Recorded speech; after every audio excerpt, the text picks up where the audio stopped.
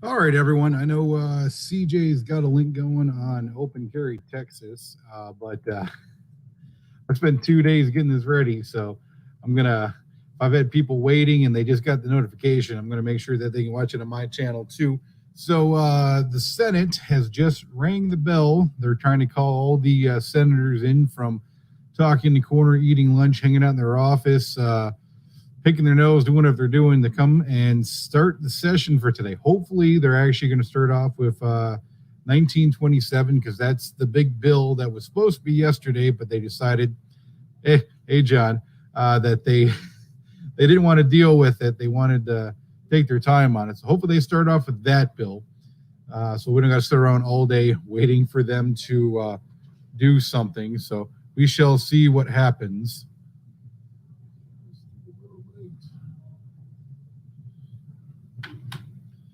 And of course, everything that happens in Texas, not only do they only meet every 2 years instead of every year, whenever they do meet, they got to take their sweet time and kind of meander around and do some stuff. Now, CJ had a live stream last night where he went over I believe it was 4 or 5 amendments they're going to be proposing to add to 1927. All of them were pretty common sense stuff, but none of them really needed, like basically echoing the laws that already exist. Like, hey, if you're gonna, you got to follow 30.6, 30.7, got to do this, got to do that.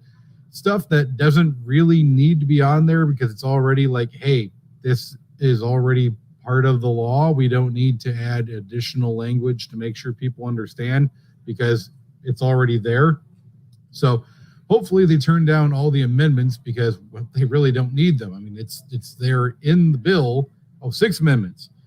I tried looking it up earlier this morning. I couldn't find it. I guess I'm not as good as going through everything as CJ and the guys are. But as we go through them, we'll kind of talk about it. If you want, since we don't bring people on the floor, Drew Pearson of the Dallas Cowboys is in the back hall. If you want to go back and say hello or grab a photograph, I'm sure he'd be happy if you're a Cowboys fan. Just letting you know. Senator Menendez was back there, I know. Drew is here because he is promoting the Hall of Fame for people to get their vaccination against COVID. So that's the reason he is in the Capitol today. Okay, so I guess we have some Cowboys hanging out, distracting the senators, which personally, if the Cowboys were there, I would try to be far, far away from them. But hey, that's me. I'm a Packers fan.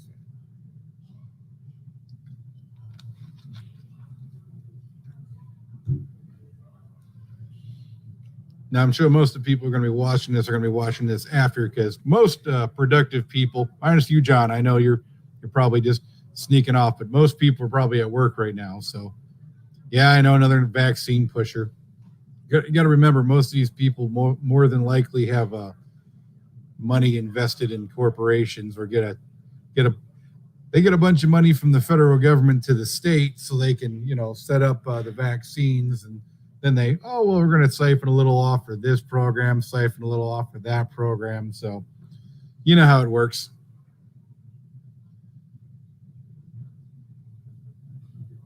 Yeah, this is about as exciting as watching paint dry. I know the before they actually start talking and everything, it's rather quite boring. So politics.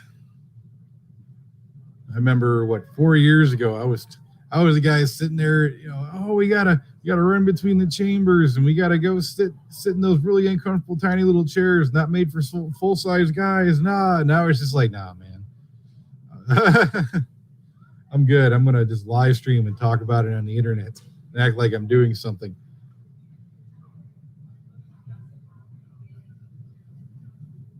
No problem, Breezy. Yeah, it's like I said, normally I'd be down there, but I've had to take some personal time away from doing activism work. I went back to work for a while, tried it out, shoulder got screwed up. Hopefully it passes. Well, I don't think everyone keeps talking about that. They don't think we have enough votes to pass it in the Senate. I don't think that's the problem. I think we have enough votes. And for people, I know most people understand how this works, but what needs to happen is we need to pass it in the Senate, obviously. And then once we pass in the Senate, hopefully we pass it without any amendments, because if we pass without amendments, that makes it easy. We get a clean bill. We send it back to the House. Now, this is what we call the second reading. The first readings at the House, where they pass it and add whatever amendments, which they added a couple.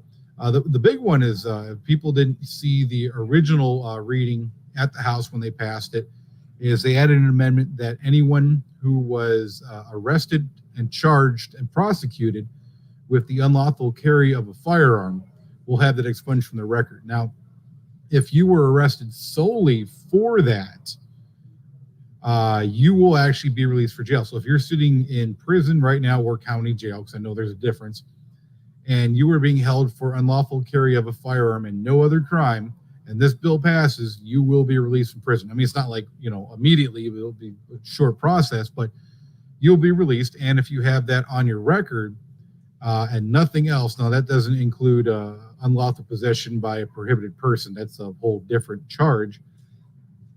But just unlawful carry, that will be removed from your record. And I know when we were on CJ's stream last night, people were asking what's the cost of the expungement going to be. It's not going to cost anything. Now, I'm sure a lot of the charges the county will probably go through and they will remove them by themselves. But if for some reason you are one of those people that got caught up in that, I would say probably after, 90 days, I would go check with whatever county it is that you were caught with. And if it's not removed, check to see if it's still there. And then, talk to the county, be like, hey, bill got passed. I got charged of this. I need to have this removed. And then I'm sure they'll work with you to get it done. So that's a good thing. Other things, I know we're talking about age restriction. Does this actually allow people under the age of 21 to carry a firearm? Yes and no. This bill doesn't give any additional ability for people under the age of 21 to carry a firearm. By firearm, obviously, I mean pistol. If you're 18 or older, you can already carry a long gun, so that's not a big issue. Of course, you look at size, some of these guns nowadays are not that long. The only way you can carry a pistol in Texas outside of your vehicle or outside of your home or your wherever you're staying is if you are military. If you are in the military, and a lot of people are confused by it because it says, I heard a muffler.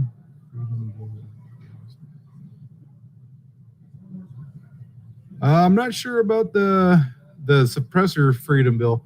I know we're trying to get the federal bill passed, where basically any federal bill that's greater than that of state bill, if that passes, that'll be great. Because especially for, well, let me finish my thought, then we'll get to this one, okay? Astroth, if I'm saying that wrong, if I'm screwing it up, I'm sorry. But if you are 18 or older and in the military, and it says active duty, but by they mean active duty, they mean actively enlisted. So you don't have to be active duty. That includes National Guard, Reserve, or any person who is actively involved in the military and you have your white DOD card, you can actually get a license to carry and you can carry a firearm. In Texas, even though you got to be 21 to purchase a firearm or buy firearm pistol and to buy pistol ammunition, you can actually own them at 18. So at 18 years of age, you can carry a pistol in your vehicle. You can carry it from your home to your vehicle and from your vehicle to your home. That doesn't mean you can stop by your neighbor's house and hang out and talk or go down the street to check your mail. It has to be directly from your domicile to your vehicle and from your vehicle back to your domicile. You can't carry it on yourself when you're stopping and getting gas or some of that nature. It has to be only in your vehicle. So you basically have to take it out, stow it somewhere, and it has to be concealed while in your vehicle. But at 18, you can do that with a pistol in the state of Texas. A lot of people don't know that. And obviously, you got any questions for me, leave in the comments section if you're watching this video after the fact, and I'll answer them. But with this, 21 and older, basically everything that exists right now for people with an LTC is exactly the same. It's not going to make any difference for your ability to purchase a firearm. Now in Texas, a lot of people who have an LTC already know this. Some people who don't know this. Like right now, I got a license to carry, which means I had to do a federal background check, a state background check. I had to get my fingerprints taken, photo ID, whole bunch of crazy stuff. So because of that, if I want to buy a firearm, any firearm in the state of Texas, minus, anything that like a machine gun or something that's different, but a standard firearm, I can walk into an FFL, and some of them are dicks to make you do a background check. Anyways, for state law, I can slap down my license to carry, say I want that Glock 45, I want that AR-15, I want that AK-74, and I fill out the background check form, but they don't actually have to do the background check. They just go, yep, you got a license to carry, you're good. They keep the form because they got to keep it on the records. I pay for the firearm and the tax. They bag it up. They say, have a great day, sir, and I walk out the door. With this bill, that doesn't allow everyone to do that. Only people with a license to carry. Yes, John, you can still buy a pistol at 18 through a private sale. I'm just talking about for federal firearms or FFL dealers. So, but, federal law. So see how that goes. Of course, in Texas, you got to be 21 to buy tobacco now. I heard when that came out, I just kind of looked at the TV and went, is this a gag?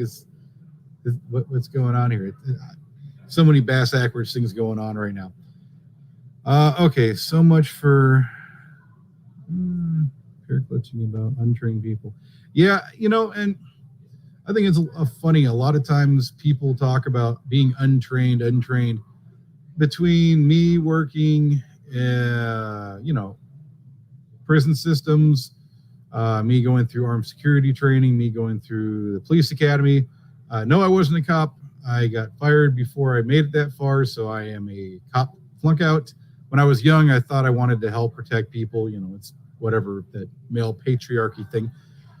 Being in the military, I can't even count how many thousands of hours of firearms training I have, then helping out with an LTC class for that, going to the range myself and continue training. I have more firearms training, unless you are a SWAT team member who constantly trains. I have more training than you do, more than likely, if you're law enforcement.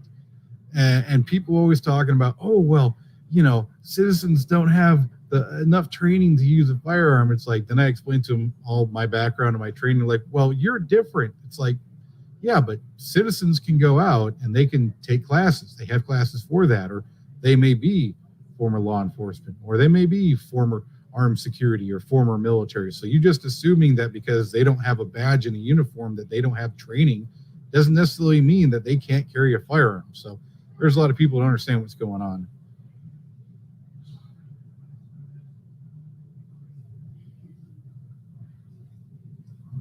Okay, also technically buying at 18, even with your military card, you would be illegal then. Going from no. Okay, so if you're going from the FFL, that's a place of purchase. I mean, because if let's say you're meeting someone, you're buying a firearm, that's kind of a different thing, because they look at the law of where you can get it. If you're buying a firearm, let's say I go to a friend's house, because the law doesn't include just your house. So let's say I'm 18.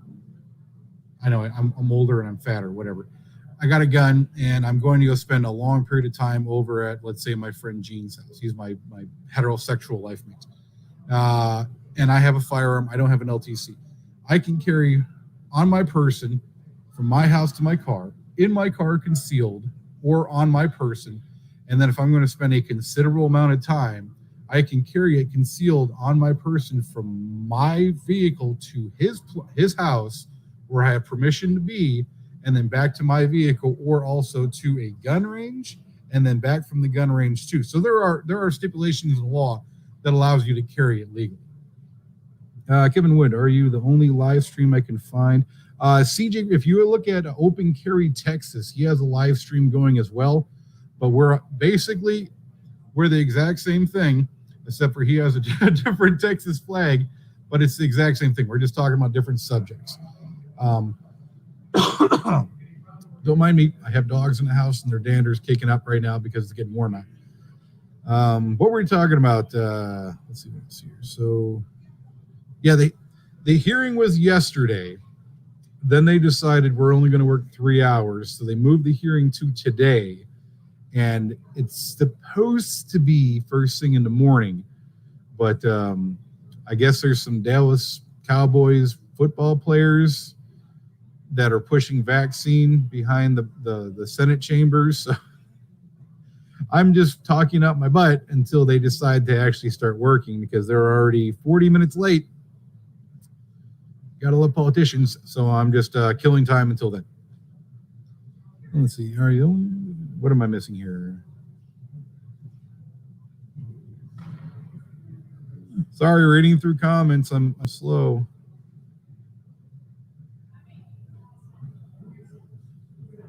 Okay, I know, Astroff, you said there was another comment you had said. Let me see if I can't scroll through it. I'm new to StreamYard, so you got to excuse me. I'm still trying to figure out how to use everything.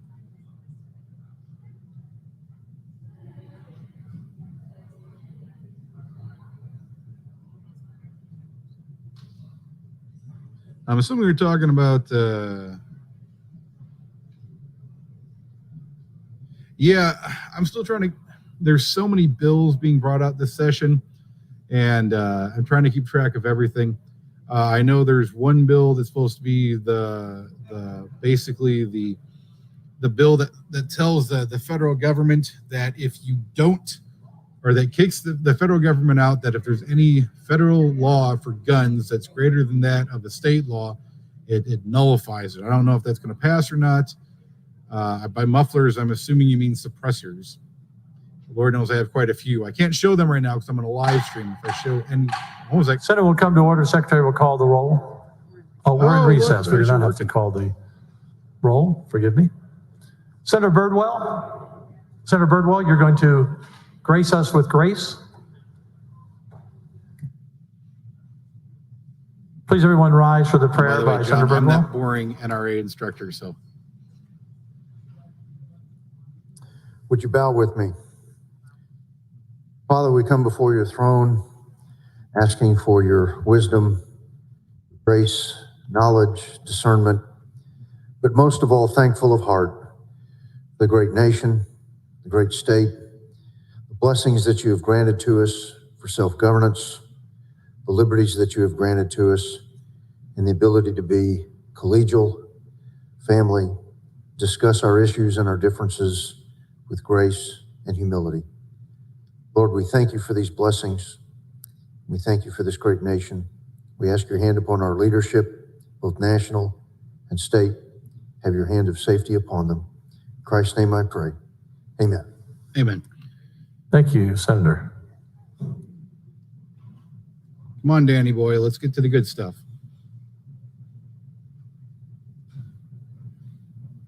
As I really don't want to be live streaming for 14 hours for them to get to it.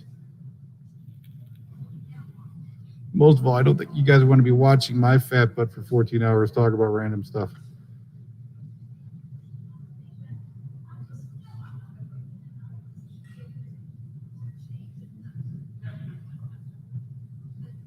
Mr. Doorkeeper. Mr. President, there is a message from the House. Submit the messenger.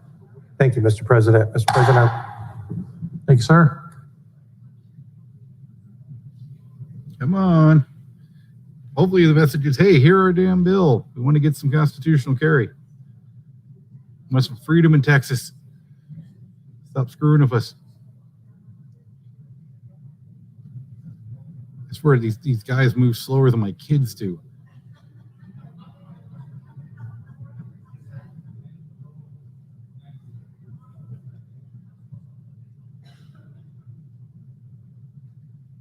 All right, Astroff, I'll take a look at that after this is all done. In fact, I gotta, just to show you how dumb I am, I'm actually gonna take a picture of that with my phone. Maybe I'll live stream that one. That would be nice. Get that bill through too, because I'm telling you one thing, I'm getting sick of paying $200 for a damn tax stamp and having to wait 6 months to a year. Actually, my guy Gene, he just waited, it was like 14 months for a damn suppressor to come in. Chair lays out the following resolution. The secretary will read the resolution. Senate Resolution 343 by Hughes and Birdwell. Whereas Martin Greeley, a Clifton native and a professional painter, has gained significant acclaim among Western art enthusiasts and collectors through his portrayals of life on the American frontier. And whereas Mr. Greeley began drawing and painting at an early age, and when he was in high school, So I think we're the doing all two the artists feel who good would have a stuff great first by influence on his making career, people, you know, James known Boren and Melvin Texas Warren, moved into painters, the area. something or another. He benefited from the mentorship of James Boren, and he held his first solo exhibition at a local gallery within a year of graduating from high school in 1973. 47 years later, he has produced more than Well, let me ask 30 her if I know. solo I'm actually in the exhibitions, process of including learning shows with the Texas Art correct ways of Gallery in making Dallas suppressors so I can and with start the my Overland own, Gallery and suppressor Legacy corporation Gallery in myself. Scottsdale, Arizona. And whereas Mr. Greeley's paintings feature cowboys, Native Americans, and cavalrymen in scenes set against the unspoiled beauty of the Old West, he fulfilled a long-held dream when he was invited to join the Cowboy Artists of America in 1995. And that year, he was called upon to participate in the first Prix de West Invitational at the National Cowboy and Western Heritage Museum in Oklahoma City.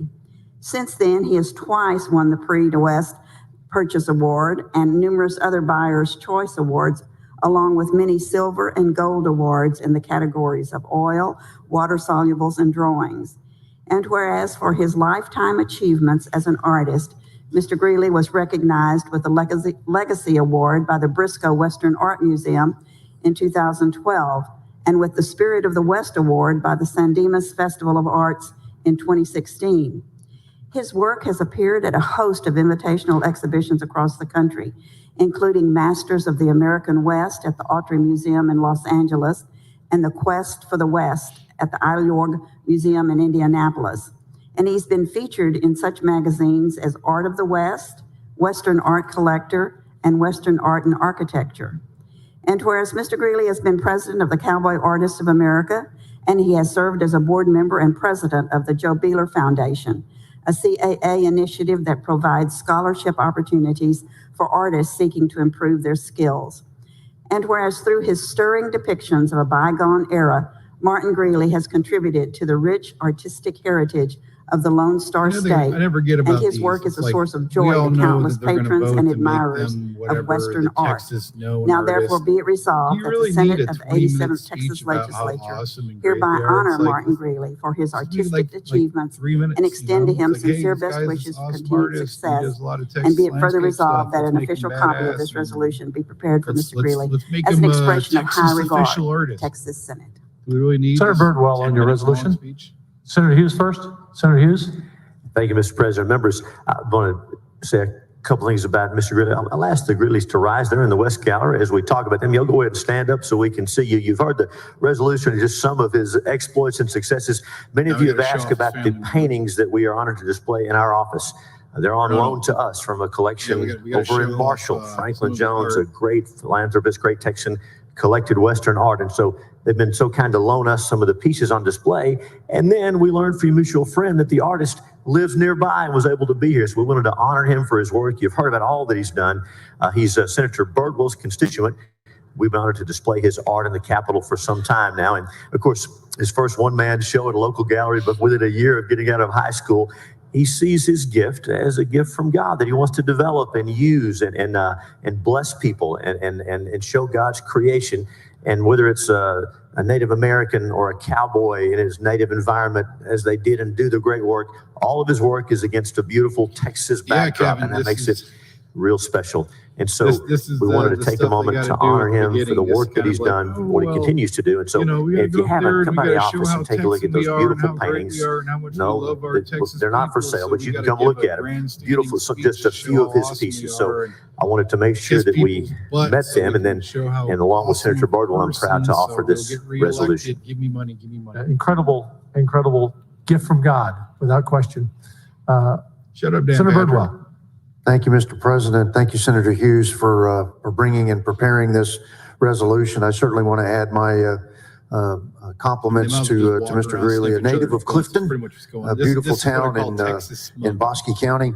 Among Mr. Greeley's many accomplishments are a number of invitation to the Cowboy Artists of America Hall of Fame in 1995.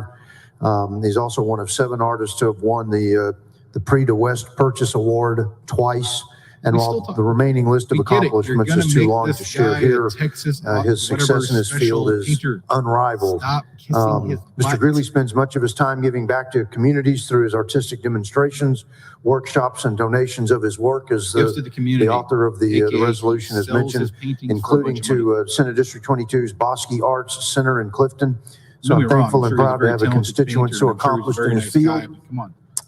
Dedicated to providing resources and education to others in both his profession and local community. Mr. Greeley, it's a treat to have you here. Thank you for joining us today. God bless you. Hoo-ah. Look forward to seeing you when I'm back in the district.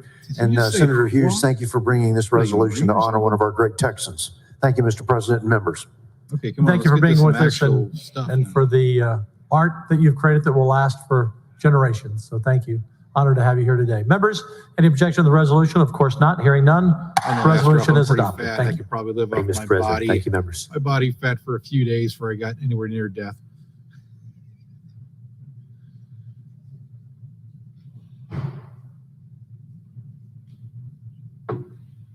Plus, I got my tasty 0-calorie Walmart flavored sprinkly water. The following message from the governor, the secretary will read the message.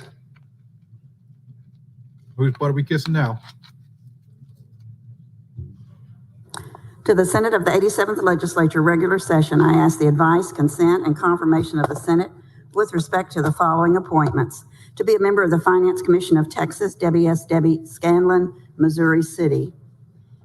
To be a member of the Real Estate Research Advisory Committee, Patrick Geddes McKinney. To be members of the Council on Sex Offender Treatment, Ezio D. Light, North Richland Hills, Emily G. Orozco Cousin, Abilene. To be a member of the State Board for Educator Certification, Rex W. Gore, Austin. Also on March 2nd, 2021, I submitted the name of Kirsten M. Arbuckle for appointment to the State Board for Educator Certification. Because she resigned, I hereby withdraw her nomination and request that the Senate return the appointment to me. Respectfully submitted, Greg they're talking Abbott, about random Governor of stuff. Texas, I've had to people that nominations. ask me about this damn Biden sticker, thinking that I'm a Democrat in disguise.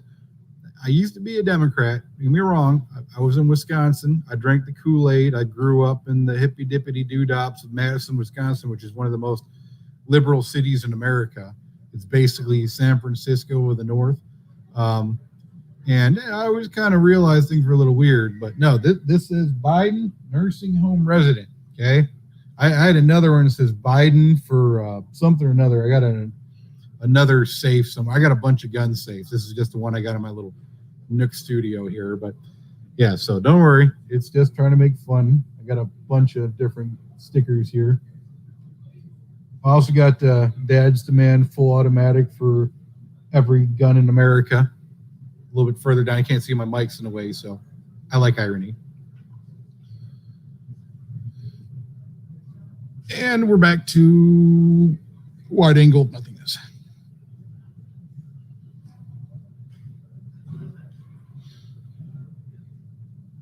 So I don't know if you guys follow gun stuff too much. I've been working with a company called AR Architect. It's a company out of Ohio. Jim Wiggins is the guy who owns it. Cool guy. He's like a older, just as fat version of me, but just less hair. He also owns a company called Build Your Own AR-15s or BYOB AR-15, something like that. Anyways, cool guy. And he's still trying to figure out how to use like live stream stuff.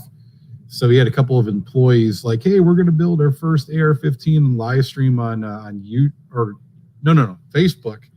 And one had built one before, the other one never built one. So I had to basically walk them through it, like typing like, no, you're doing it wrong. Oh, you got to do this. So me and Jim, the owner, were going back and forth. I'm going to try to talk him into doing an AR-10 build off sometime here in the next month or so. So that might be kind of fun. See between what the Jims can do. I think I got him. I think I can outdo him. We're going to use the same parts to see who can make a better one. But he's a good guy. He can make some pretty good gun parts, but I think I got him beat on who can assemble and make a custom one better. Plus, I got a new one I'm working on. I'm doing a 5-inch barreled 300 blackout pistol. That's going to be fun. Little mini me gun. Plus, I got one of my friends just got diagnosed with ALS, so he's losing a lot of his ability to use his right arm, walking, stuff of that nature. So I'm going to be building him a shooting rig. So rifles is a big problem for shooting. So I found, I don't know if you guys ever watched the video. There used to be a guy who had a thing called the bump saw. Basically, it was a bump stock along with a couple other things that made an AR-15 with a hammer forged barrel into this little mini machine gun kind of thing. But there's a company who makes this little adapter that goes on the foregrip of a firearm that you can put onto your bipod. That's like a recoil reduction system that allows it to slide back and forth. So I found a perfect size camera rig. It's one of the rigs you put on your chest, has the articulating arm that allows people to move cameras around for it. It's on the correct weight, along with that recoil reduction system that he'll be able to use a quick adapt Picatinny route that he can put on any of his weapons that are under 15 pounds for, AR-15s, even pistols, the heavier pistols, clamp onto it. And then I'm going to adapt it because it's going to be fiberglass and I'm having a brain fart. Anyway, fiberglass, aluminum, some different stuff, real lightweight. I'm going to wrap it around inside of a tactical vest, so that way he can wear that and be able to shoot his rifles and everything, even with his ALS issues. That I'm going to build him one of those really badass mini track, mobility scooter kind of things, so he can roll up on the range like Johnny Five. I actually got his, he had a Glock 40, and not the 40 cal, but the actual 40 long slide 10 millimeter. And he likes to shoot it with his big old Sparrow suppressor, but it's getting too heavy for him to shoot. So I went out and got one of those Recon stabilizer braces, the little mini ones that fit on there, not the big heavy ones. Got that and got it to him so that way he can go back to shooting his favorite pistol again. So that's kind of, trying to help people out, make sure they can keep shooting, and of course he's my range buddy, so I can't leave him behind. You got to make sure he can still come out and shoot stuff with me. What's up, Paulo Joseph A. San Antonio 210? Yeah, right now we're just killing time, waiting for them to start getting back to business. If anyone has any questions, feel free to just throw them out there in the comments section. Like I said, I'm just kind of using my bubbly, mentally handicapped personality to answer questions and kill time in between until we finally get to the friggin' bill. Of course, 13 people, so I'm not exactly the largest channel in the world, but trying to, keep people occupied. Members, we're just waiting a moment for Drew Pearson to arrive so we can do the resolution with him in the gallery on the vaccinations. Oh, and we're talking about resolutions for vaccinations again. And what is it? Biden said that he wants to be at 100% vaccinations by July 4th. But even then, the CDC says if you get a vaccination, you still got to wear a mask like 75% of the time. I'll tell you what, I'm not vaccinated, and I still don't wear a mask. And guess what? I got COVID when this first kicked off, and it was not even my top 10 colds I had. It was, I was down for like 2 days. Then I just had to wait for the rest of the time. Went back to work, no problem. Kids got it. My youngest threw up, I think, once. Other than that, family was fine. So I don't know. I guess, that, and I'm trying to figure out the dynamics of it, because if it's the vaccine's 95% effective and only has a 0.2% fatality rate, so it's not really all that deadly. Hey, whatever though.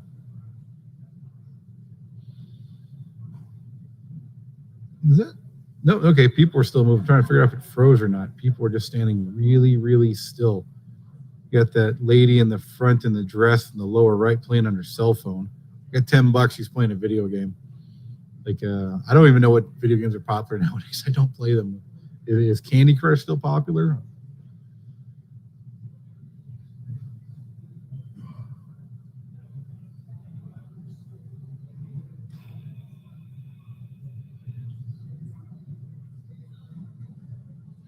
Yeah, if I wouldn't get the channel taken down, I'd play some Louder with Crowder in between when there's nothing going on. Oh. I was actually listening to him, and then it's like, oh, all of a sudden the feed started up. Okay, I gotta get things going. They had what is it? Donald Trump Jr. on. Donald Trump Jr. I don't know about that guy. Everyone talks about how great he is and how they want him to take over the NRA. It's like, I don't know. Daddy wasn't exactly that much pro 2A. He came in saying he's going to be the savior of the Second Amendment. He banned bump stocks, and he really didn't do anything that was all that pro 2A. I mean, he didn't do a lot of, other than banning bump stocks, which was, it's like, okay, so we're just going to change the definition of what a machine gun is. That's dumb. He really didn't do a whole lot. He didn't really impress me. So, and then all of a sudden his kid's supposed to step in and just say, oh, well, I'm pro 2A. It's like, yeah, you kind of got to show us, you got to prove to the community. You can't just say, hey, I'm pro 2A and we're going to believe you because your daddy's Trump. We need a little bit more proof than that. Don't get me wrong. NRA with Pure, whatever the hell his name is, that guy was a joke. He was just in there for the money. I mean, it's like, hey, let me go off and spend millions and millions of dollars and turn around and be like, whatever. We need to get rid of him. In fact, we need to revamp all the NRA. So let's just get rid of the entire power structure. Let the actual members vote people in, and not people that they say, hey, here's where we're going to vote. No, we get to decide who's going to come in, who's going to take control, who's going to be the president, who's going to run it, and actually let the members, instead of just having the top people be able to decide what's going to happen, go to the members and be like, hey, here's what we want here, ideas of what we want to do. Here's kind of our preemptive. Let the members who pay decide, hey, we get a vote, you pay, you're a member, you get an email, you vote, you send it back, and then they get to decide what they want to do. That would be a true democracy, but if you really wanted to, you could break it down where you could have each, like a representative for each state for the NRA. They send it out, and then each state gets to vote and then send it up and have it be a constitutional republic in that way. But regardless of the fact, it's like, come on, let's try to do something other than just let the big wigs who make all the money decide what they're going to do and then have lobbyists. Like when open carry passed in Texas, we had, GOA, which was kind of small at the time, open carry Texas.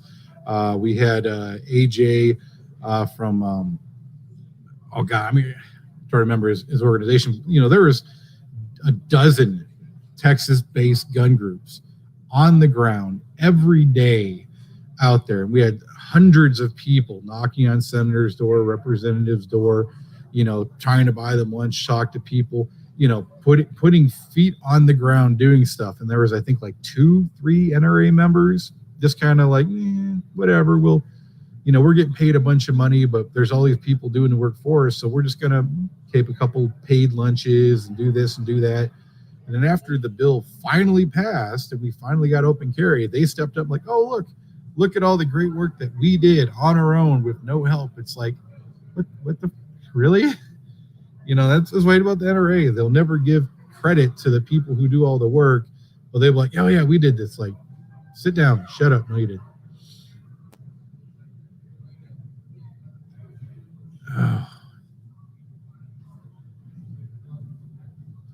So if anyone who's watching, you want to know why nothing gets done, you're watching it right now. It's been 10 minutes sitting on butt because some Dallas cowboy person's up in the gallery talking about vaccines. Hey, here's an idea. Do that during lunch. Do that before you start business. Do that, after everything's done. Don't do that in the middle of work hours. You guys are senators. Members, we are ready for our resolution.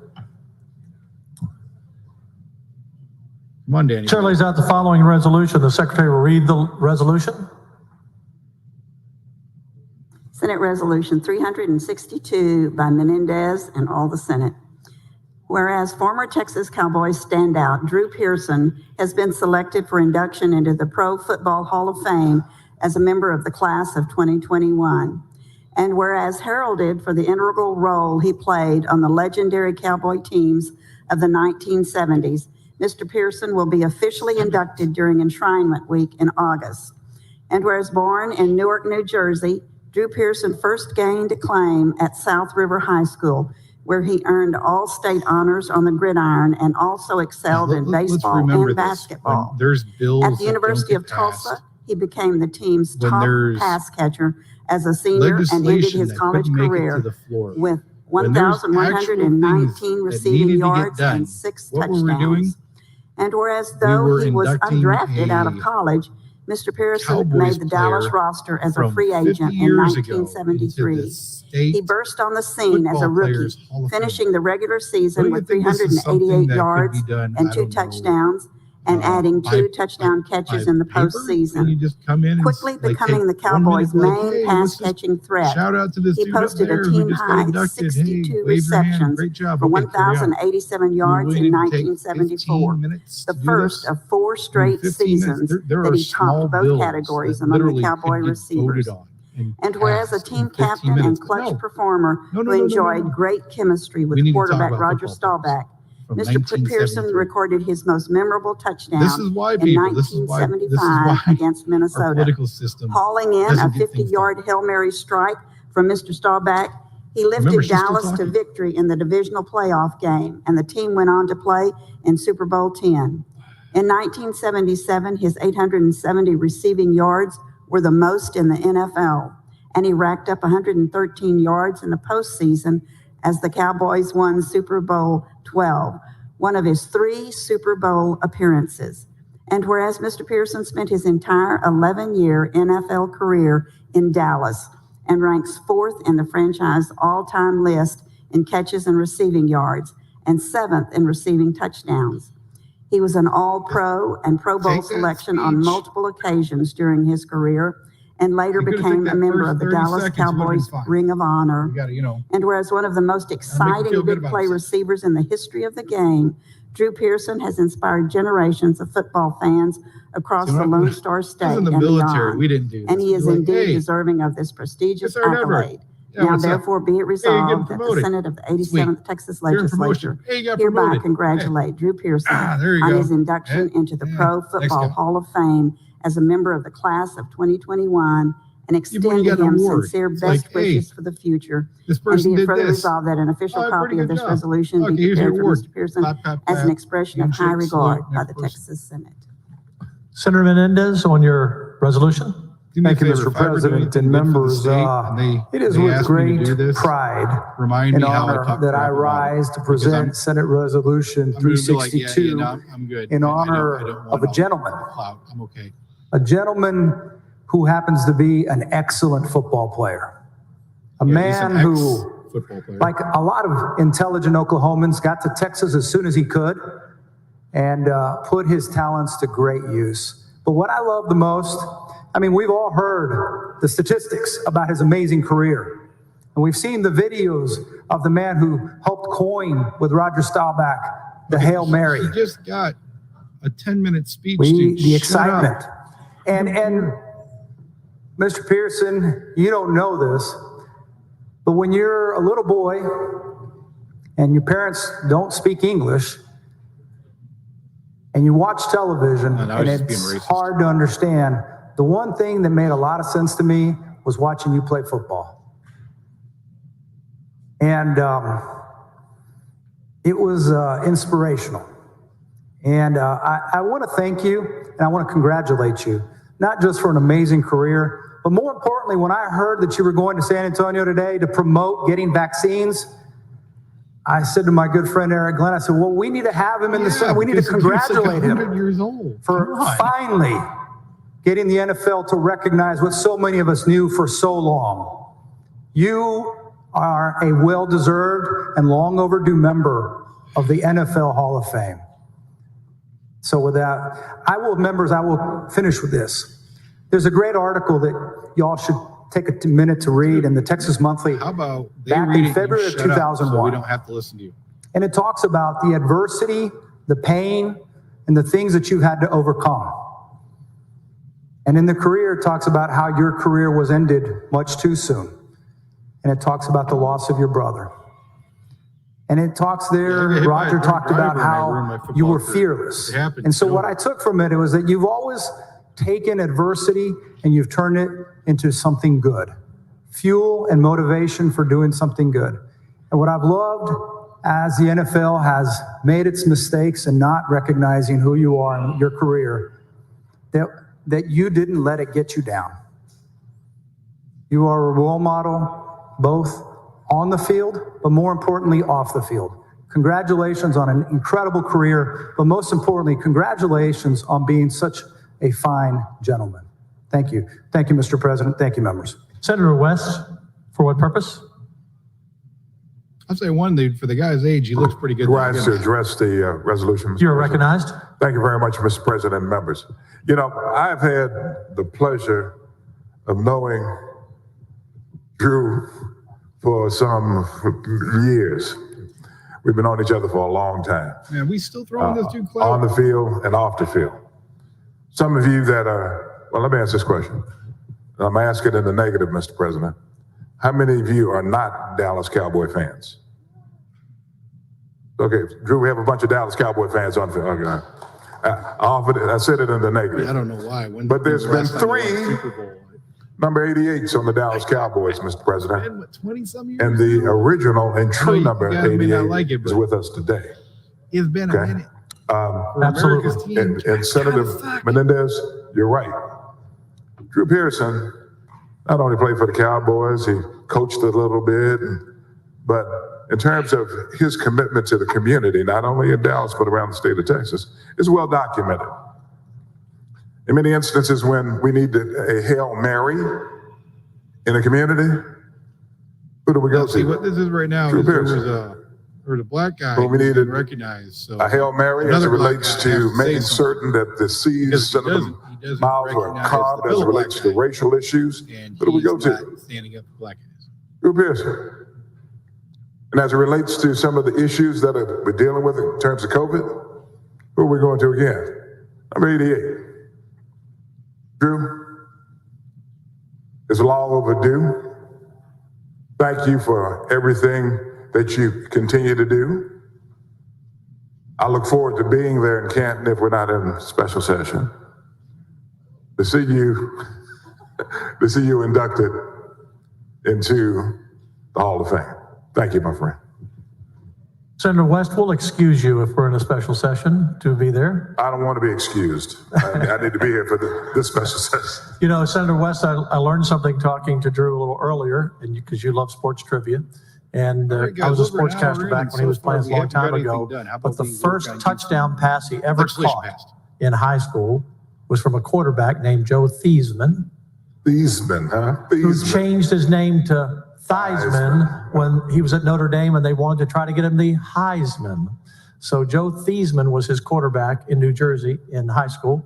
And before the Hail Mary, Senator Menendez, he reminded me before that play was possible, the Cowboys were 4th and 17 against the vaunted Viking defense.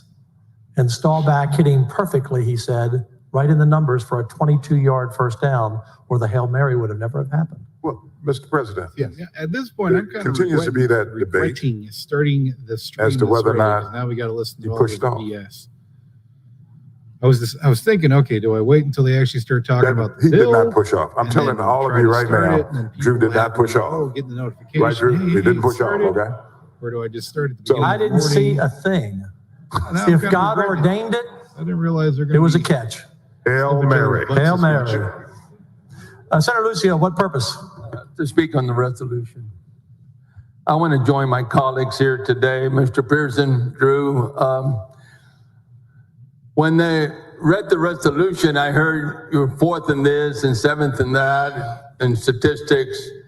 But I want you to know that in the hearts of the greatest generation, who are our fathers, our uncles, our neighbors, you were number 1 in their hearts.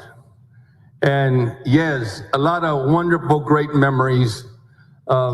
come to mind as I sit here. People have no clue who this guy was until his name You came up. represented something very special back in those days. That way we can act like we Senator Menendez is right. You were a role model on that football field.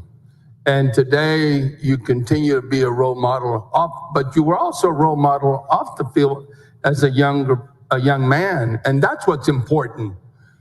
You wasn't one of those razzle-dazzle guys that unfortunately we see today too much of. You played for the love of the game, and that's so important. It shows us that there are athletes in our midst that truly personify the very best of what they do. So I just want to congratulate you. You had an incredible career. Back then, after that Hail Mary, we all break the rosary, believe me. I'm not going to be mad because this is kind of peanuts. God forbid that you lost, because we were in mourning for a whole week before the next game. That's the way it was in the Lucio house. And in many homes down in the valley, because we love our Dallas Cowboys. And it was always, I would hear my dad yell at the TV, says, to stop back, and Danny White, he says, dial 88. Roger, dial 88. 88, doggone it, hear me. And that's what, those are the memories I have. Beautiful memories. A man of great talent that you are, and we're blessed to have you here. You're one of two great Texans that I can remember on the floor of this Senate that I will say that it took I talk closer to Mike, that sound better. A young man from Oklahoma to come to Texas to teach us how to be gentlemen. And the other one was Darrell Royal. So you're in good company. And we're blessed to have you here today. God bless you, and thank you for allowing us to reflect on the great past of not only the Dallas Cowboys, but the great past that we see in great Texans like you. Still getting used to Thank you. everything. Thank you, Senator Lucio. Senator Campbell. But thank you for the on the feedback. resolution. Thank you, Mr. President. I want to congratulate you, Mr. Pearson, on the Hall of Fame. But as we were talking in the back hall, he quoted, members, Jeremiah 29:11. For I know the plans I have for you, declares the Lord. Plans to prosper you, not to harm you. Plans to give you hope in the future. So while we congratulate you on your fame in the Football Hall of Fame, you are in a much bigger Hall of Fame, and that's what for the Lord and your witness. Take a piss break or go drop a deuce, get something Thank you, members. to Thank eat, come you, Mr. back President. in like 15 minutes, I guarantee Thank you, Senator Campbell. She would have been great to fire up any team before the game, let me tell you. She's our firecracker. Senator early lunch, late recognize? breakfast, go Thank drop you, a nice Mr. deuce. President, and thank you, go Senator grab your drink Menendez, at for bringing Sonic's this or resolution something. before us. Go And I hang was out for a very moment. happy to They're see probably Senator gonna be doing Campbell this for hop up, minutes. and I too want to speak for all of us, particularly the women in this body, and I want to thank you for being such a wonderful role model for not just for our young men. You have always been such a gentleman, and we so appreciate having that as a model for all of our young people. Thank you for all that you've done for our communities. Thank you for promoting our vaccine, and thank you for all of the things that you've done for our community. Senator West mentioned many of them, but I've watched you over the years. In fact, I never want to admit my age, but I watched that Hail Mary pass. And as a huge Dallas Cowboy fan, thank you for what you did back then, but thank you for all you've done over the years too. We appreciate you, and we're happy to have you here to honor you here today. Thanks. Thank you, Senator Nelson. Senator Paxton on the resolution. Thank you, Mr. President, and thank you, members. And thank you, Drew Pearson, for being someone that makes us all so very proud. As a little girl growing up, like everyone else, it sounds like, we grew up on Sunday afternoons. We get home from church, my mom would put her pot roast on the table, and we had a little TV that sat on the little bar right there next to our kitchen table where By we my ate. count, And watching my yesterday, mom, we could have we'd had come home approximately after three church, and my mom would say, Senate bills "Okay, Wayne, voted dad, on and turn it passed down by and the say the time that prayer." they've been kissing My this dad would say, guy's "Yes, ma'am," and he would butt turn at the this TV point. down. And I remember one Sunday in particular, we all bowed our heads, and my dad turned down the TV and he said, "Dear Lord, go, go, go." And that was when my dad was outed that he didn't close his eyes during the prayer, but I bet he was cheering for you. And, I'm just so thankful and proud that you live in the city of Plano, that I have the honor to represent. But of course, our pride for you has no district boundaries. And our pride for you really has no state boundaries. You are a household name all over this country. I don't get it. I'm 38 years old. America's This lady team here, she's maybe in that 10 stadium years older than I that had a am. roof that This opened dude so played in God the could watch. 70s. I remember that that's what my means dad that told if me she's- anyway. And we He played what, congratulate you 73, today 74? She would have been 2 years on your old. nomination to be You inducted really telling me that this into the lady class of at 2 21 to 3 Hall years of Fame. old God bless remembers you. him playing? I'm calling Senator BS on that. Miles, you're recognized. Thank you, Mr. President. Oh, we got some more butt kissing going Mr. on. Pearson, I want to join all of my colleagues in congratulating you on all of your fine achievements professionally. You're a hero to little kids like me. But there's probably one thing that my colleagues don't know that I do know, and I especially want to thank you for. And that's for all of your advocacy for sickle cell that you've done and that you will continue to do. Thank you, my brother. Right on. Oh, Thank you, Senator Miles. I know that's very personal to you, and thank you. Senator Betancourt. Thank you, Mr. President. Mr. Pearson, it's a great honor to meet you finally, because I have to admit, I was a Minnesota Vikings fan. What? Absolutely, Mr. President. Purple people eaters. I mean, the last bill you passed this session. I know, and to Senator Lucio's comment, when they dialed 88 and we didn't cover them, it was a mistake. Okay, and so I think we can all agree on one thing, Senator Springer, that Mr. President, that the ref saw nothing. And because the ref saw nothing, it's history. And more importantly, your history in the record books. But my colleagues from the Dallas-Fort Worth area, all both sides of the aisle, say that you're a fantastic gentleman, a man of faith, a man that's made a difference in a lot of people's lives. Texas lack of and so with that, wanting to do Mr. their job in President, legislation, as the only holdout from the Minnesota sniffing their Vikings, own butts I and would showing like to how move great that the all Texans are senators' names be added to by the kissing the resolution. butt of a former player from. We will add all names. Will any objection to that motion? Hearing none, all names will be added. And Drew, as we go to Senator Menendez to close, I think you can hear the love. And you've touched so many people, lifetime memories. You know, what a special feeling that has to be. Danny. You know, we're Carry on. talking 50 years ago, and people remember already had your chance. what you were doing, and it impacted them. Next, and your presence next today piece of legislation. impacts Let's them. go. And it took too long for the NFL to recognize your greatness. All in God's timing. All in God's timing. It's been a real honor to meet you today. Even he's and thank you for getting what you're bored. doing on Y'all gonna shut up already? vaccinations. And I'll go to you, Senator Menendez, for close. You know he's Thank old. you, They got to Mr. pee like President. every I hour. think you and our members have said it all.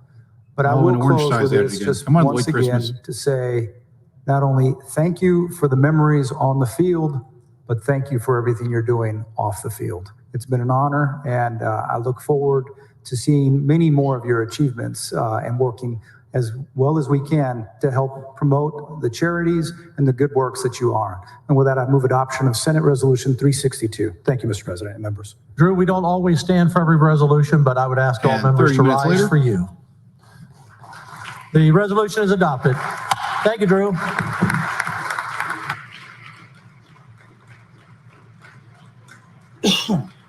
This is why it can be a podcast, right? I'll just get to him. Look at this guy. Thank you. I can go piss now. It took forever. Good God, you guys talk too much. Maybe he was lucky. He's like, I knew they were going to talk too much. I put a catheter in this morning.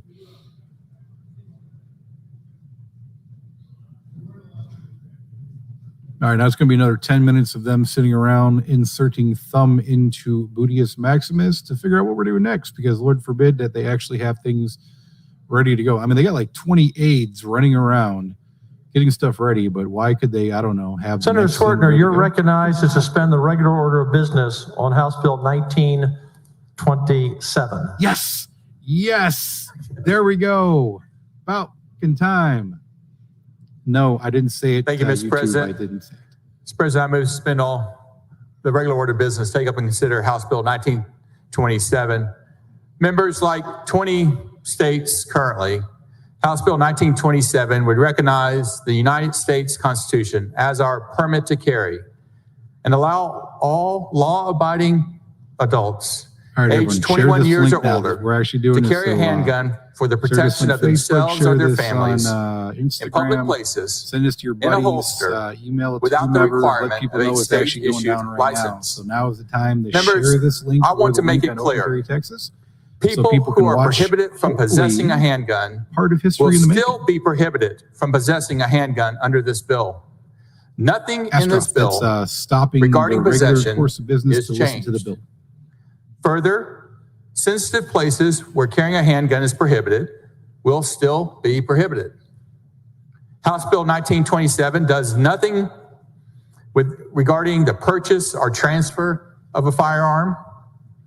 Nothing changes about background checks that are required to purchase a gun at a store. Texas has strong laws in place for anyone who misuses a firearm or who threatens someone with a firearm. Nothing in this bill changes those laws. This bill is not about AR-15s or rifles or shotguns.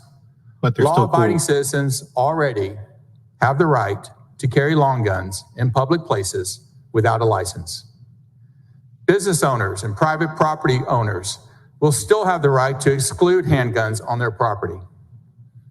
The prohibitions for places like public schools or college campuses will not be changed.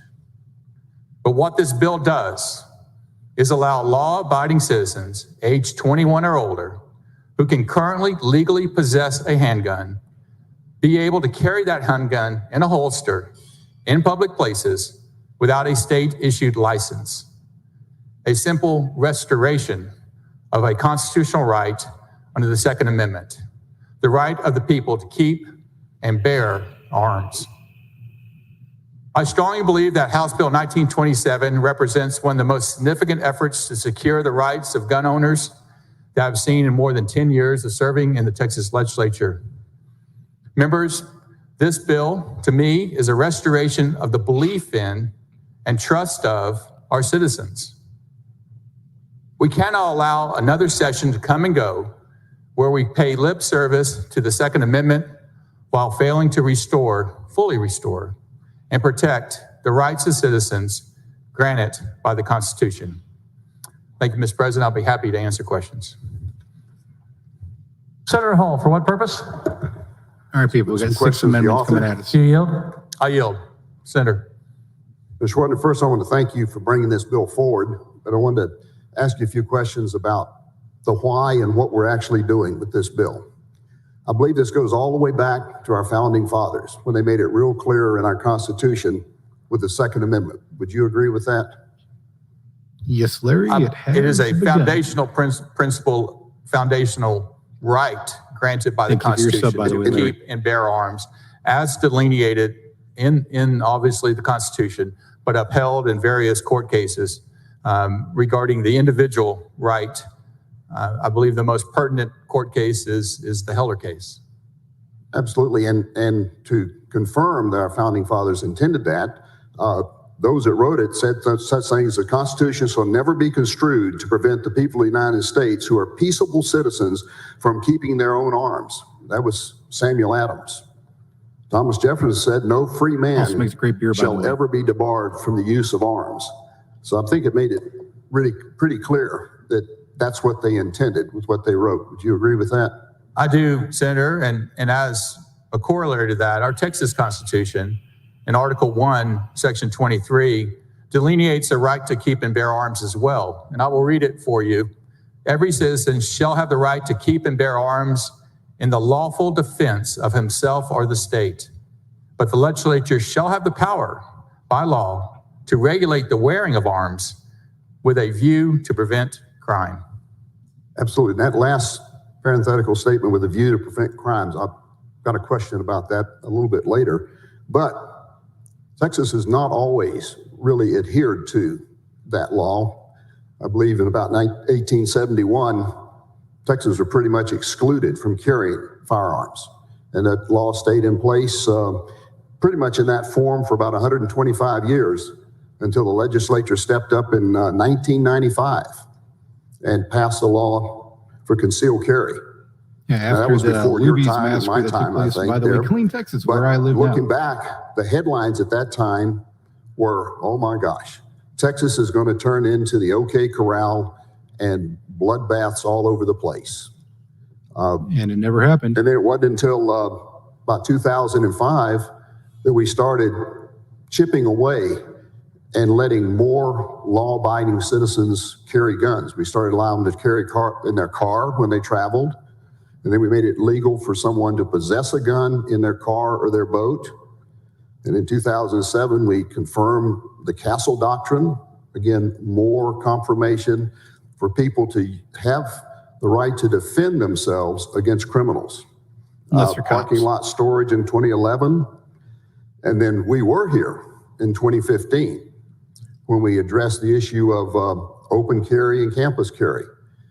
And we had the same headlines, the same argument. There are going to be shootouts in every campus. There are going to be open carry. Every street corner will turn into a gun battle. And we have seen none of that, have we? Senator, I think the data speaks very clearly that the laws passed over the last 20 years that restored a right that was removed in 1871, as you pointed out, have not led to a dramatic increase of murder, homicide, violent crime. In fact, I would say the allowance of a law-abiding citizen to avail themselves of personal defense by carrying a sidearm in a concealed manner, or on a college campus, or in their personal vehicle, or in an open manner, have diminished the chances of crimes being committed, because you have individuals that can protect themselves. I think that is obviously a constitutional right. In my opinion, it's a state constitutional right, and one that is important to fully restore. And that's what we're doing in this bill, is removing an artificial licensure barrier to the full restoration of the Second Amendment constitutional right as delineated in our founding documents. And the benefits have been noticeable. After we passed the bill last session, and they're allowing for the carry in churches, there was an incident here in Texas in which there were two incidents, and one of which the perpetrator was instantly stopped, not knowing, we'll never know how many people might have been killed if that person that was legally carrying that gun in that church, because of what we allowed to happen by continuing to give back the rights. Yes, and actually, we heard from that gentleman, Mr. Jack Wilson. This event occurred December 2019, and that was the West Freeway Church of Christ in White Settlement. And he was a gentleman, I think he's a county commissioner, that was a volunteer security team member, which was allowed before we had prohibited places, one of which were churches. And the removal of that allowed individuals, churches, to set up volunteer security teams. And he was also a firearms instructor. And he neutralized that individual within 6 seconds, probably saving tens of lives during that altercation. Absolutely. And then what we've seen with other states, you mentioned there are 20 states that have basically what we're proposing to do with permitless carry, that now have a pretty long track record. And if you take a look at 3 of them that have had at least 5 years to see what it does, we have a report that says that violent crimes went down over 20%, rapes went down 2%, robberies down 17%, property crime down over 700%. Because criminals don't like their burglaries, victims larceny, to carry guns. vehicle thefts, all going down in those states that allow what we're doing. And one state with that has never had a gun law has some of the lowest crimes in the nation. Yeah, and you're speaking about Vermont, which Correct. is a northeastern state famous for Bernie Sanders, but that state has never had a prohibition of open carry of sidearms. And of course, Texas currently has no, like many other states, has no prohibition of permitless carry for long guns. And so this would put sidearms, a defensive weapon, in the hands of law-abiding individuals to carry on their person in public places for the sole purpose of self-defense, as allowed and as appropriate in this day and age, and as allowed by our Constitution. I'm talking about crimes. We actually had law enforcement testified at the hearing that was held.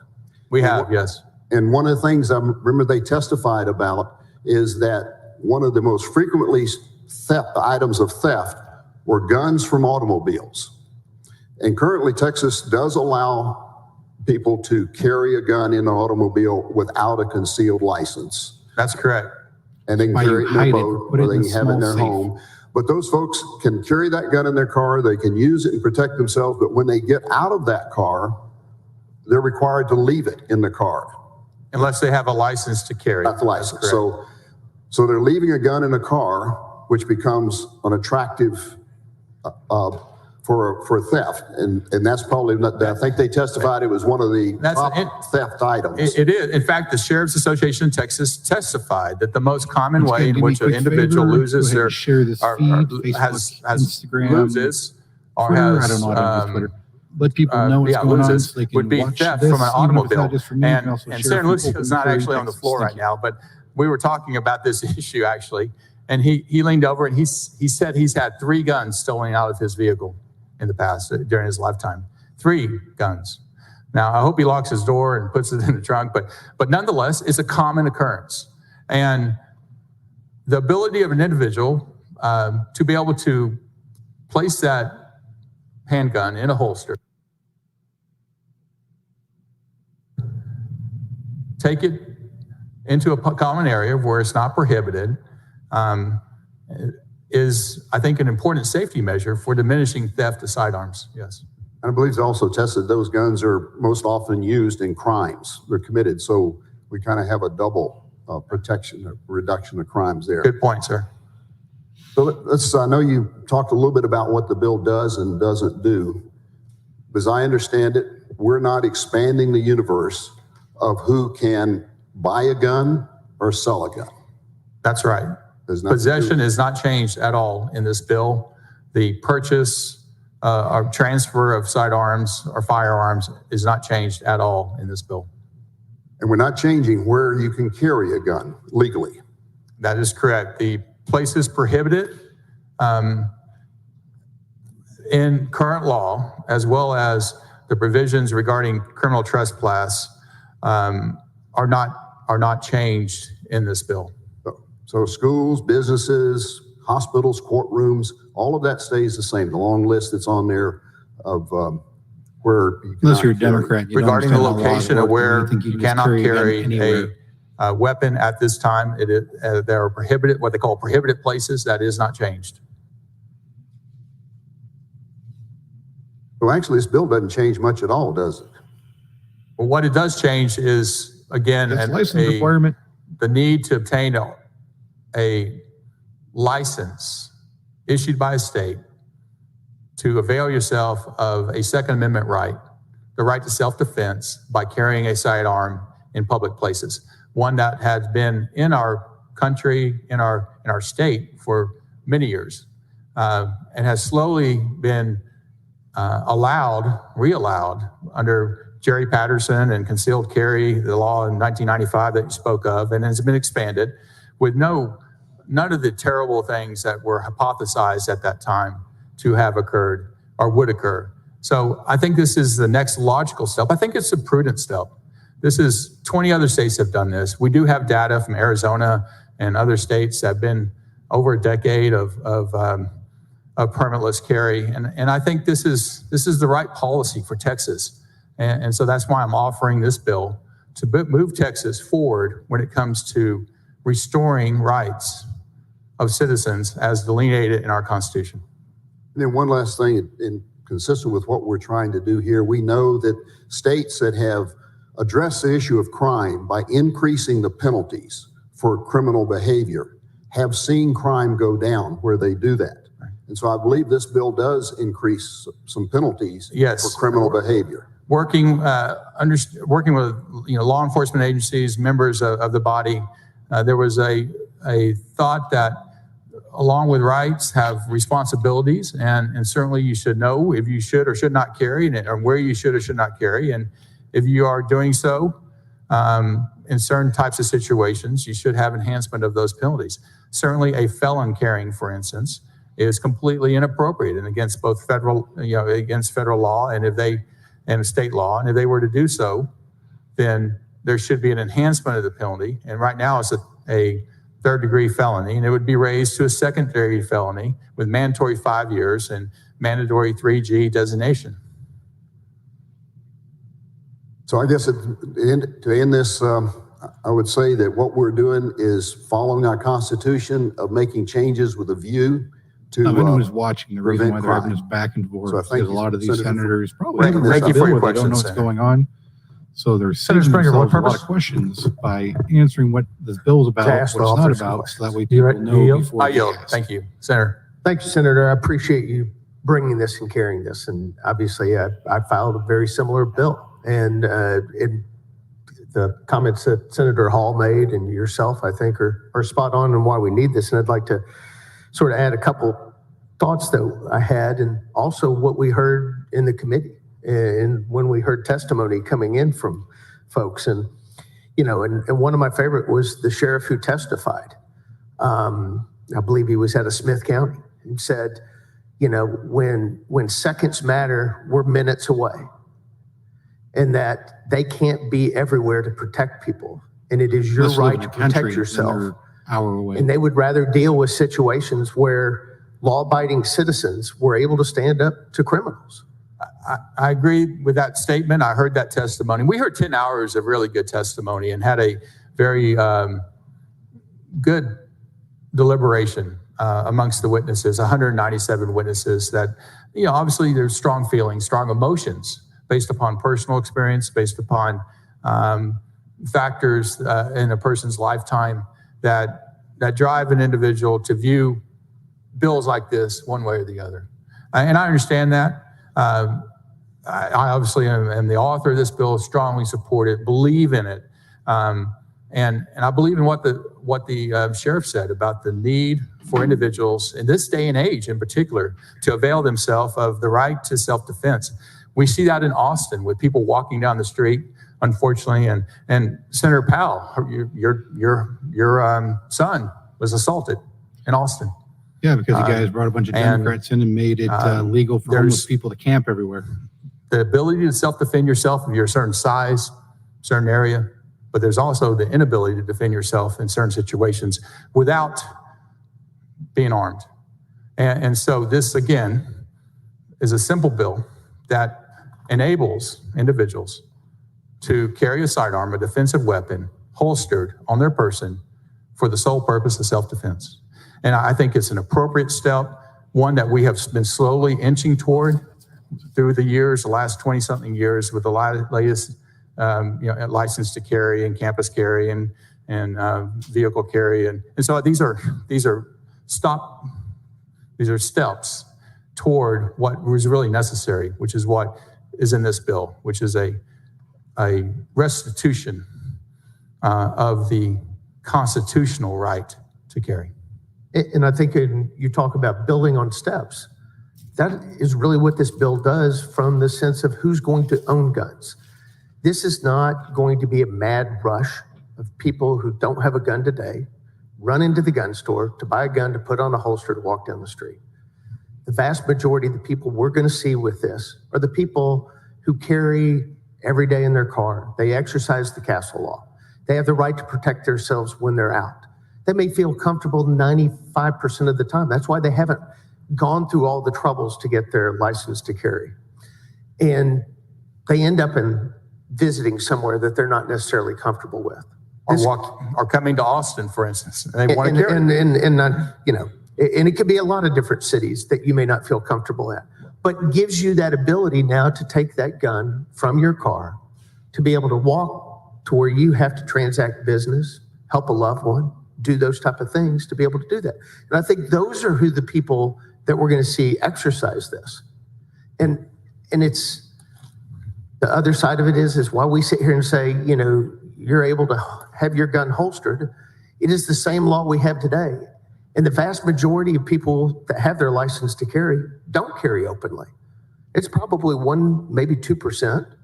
The vast majority, you know, they believe that, you know, they want you know, they don't want their gun exposed for whether they don't want to be, you know, a target. And so they just are there to protect themselves. And I don't see anything that will be different by allowing those without a permit to carry that's going to be any different than what we already see today. I agree, Senator. You know, good people are good people, good citizens. I trust citizens. I trust our people to exercise good judgment. And I believe in and trust citizens to be responsible gun ownership individuals. And so the artificial barrier of licensure is one that should be removed so that they can fully and freely exercise that right.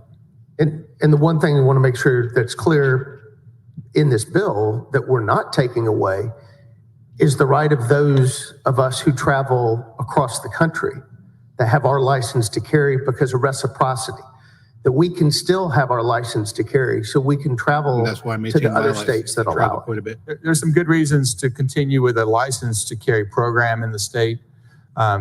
One of which, of course, is that reciprocity, as you mentioned. The other one is whenever you go and want to purchase a firearm, there is a background check done at the time of purchase that if you had a license, you would already have that background check done. So it's an automatic, I guess, A-OK regarding the purchase. As many guns as I do, it makes it easier. Without the extra hurdle of that. No, and in some states, we saw the numbers of license holders actually go up because people, once they start exercising their rights to carry without a permit, realize that they may want to carry in other states, and they go ahead and get the license. And that was an interesting statistic. The best data probably is from Arizona. I believe it was somewhere in the 3% range of the overall population when license to carry was opened up with constitutional carry. I think it was in 2001 maybe, or 2011. And I believe the percentage now of the populace that actually has a license is 5.6%. So it's a fairly substantial portion of the population. You know, any sort of restoration of rights doesn't absolve an individual of responsibility. People still need to understand gun laws, gun ownership, proper storage, and proper handling of a firearm, in this case, a handgun. And I trust our citizens to exercise proper diligence in obtaining their proficiency in those areas. And so you either trust a citizen or you want to put in 1,000 things that tell them to do something. And in my case, I trust my citizens. And I agree with you. And I think this bill is, that would be nice talk about crime rates going down. What it does is we know that criminals the federal government comes in and tells don't pay attention to the laws we write, telling them where they can and can't. They don't pay attention to signs where they can and can't carry. They walk in. But I believe it should be done. Pay attention to all the laws that they break. But the people who do pay attention and follow the law are our law-abiding citizens. They're going to be no different under this law than they already are. They're just going to be able to exercise their right and restore their rights. And I appreciate you carrying and bringing this bill forward. Thank you, Senator. Thank you. Mr. President, thank you. Senator Nelson? To ask the author a question. Do you yield? I yield, yes. Thank you. And first of all, Senator, thank you for your hard work on this issue. And I know it's a difficult issue. I was one of the, in 95, I think you said, I was one of the original senators who helped Jay Patterson pass that original right to carry and had one of the first licenses, I might add. And I want to verify, you said in your introductory remarks that you are going to have some amendments that you're going to offer. I'm sorry, Senator, you're absolutely correct. I should have mentioned that. There will be 8 amendments that have been deliberated and obviously formulated as this process occurred through the committee process and after further consultation. We were given this, sent over the bill from the House, maybe 2 weeks ago or so. So it's been a pretty hefty and involved process to get to the amendments. I think all the amendments are a good amendments that improve the bill. Look forward to having those voted on. I don't really see bringing further amendments on the floor, and I don't anticipate accepting other amendments that are offered on the floor, though, at this time. The only issue about adding additional amendments, I'll be real honest, and people on this floor know, I have struggled with this, and I am a strong supporter of the Second Amendment. And one of my biggest struggles was with the issue of domestic violence victims. I mean, since my first time in this body, I have carried over 30 bills dealing with domestic violence. And one of those bills allowed judges to suspend the license to carry of a domestic violence offender when issuing a protective order. That protective order bill was my bill way back when, and that is of huge concern to me. It's probably one of I've gotten a lot of phone calls, as we all have, and I'm really worried about that. I'm really worried about our domestic violence victims, and you and I have had discussions about this. So I just, before I vote to suspend, I want to make sure, and someone you is and I have arrested talked, for and domestic you have violence, assured you can me get a court order that one of these amendments that says will that the address person that issue, is and not we're allowed not going to to go carry backwards during on the that. time And until in the court fact, date. I think It's we're even something that going already to go has forward places on that. in the And That's system. right. We're actually enhancing penalties with one of the amendments for regarding domestic violence and that issue is certainly necessary and appropriate to address. And we're also Just like prohibiting when I was arrested individuals in Olmos that Park on BS right now they charges, cannot possess. they took my license away. I had to wait Violation, for a the conviction of case to be misdemeanor dropped. crime And of even domestic then, violence it is took against over the Gun 6 Control months Act, for Federal them Gun Control to Act. allow That me to was have my my bill. license back. And, So I was without my license and there's for also over a year individuals that have had before I a was court allowed to restraining legally order carry from again harassing, stalking, because and threatening of an intimate BS partner, charges child that of an were infant partner brought against are me. not So, allowed to possess.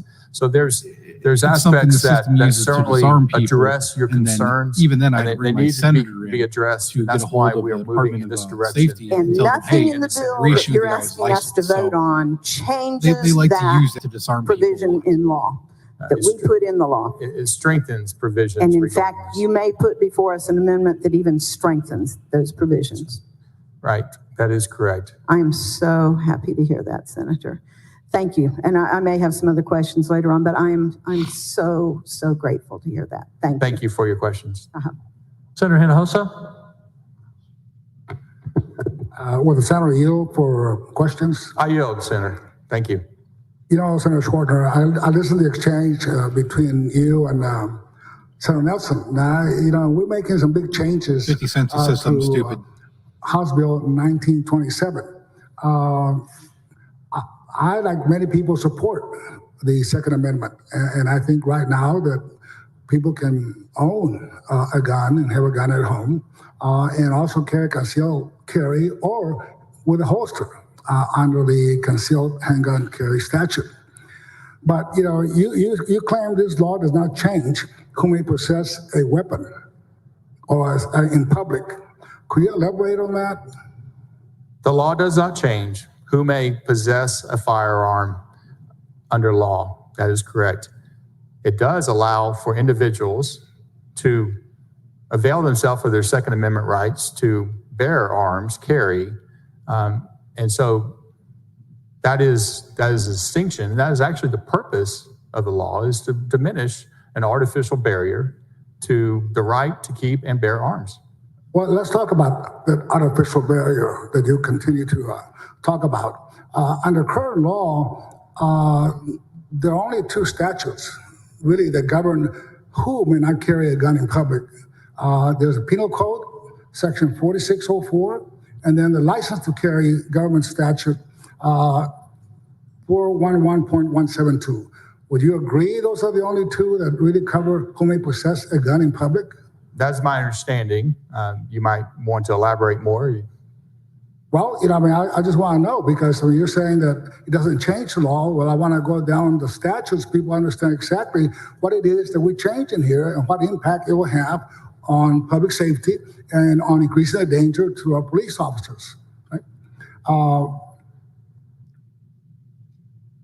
As I understand the section 4604 of the Penal Code, the following people are prohibited from possessing a firearm. Someone convicted of a felony, but only in public. They can keep a firearm at home. Someone convicted of assault against a family member in the last 5 years, and someone subject to protective order. Are those the three parts of the Penal Code section 4604? What you just read, I think, is correct, yes. Okay. So what you're doing now with your House Bill 1927, you're allowing people that the statute to carry a concealed handgun right now will prohibit from carrying a gun in public, or even having a gun, having a license issue. Senator, the bill simply, if you cannot possess a firearm at this time, you will not be able to carry. This is a key example of people who don't understand this bill law removes making laws. certain licensure requirements so that individuals that are law-abiding, 25 years age or older, can carry in a holstered manner a sidearm for personal offense. Well, I'm not worried about the law-abiding citizens. I'm worried about the ones that are not law-abiding citizens. They already carry guns illegally there. Well, we all are worried, certainly, of individuals that are not law-abiding. That's why this law allows people I have authored this bill, is to allow legally law-abiding firearms citizens carry to them for carry. protection against people Under the Gun Control illegally Act, carry federal firearms. law, I can list them all for you right off the ATF website. Individuals that have been convicted in any court of a crime punishable by imprisonment for a term of exceeding 1 year are not allowed to possess, and therefore not allowed to carry in the state. Anybody that is a fugitive from justice, anybody that has been adjudicated as a mental defective or has been committed of any mental institution, who is an illegal alien, who has been dishonorably discharged, who has a restraining order. Is that state statute or federal law? That's federal law, yes. Well, we just passed legislation last week that we didn't want federal law enforced by the state. So how do you make that compatible? Again, it's federal law. It's against the law. And if you cannot possess, you cannot carry. How do you enforce that? We passed legislation last week that says, Senator Hall carried it, that says that we will not work and enforce federal laws that has an impact on guns. So that's very inconsistent. You enforce every law by prosecution of an individual violating the law. I disagree with the way you present that, because that is not the case, especially when we are not allowing state authorities to be able to enforce federal law. Maybe if you'd actually read state law, you'd realize that our state law mimics pretty much all of federal law. 1927 does in terms of eligibility to get a license to carry. Yes, sir. Yeah. If you have not been, if you've been convicted of a felony right now, that's the same as the penal code. Is that correct? If you've been convicted of a felony, you're not allowed to own a gun or carry a gun in public. That's right. And that's in the penal code. That is incorrect. You cannot collect. You cannot. If you're a felon, you cannot possess. You cannot carry. If you're a felon, you cannot and it's carry. been 5 years past since your probation, jail time, everything is but ended. that's in the penal code. You Some can of the own other a provisions that firearm we to have keep for in your own eligibility home for requirements self-protection. for Can't carry it. license You to can keep it in carry your own home. under the general government code are not in the penal code. You're absolutely right. And that's what we're doing with this bill, is removing some of those eligibility, of some of those criteria, removing the requirement of a license. That's the whole purpose of the bill, is to restore those fundamental rights and not have in place a state-imposed artificial barrier to permitless carry, and i.e. the need to get a permit. Well, as I understand, right now, under the eligibility statute, that you are Pretty allowed much, this to is just a guy people trying to bypass ask a on bunch of House dumb Bill questions he knows 1927, aren't really relevant, or he's too the stupid to understand to try to just kill statute time. for someone to qualify to get a license to carry, if they are a fugitive from justice, if they're a fugitive from justice, they cannot get a license to carry. Yeah, you got that, did you? Under current law, a fugitive from justice is not allowed to obtain a license to carry. Yes, sir. Okay. And that's not in penal code. No, that's under, as you said, Government Code 411172, I believe. So I guess then if you're a fugitive under House Bill 1927, you can carry a gun in public. Again, yes, people, this guy is an actual reestablishing senator. The foundational principle that if you can possess a firearm, you should be able to carry a firearm. And so the bottom line is that possession requirement is as well as your constitutional right as your permit is the foundational principle that we're establishing here under this bill regarding the carrying of a sidearm in public. So a fugitive similar, sir, to basically what we have with long guns. As you are well aware, the possession of a long gun has never been restricted by a license, and individuals that you're describing can carry a long gun in public. Well, we're not talking about long guns. We're talking about handguns. I'd like to draw the corollary so that people fully understand that it is not a huge leap to give an owner of a handgun the same right as an owner of a long gun currently has in Texas. So I guess what you're saying is that if you're a fugitive from justice, you can carry a handgun in public. Again, we're equalizing the rights between owners of handguns and long guns and removing the license to carry provisions that have been imposed by the state of Texas over the years. Will you explain to me how are you equalizing the rights of a fugitive who is a fugitive from justice as compared to a law-abiding citizen? Again, sir, this removes the state-imposed license that has been put in place to carry a sidearm in Texas and equalizes it with those that are currently in place with the carrying of a long gun. Okay, so the possession, if you cannot possess, you cannot carry under this bill.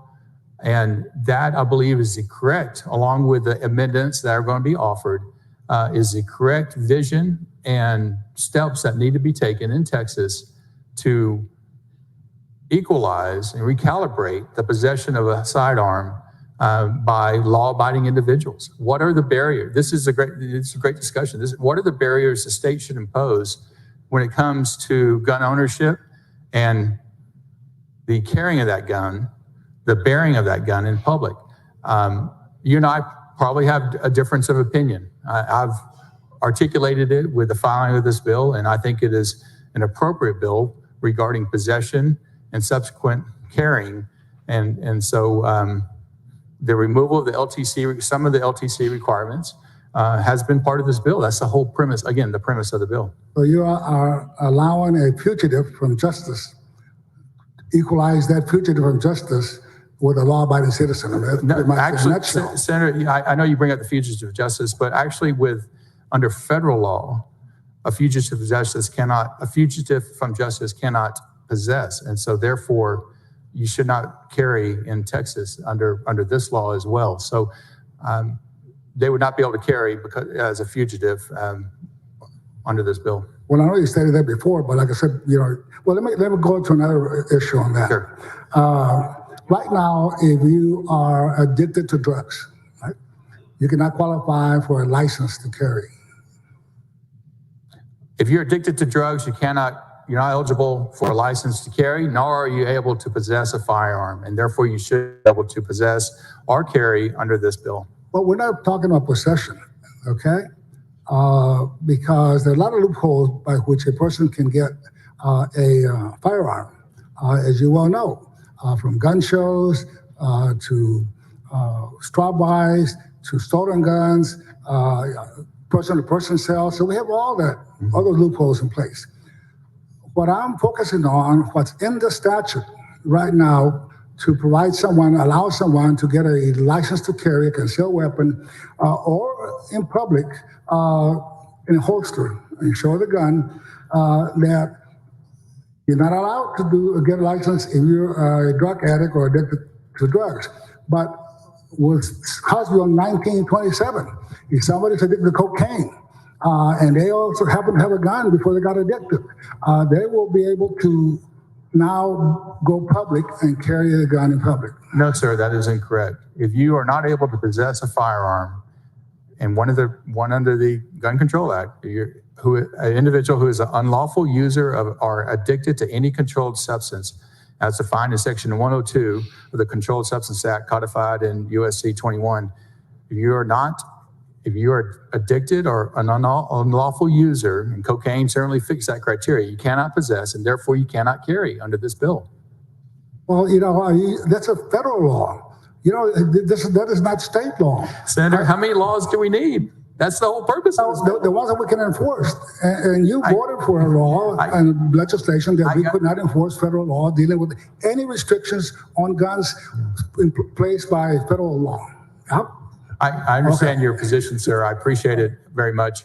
The bottom line is, yes, it is removing provisions in current law, Texas current law, Government Code Section 411-172, regarding eligibility to have a license to carry, that were put in place. The genesis of them go back to the concealed carry law and the eligibility to have concealed carry. And as you know, at that time, concealed carry was a fairly novel concept, the restoration to carry a sidearm in public. And so there were probably provisions put in there that were probably unnecessary and somewhat over the top to get the bill passed maybe, or to just see how it does and when you're reinstituting a right. And so this is, again, the repeal of that statute, the license to carry, and the restoration of the right to carry based upon the Constitution, as well as the ability to possess. Right now, you're pretty much taking away a lot of the safeguards we have in place to keep people who do not qualify under the present statute for a license through House Bill 1927. Let me read you some of the other provisions that you're bypassing with House Bill 1927. Right now, under the government code for eligibility to get a license, you will not get a license if you're incapable of exercising sound judgment with respect to the proper use and storage of a handgun. You cannot get a license if 5 years preceding to the date of application, you've been convicted of a Class A or Class B misdemeanor. You cannot get a license. You have not been finally determined to be delinquent in making child support payments.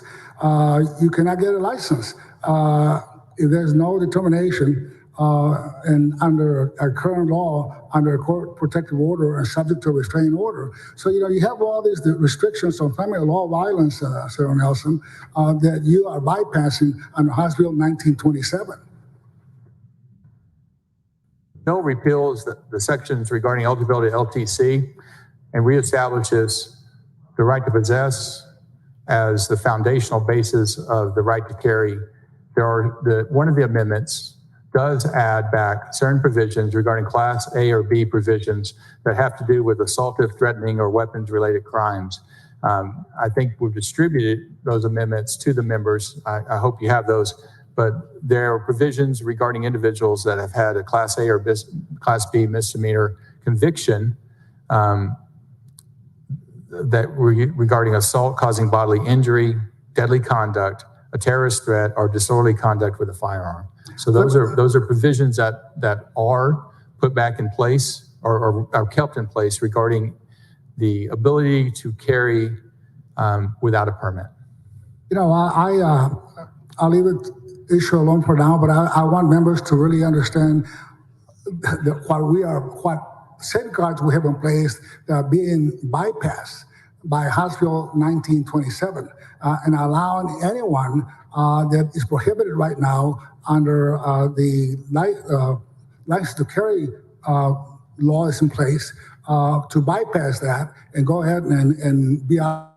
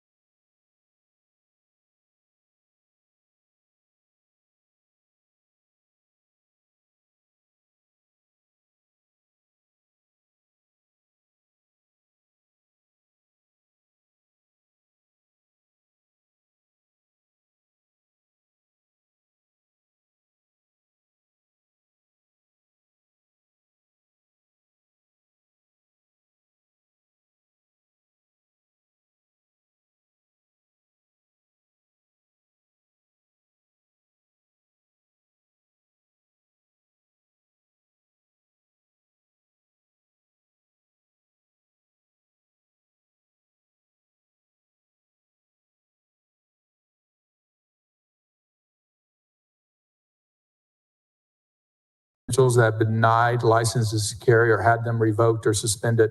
There are varying reasons why DPS does that. This does not, though, diminish any obligation of a person that is in one of those categories that cannot carry, cannot possess, they cannot carry. So it does not diminish their obligation to fulfill the requirements of being able to carry. The background check is a part of obtaining a firearm at a store. I think that's appropriate, and that is not changed in this law at all. But the license requirement is repealed, and part of the license requirement is a background check and weapons. We can talk about all of them if you'd like, but that is, again, the whole genesis and reason for the bill is the discussion of what level of requirement the state wants to impose, what level of mandates we want to put upon law-abiding citizens to avail themselves of the Second Amendment rights. We've seen historically over the last number of years the effects of concealed carry and open carry, and I think it is reasonable to trust our citizens and to allow them to exercise their good judgment when carrying, knowing if they fit or don't fit in a certain criteria. A felon is going to get a gun if they want a gun, unfortunately. But what the greater good of the bill is the ability of a law-abiding citizen to be able to feel safe and to carry when they think it is an appropriate measure for themselves. I'm not worried about the law-abiding citizens. You have a lot of the people there that don't qualify under the license to carry statute we have in place.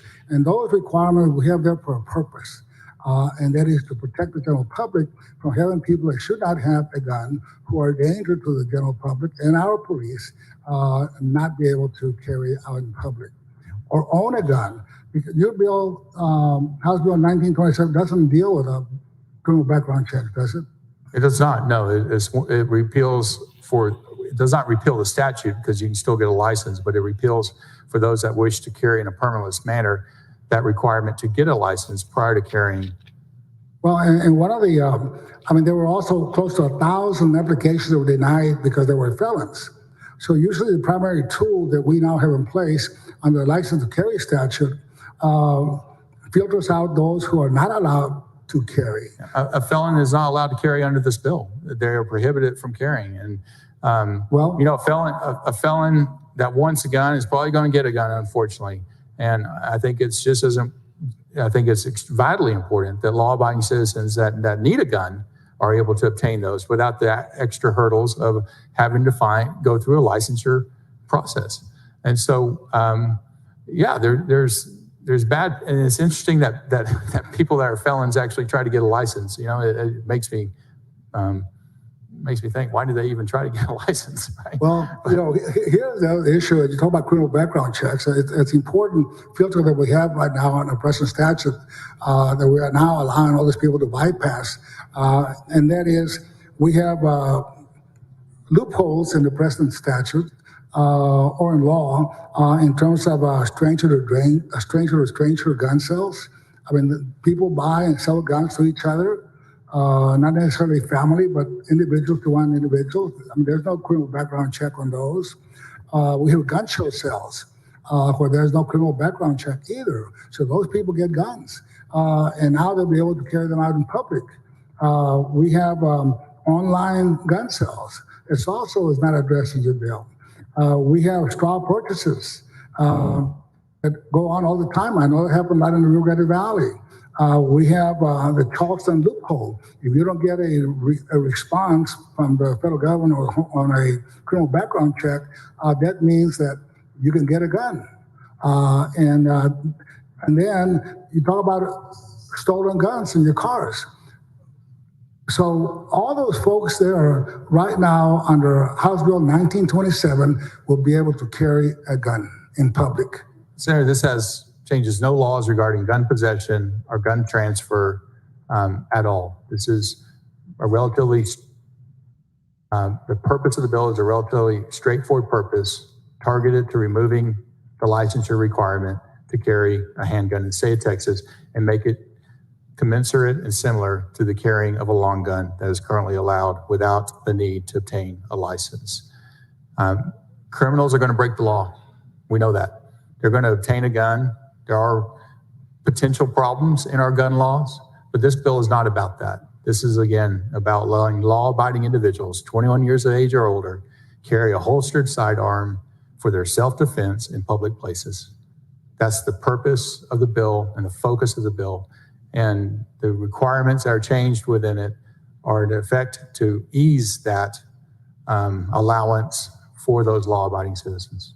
Well, and that is the problem, Senator Schwarzer, is that there's no criminal background check, and your bill bypasses the statute that now provides for a background check if you are to get a license from the state to carry a weapon. And let me just, a couple more questions because I think it's important. Right now, under the license to carry statute we have in place, there are certain requirements that you have to meet to qualify for a license. That's a minimum 4 hours of in-person handgun safety, 1 to 2 hours of range instruction, proficiency demonstration, 50 rounds from a 3-yard line to 50-yard line, and a background check. So under House Bill 1927, we support setting that aside for someone that doesn't want to go through this type of process.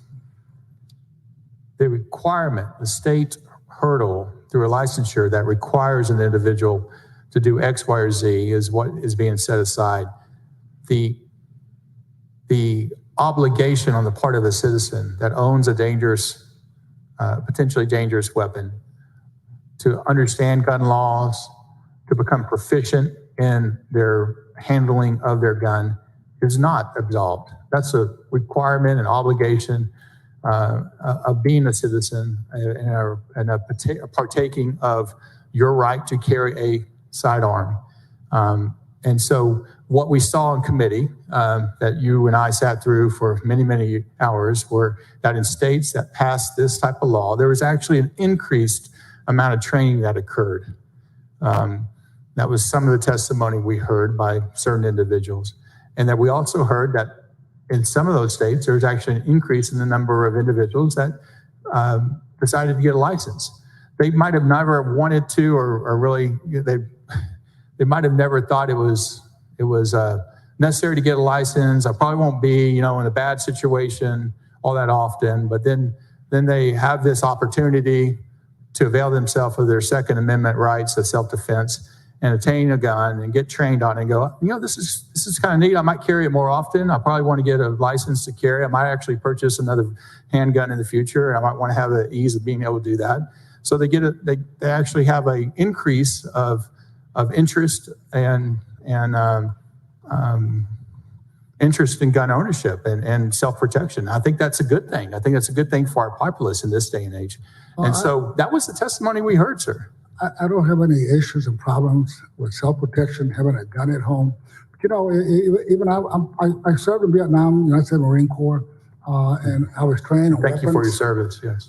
And Senator Schwarter, some of us got a medal for being a sharpshooter. Some of us got a medal for being just excellent shooter. Right. Some just passed. So now, without going through proper training, we're allowing people that possibly couldn't hit the side of the barn carry a gun in public and start shooting in case there's something happens. Wow. Marksmanship, I think weapons proficiency, understanding gun laws is extremely important. Do you need to be a marksman, a Marine, expert rifle tag? Were you an expert or were you one of the other ones? Nonetheless, you're a sharpshooter. The need to there's a level of basic proficiency that is a obligation on the part of the citizen exercising their right under the Second Amendment. I don't deny that. People need to know how to handle their firearm, how to store it safely. They need to know their gun laws. And if you're going to participate in this expanded right or restored right, that is something that certainly needs to be emphasized. And so luckily and appropriately, we saw that in other states. I think that's going to happen in Texas too. Well, I just see the changes you're making, creating a huge loophole and pretty much eliminating virtually all the safeguards we have in place under the present statute, not only to protect the general public, but to make some kind of criminal background check, but also to allow our police forces to be able to tell who's out there. You got a gun, they assume you have a license. Now with this HB1927, they don't know if you have a license or not. They don't know if you're a criminal, you're a felon, or it's a protective order. You put them there at higher risk under House Bill 1927. But I do want to thank you for being patient, answering my questions. We went through a pretty long hearing. We heard all type of testimony, but I truly believe in the Second Amendment right. People have the right to own weapons, but somebody quoted the case, a Supreme Court case against the District of Columbia versus Heller, and I think it was Senator Hall. And I'll end with this, because there's a question and issues about some type of regulation by the state. This is what the Heller case said.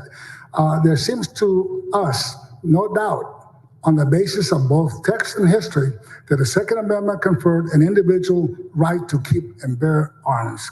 Of course, the right was not unlimited, just as the First Amendment's right of free speech was not. Thus, we do not read the Second Amendment to protect the right of citizens to carry arms for any sort of confrontation, just as we do not read the First Amendment to protect the right of citizens to speak for any purpose. It's an example of a lawful limitation. Justice Scalia states that prohibitions on carrying concealed weapons were lawful under the Second Amendment right. But thank you so much, Senator Ward. Yes, sir. I appreciate you writing that out loud. I was going to read that later. Thank you very much. Senator, thank you for your service. Senator Huffman, you're next, but Senator Hall asked me to clarify something that was just in this exchange. For what purpose? Thank you, Mr. President. To clarify a statement that was just made, the bill we passed in here on... Needs to be in the frame of a question to Senator Swartner. I believe, Senator Swartner, you remember that the bill we did pass in here that was sent over to the House to make Texas a sanctuary state only applies to new federal gun laws that are passed after that, not to existing federal gun laws. Thank you, Senator, for that question. I do recall that now that you mention it. Thank you, sir. Thank you, Senator. Thank you. Senator Huffman, for what purpose? Permission to question the author of the legislation. You yield? I yield. Thank you, Mr. President. Thank you, Senator. Thank you, Senator Schwartner. I know some of this has been said, but this is such an important piece of legislation. And You and I have talked about this a lot in the last few days. A number of times, yes, Senator. More than you wanted to. And I think we both agree that this is a very complicated area of the law. There's been many pieces of legislation that's come through the years. A lot of it's interwoven in the penal code and the family code.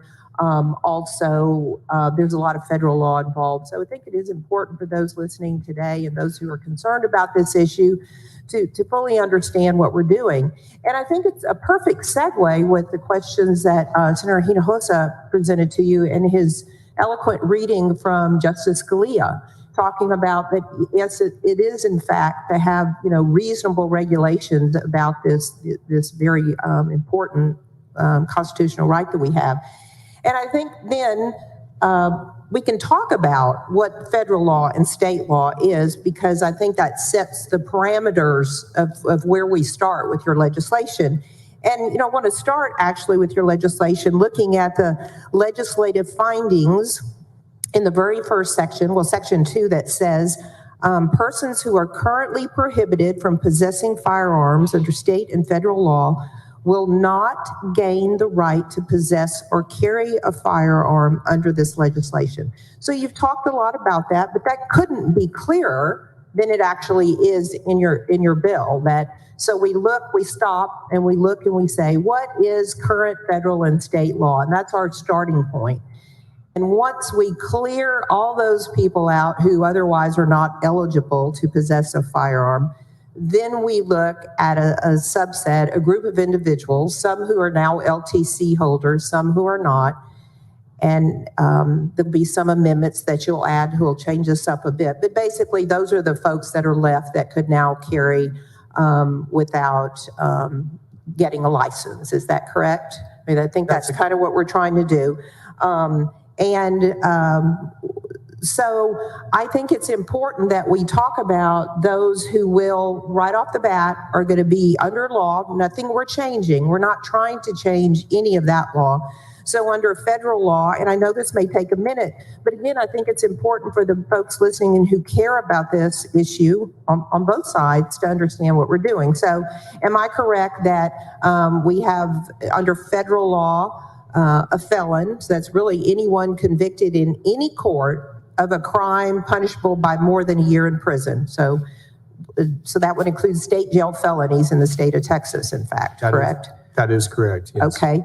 A fugitive from justice, am I correct that that's defined in federal law as a person who has fled a state to avoid criminal prosecution or testimony in a criminal proceeding? Is that correct? That is correct. Does it also include an unlawful user of or someone addicted to a controlled substance as defined by the Controlled Substances Act?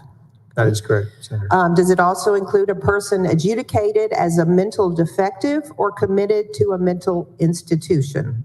That is correct, Senator. Okay. Does it also include an alien illegally or unlawfully in the United States of America? That's correct, Senator. Okay. Does it also include an alien lawfully in the U.S. but on a non-immigrant visa? That is correct. Does it include those who have been dishonorably discharged from the armed forces? That is correct. Okay. Does it include a person who has renounced U.S. citizenship? That is correct as well. Does it include a person subject to a court order entered after due process that restrains the person from harassing, stalking, or threatening an intimate partner or their child? That is correct, Senator. And there had been a finding that there was a credible threat exhibited or shown towards that intimate partner or child, and that the physical safety was threatened in some way. Is that correct? Yes, Senator, that's correct. And in fact, under federal law, intimate partner would include a spouse, a former spouse, a parent, a child, or individuals that cohabitate. So I think that was added to include, couples living together and so forth. Is that correct? So it's pretty broad. Does it also include persons convicted of misdemeanor crimes of domestic violence? And those would include the use or attempted use of a deadly weapon. And again, it's a broad interpretation of who is cohabiting together. Is that all under federal law who could not possess a firearm, hence could not carry without a permit in the state of Texas? You hit very precisely the prohibitions of possession in federal law currently that would prohibit an individual from carrying in the state of Texas in a permitless manner. Okay, and if you would bear with me, I'm going to go with under the state law too. I know it's going to be a long day for you, but again, I think it's important that this is all clearly laid out. So under state law, again, a person convicted of a felon, and the state law is actually a little different than the federal law, because it says you cannot possess in the 5 years after release, or more than 5 years after release outside the home. So it's a little different whether you're in the home or not, which is different than federal law. Is that correct? Yes. And it has the same requirements of a person convicted of a Class A assault against a family or household members in the 5 years after release. Is that correct? Yes, it does. And again, I say some of this to address some of Senator Nelson's concerns and the concerns we've heard from domestic violence, those who advocate for victims. Also, does it include persons subject to a protective order issued under a suit for dissolution of marriage, so under a divorce decree or pending divorce case? That would be correct? That's right. Also, state LTC current law. Yes, and then that would include anything under the Uniform Enforcement of Domestic Violence Protective Orders Act, under the Family Code. Is that correct? That is correct. Also, for if a defendant has made an appearance after arrest for family violence, human trafficking, sexual assault, indecent assault, aggravated sexual assault, or stalking, in fact, under the Code of Criminal Procedure, those people would be prohibited. Is that correct? Yes, Senator. Also, protective orders against family violence. Is that correct? Yes. And victims under the Code of Criminal Procedure, subchapter A, chapter 7B, for protective orders of victims of sexual assault, abuse, stalking, or trafficking. Is that all correct? And how do you understand state law to be as far as possession prohibited? That is correct, Senator. Okay. And then under current state law, so now we're talking about this subset of individuals. So those in today's law, those individuals, even if they did not have an LTC, they could still legally possess a weapon in their home. Is that correct? That's right. And they could possess in their vehicles if it's concealed. It's a little different for LTC, but they could conceal carry in their car. That's current law. So these folks that we're talking about in today's world, they could still do that. Is that correct? That's right. In their home or in their vehicle or area that they control. Yes, and they could still possess in their boat. Correct. Is that correct? And I believe Senator Campbell had a great bill this session. I don't know where it is in the House, but you would be allowed to possess in your hotel room or a room that you were renting for the night, correct? And there is also a provision that has been interpreted pretty broadly, and that is as you are traveling, as long as you can legally possess a weapon, but you didn't have an LTC, you could possess a weapon as you're traveling. Is that correct? That is correct, Senator. Okay. So I go through all that because I think there's a lot of discussion about all these new people that are going to be out there, suddenly carrying weapons, when actually we have listened to Scalia, and we have both federally and state have regulated those who can possess weapons, but it's based on, in many cases, activity that the state or the federal government has interpreted as behavior that shows that a person may have a propensity to commit harm towards others. Assaultive or threatening type behavior. Is that fair? And I think the way I read those and the way we talk about those, that we could agree that there's there's after due process, something have been shown that those people may be a danger. Would you agree with me on that? I agree, sir. Yeah. And you've had some discussion with a couple of folks who asked questions about, all the people who commit crimes. Would you agree with me? We have thousands of crimes on the book. I have the penal code here. It's the new, the big version. Here's an actual printed copy, which I like to look at because it's easier to figure out. And it's full of laws, and people break these laws all the time, do they not? They do. They do. And I know this bill doesn't absolve an individual when they break a law. exactly. Certainly, if you're a lawbreaker, you're a criminal, you can be prosecuted. And this bill has nothing to do with that. And we could legislate who can carry a gun and who can't carry a gun, but we're not going to stop the individual who has in their mind an idea that they want to harm another with a weapon. I mean, there's going to be weapons out there. There's going to be access to weapons, and there will always be, unfortunately and sadly, those who want to harm others. And I'm assuming that one of the reasons for your legislation is that you believe that the Second Amendment should provide the right for individuals to be able to defend themselves if they find themselves in a position where they need to. I certainly believe that. I believe it's the starting point for which legislatures should begin. We should be as permissive as possible for individuals to avail themselves of their right to self-defense. And certainly, as you've just laid out, there are federal and state laws regarding possession. And possession in this bill, to a great extent, equals the ability to carry in public. And that's the tact that this bill tries to go toward. Over the years, when we, again, going back to 95, we put in place licensing requirements just to carry, not to possess, but to carry as well. Then ones to possess were already in law and probably have been expanded or changed as well. But this bill speaks to that licensure requirement to carry in public places and to be able to defend yourself. And this bill would allow an individual to, if they can possess, to carry in a permitless manner. And Senator Schwartz had also asked you, historically, we have established both federally and through state law locations where we do not allow individuals to carry whether or not they're licensed or not. In That's federal right. law, I'll give a couple examples: federal courthouses, federal buildings, national cemeteries, post office. Again, federal law stays in effect. Clearly, we can't change federal law. Sometimes we wish we could, but federal law will stay in effect.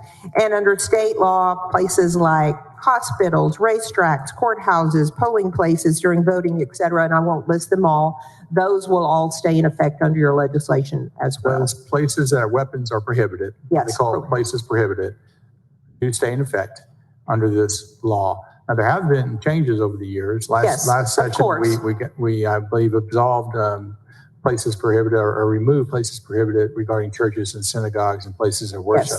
Yes.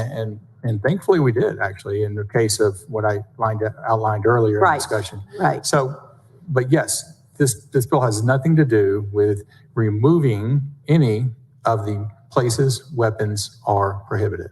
And private businesses, private property will still have the same choices that they have had under prior law to post if it's their decision not to have anyone with a weapon on their premises, except for peace officers. Yes.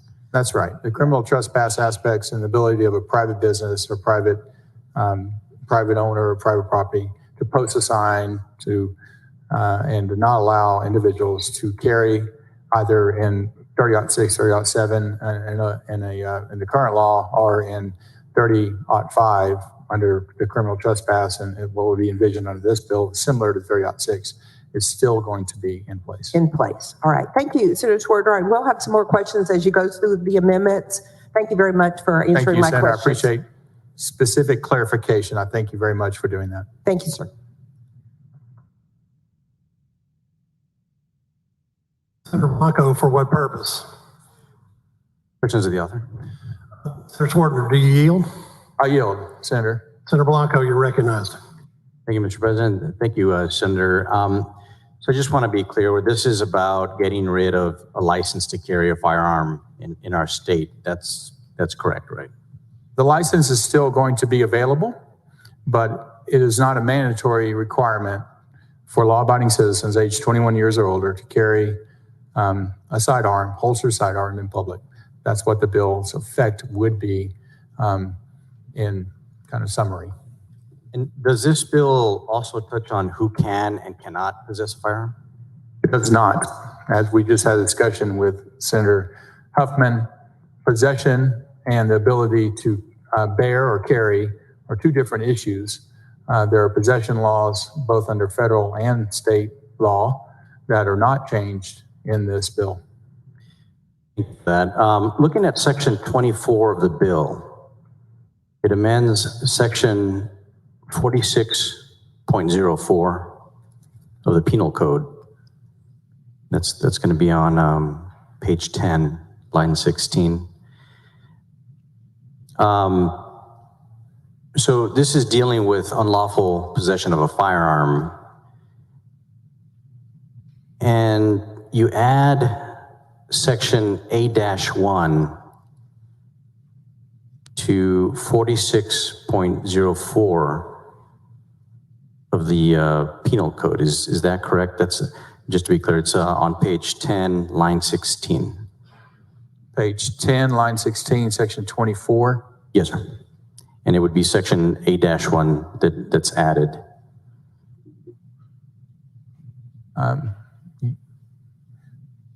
Yes, that section that is added is currently mirroring, it mirrors current law. Yes, that's the reason it was added. Okay, so if I'm reading this correct, the bill is making it illegal for certain people to possess a firearm. Is that accurate? That is currently in place regarding criminal street gangs, and it was to carry a license to carry. They're illegal to do that. There is a database, I believe, of criminal street gangs in the state of Texas. They are prohibited from carrying. This continues that prohibition regarding the permitless carry for those individuals, yes. And why does the bill prohibit them? I wanted to continue to mirror what is in current law. Okay, because the language says that it's illegal for a member of a criminal street gang to have a firearm on their, in their car or their boat. That's correct, right? Well, actually, the specific language, sir, is a person who is a member of a criminal street gang, as defined in section 71.01. There's a specific category and definition. Commits an offense if the person intentionally, knowingly, or recklessly, and those are very important words, carries on or about his or her person a handgun in a motor vehicle or a watercraft. Okay, so this person in the bill, they're prohibited from possessing a firearm in the vehicle, in the boat. Have they been convicted of a crime at this point?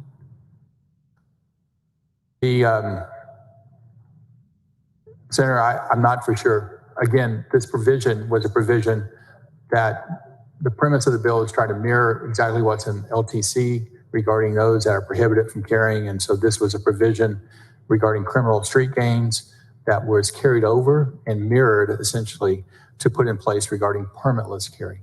Okay, so is being a criminal street gang, a member of a criminal street gang, is that by itself a crime?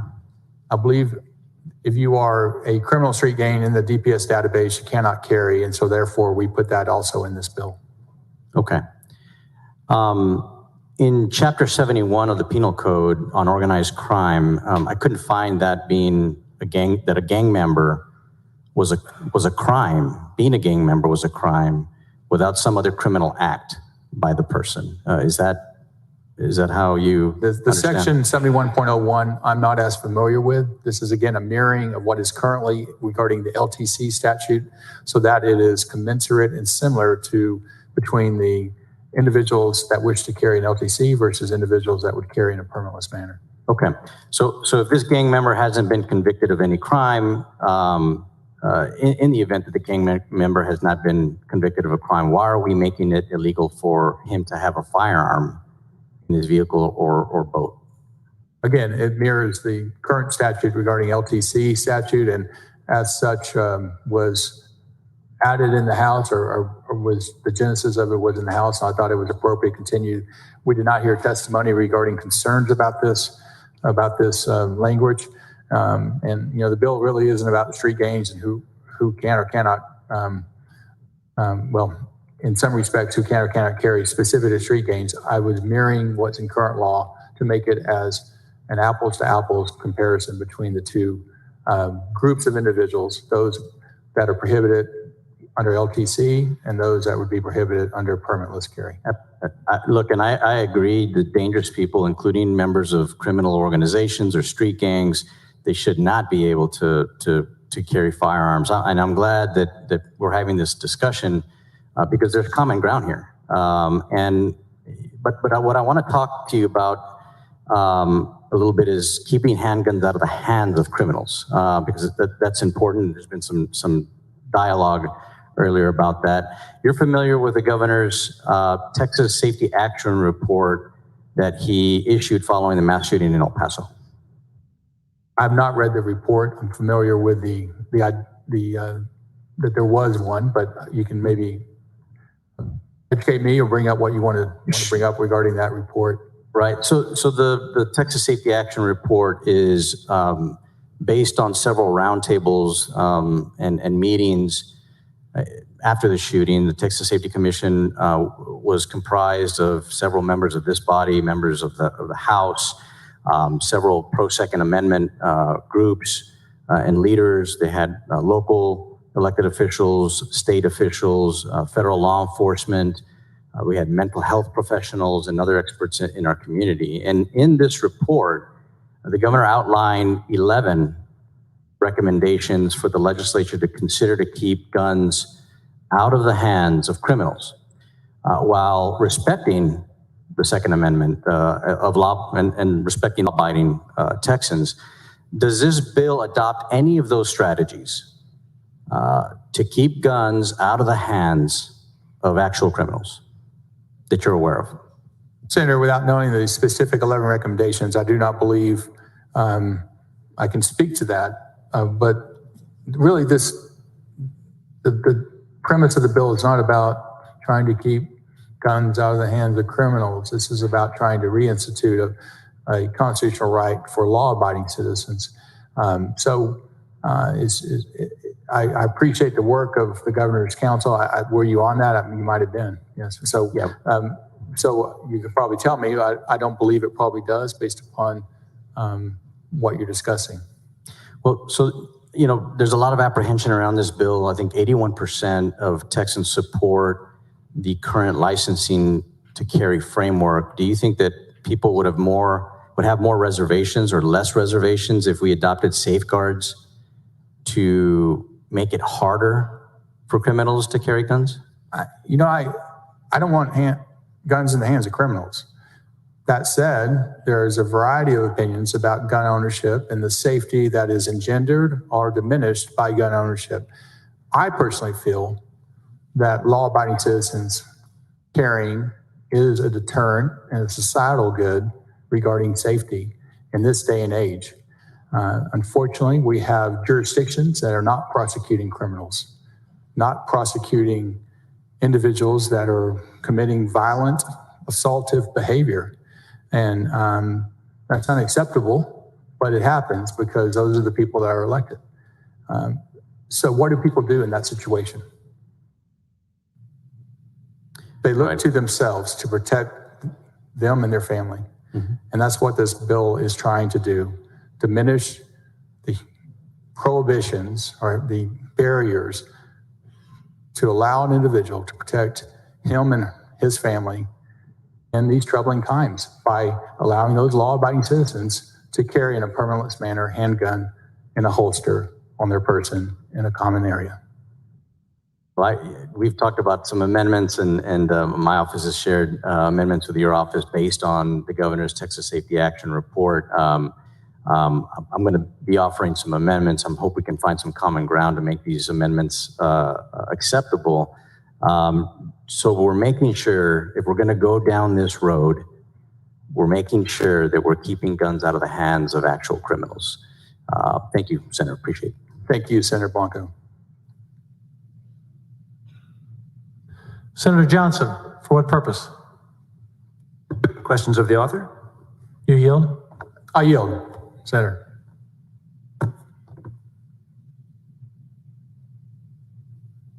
Thank you, Mr. President, Senator Schwertner, you agree that all constitutional rights are subject to some reasonable degree of regulation, yes? The right to vote, the right to speak, the right to assemble, the right to bear arms, they're all subject to some level. I was going through the list, but I would probably subscribe to that. The right to life, you can argue whether or not you that one's not in the Constitution. I mean, can I have half a life?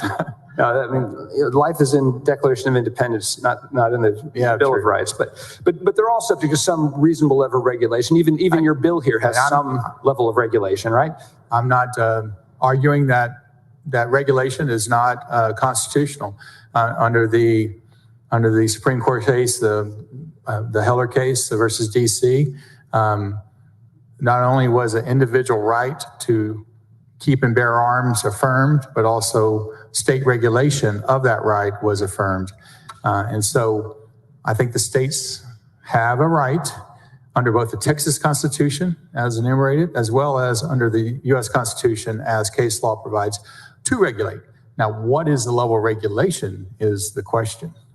Indeed, and I appreciate you acknowledging those very important moments. And would you agree that that case, District of Columbia versus Heller, with Justice Antonin Scalia authoring the majority, is the most clear statement of the contemporary meaning of the Second Amendment right to keep and bear arms? That is 1988 case. I think it is probably the clearest, most pertinent example and the first affirmation of an individual right to keep and bear, two words, arms. And that majority opinion, and Justice Scalia was known for the clarity of his writing, indeed acknowledges that this area of the law was not all that clear prior to the opinion. So if you'll indulge me, I'd like to read two sentences with which I'm sure you're already familiar. There seems to us no doubt on the basis of both text and history that the Second Amendment conferred an individual right to keep and bear arms, and that's what you just referred to. The following sentence, he says, of course, the right was not unlimited, just as the First Amendment's right of free speech was not unlimited. And I believe you've acknowledged both those elements of the opinion. Okay, so sticking with Heller, does Heller say that states can't require permits as a condition to carrying a weapon? Cannot require? No, it does not. In fact, I think it says that states have a right to regulate, and therefore they can or cannot require a permit based upon that state's decisions. And in 20 states, it has been affirmed by those legislatures that a permit is not required. And that's what we're doing today, is discussing whether or not a license to carry, although we're going to keep it in the bill as an alternative, is a requirement to carry in an open manner sidearm that is holstered. Right. And in fact, Heller left in place Washington, D.C.'s licensure requirement, correct? If you say so, sir, I'm not familiar as well as you are. I'll represent you that it did, which would suggest that if requiring permits were unconstitutional, it would have been stricken down in Heller, and it was not. And I think you've been gracious in acknowledging that point.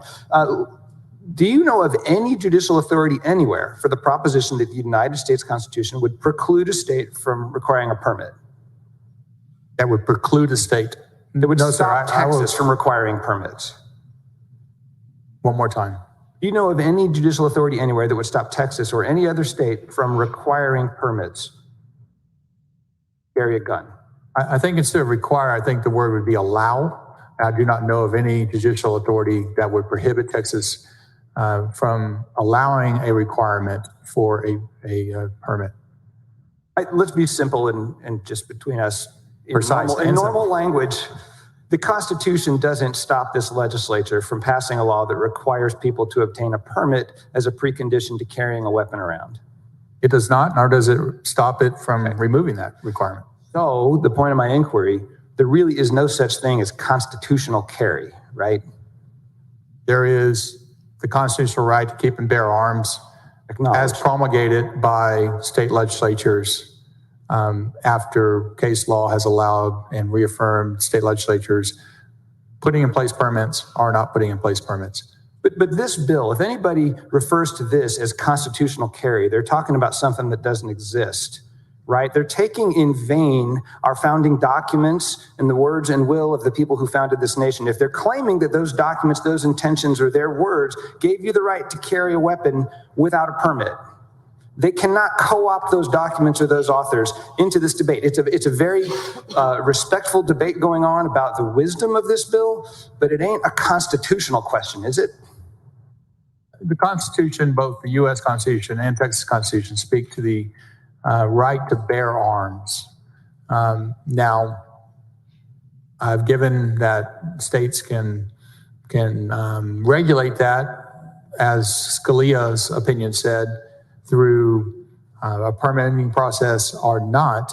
But that right to bear arms is certainly enumerated in both the Texas Constitution and U.S. Constitution. You and I agree on that.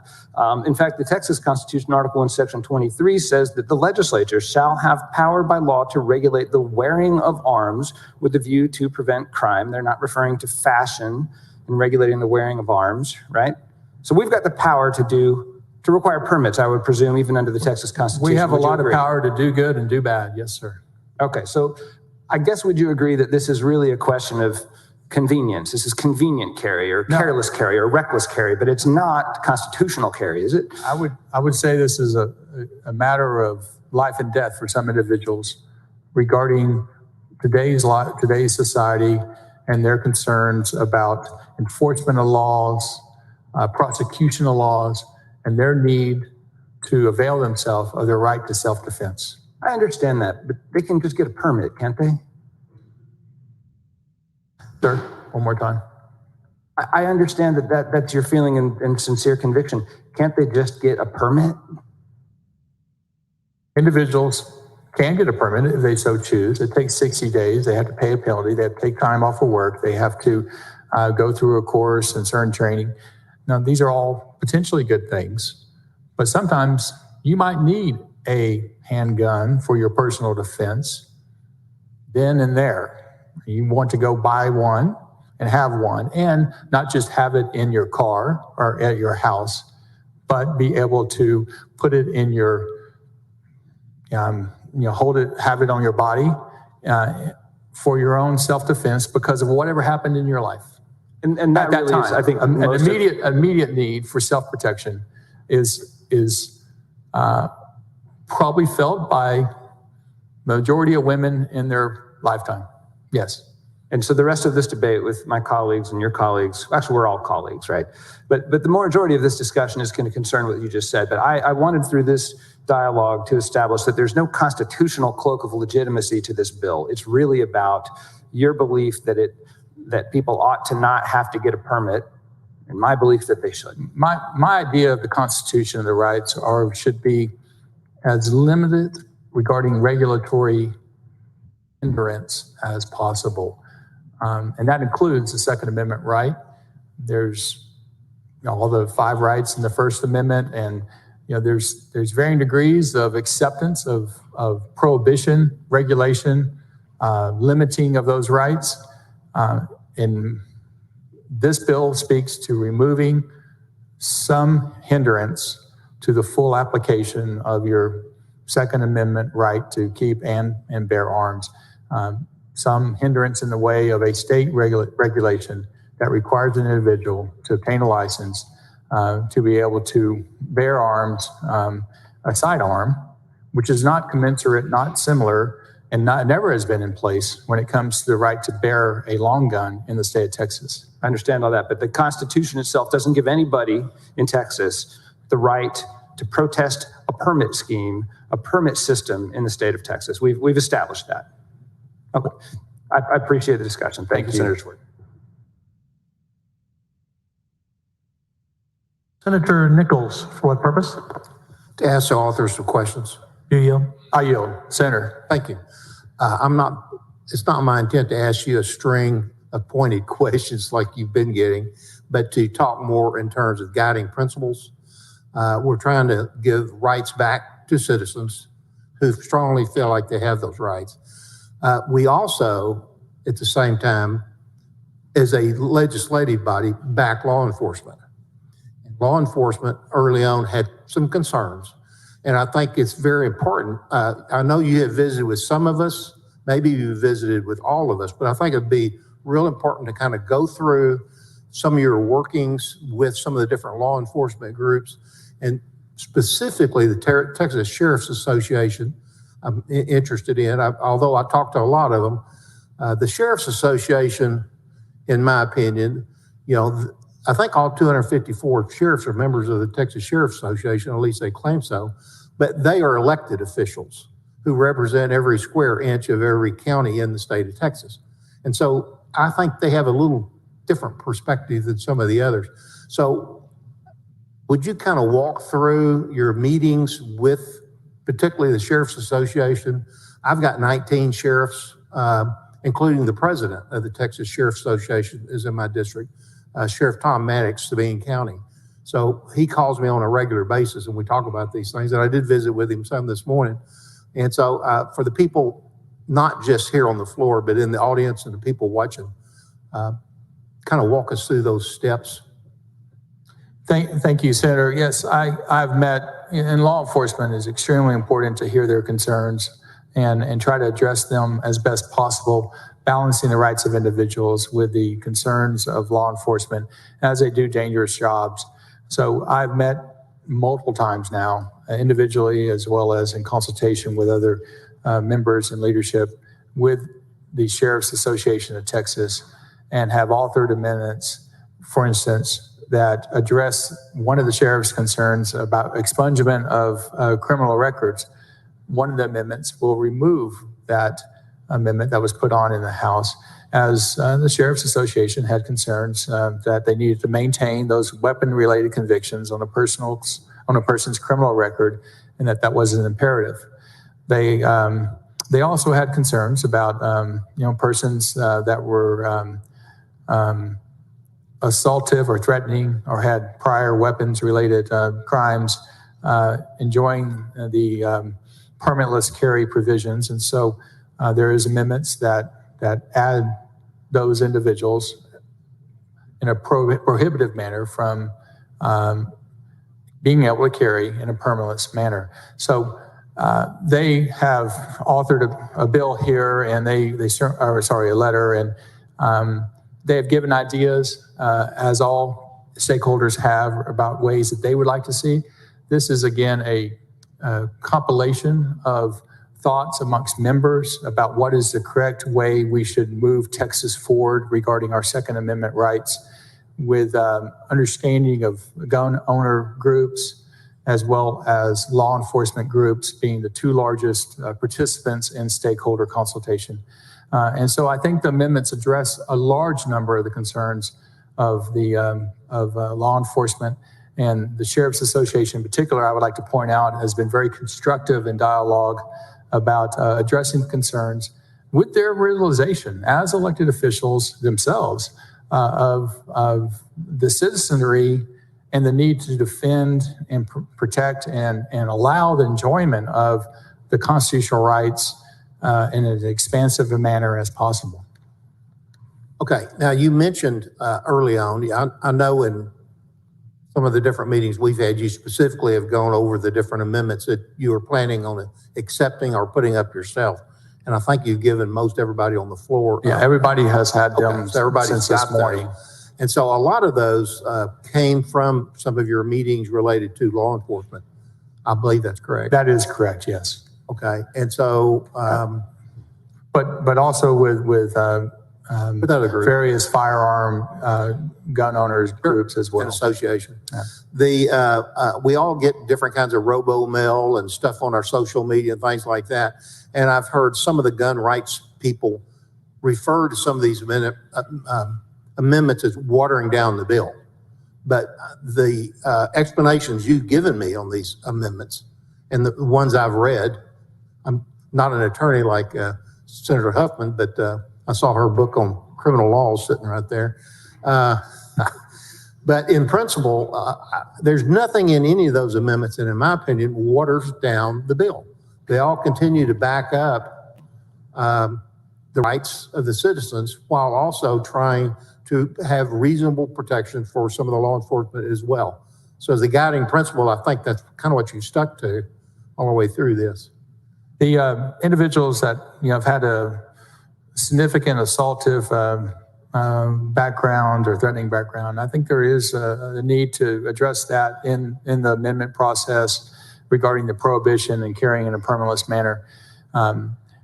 It's a balance regarding the restoration of those rights and how we address it as a state. So I think we've struck a good balance here in this bill, one that advances dramatically, I believe, Second Amendment freedoms, and is I think seen as expansive regarding those who can avail themselves of their Second Amendment rights to bear arms. All right, thank you. I know you've had a really busy week, but thank you very much. It's been a long week, yes, sir.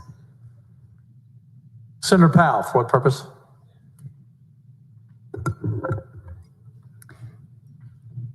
Thank you, Mr. President. To ask the author questions on the bill. Do you yield? I yield, Senator. Thank you, Senator Schwertner, for engaging this robust discussion this afternoon on your bill. As I've been listening to the questions and your responses, I'd like to, if I may, Mr. President and Senator, I'd like to respond to a comment that you made about my son having been assaulted by a homeless person here in Austin, and it is actually in the lead up to my first question. My son Ken was watching the hearing on television today and sent me a response to your question. And he said, to be clear, I have no training or experience in the use of a handgun. If I had had one on me when I was assaulted, as Senator Schwertner's bill would allow, and I'll say that in the form of a question, my injuries would likely have been much worse than a black eye and a bloody face. The presence of a gun could have escalated the violence. My attacker could have taken the gun and used it against me, or I could have taken the life of a bystander or my friend who was helping to intervene in the assault. That bill, this bill, wouldn't have made me safer that day, and it sure as hell won't make Texas safer. That was his comment to me. And the resolution of that incident was that the bystander called 911. They were able to drive the perpetrator away, and he was arrested 1 block away from the site of the incident. And that leads me to my question. As I looked at the testimony from the hearings associated with this bill, I don't believe that I saw a single police chief or a police association testify in favor of this legislation. Is that true, Senator Schwertner? The police association, I don't remember a specific police chief on the Senate side. There was a sheriff from Tyler, Texas, 250,000 Polk County, that testified in favor of it. The Sheriff's Association was on the bill, and I think the Texas Municipal Police Association was opposed to the bill, and the Houston Police Officers Union was on the bill. Okay. And as I look through the House testimony as well, I don't see any chiefs of police or police associations that testified in favor in the House either. Senator, you might be right. I did not listen to all the testimony in the House proceedings. I guess I'd just suffice it to say that historically on these type of bills, including the ones going all the way back to concealed carry, there's always been opposition by organized police associations. And the concern about officer safety in the case of concealed carry, and how are we going to know, and ID, and is there going to be shootouts at street corners? And to be quite frank, that never has come to bear. And so that realization of how we've advanced gun ownership and gun right laws in Texas has, to a great extent, influenced, at least my opinion, of some testimony that says the sky is falling, because it's not falling. Murder rates in states, aggravated assault, rape in states have passed permitless carry, have not skyrocketed, and they will not in Texas. Now, there are legitimate concerns by law enforcement, certainly, and I think we address those in amendments to the extent that is appropriate, balancing the various competing interests. And are you unconcerned that we are seeing so much opposition from our public safety leaders? I know in my community, we've seen a police officer shot 3 times in the last month. We've seen our DPS officers this year killed in gun violence incidents. And I'm overwhelmingly worried about the impact of this bill on the safety of important police officers. Would you agree that that could be the outcome of this bill? Senator, I think this bill is going to improve overall societal safety by allowing law-abiding adults to protect them and their family by carrying a sidearm in a holster, which is similar and consistent with what we allow in Texas currently with long guns. Criminals are going to be criminal. They're going to avail themselves of attaining a firearm, unfortunately. And the idea that removing firearms from law-abiding citizens somehow makes the world safer is just not something I subscribe to. So I guess we might disagree with that, the overall premise there. What I also will note that one of the, I think the second or the third highest Houston police officer did come down and testify. And she was telling me, or she was just in her testimony, was describing, the various things that police unions would say about the bill regarding their concerns. But I couldn't help but sit there and go, well, why aren't we having prosecution of these felons and individuals performing crime? Because that is a second leg regarding getting criminals. It's not just removing guns from criminals, but actually prosecuting them and locking them up. And that, unfortunately, is not happening in some areas of the state. Well, in response to your comments, the police chief of Fort Worth, the largest city in my district and the 5th largest city in the state of Texas, sent a letter on this issue to your committee. And in that letter, he wrote that this bill would, quote, remove crucial safeguards that are meant to protect Texans. He went on in that letter to say that current law increases the safe handling of firearms by those carrying their weapons in person.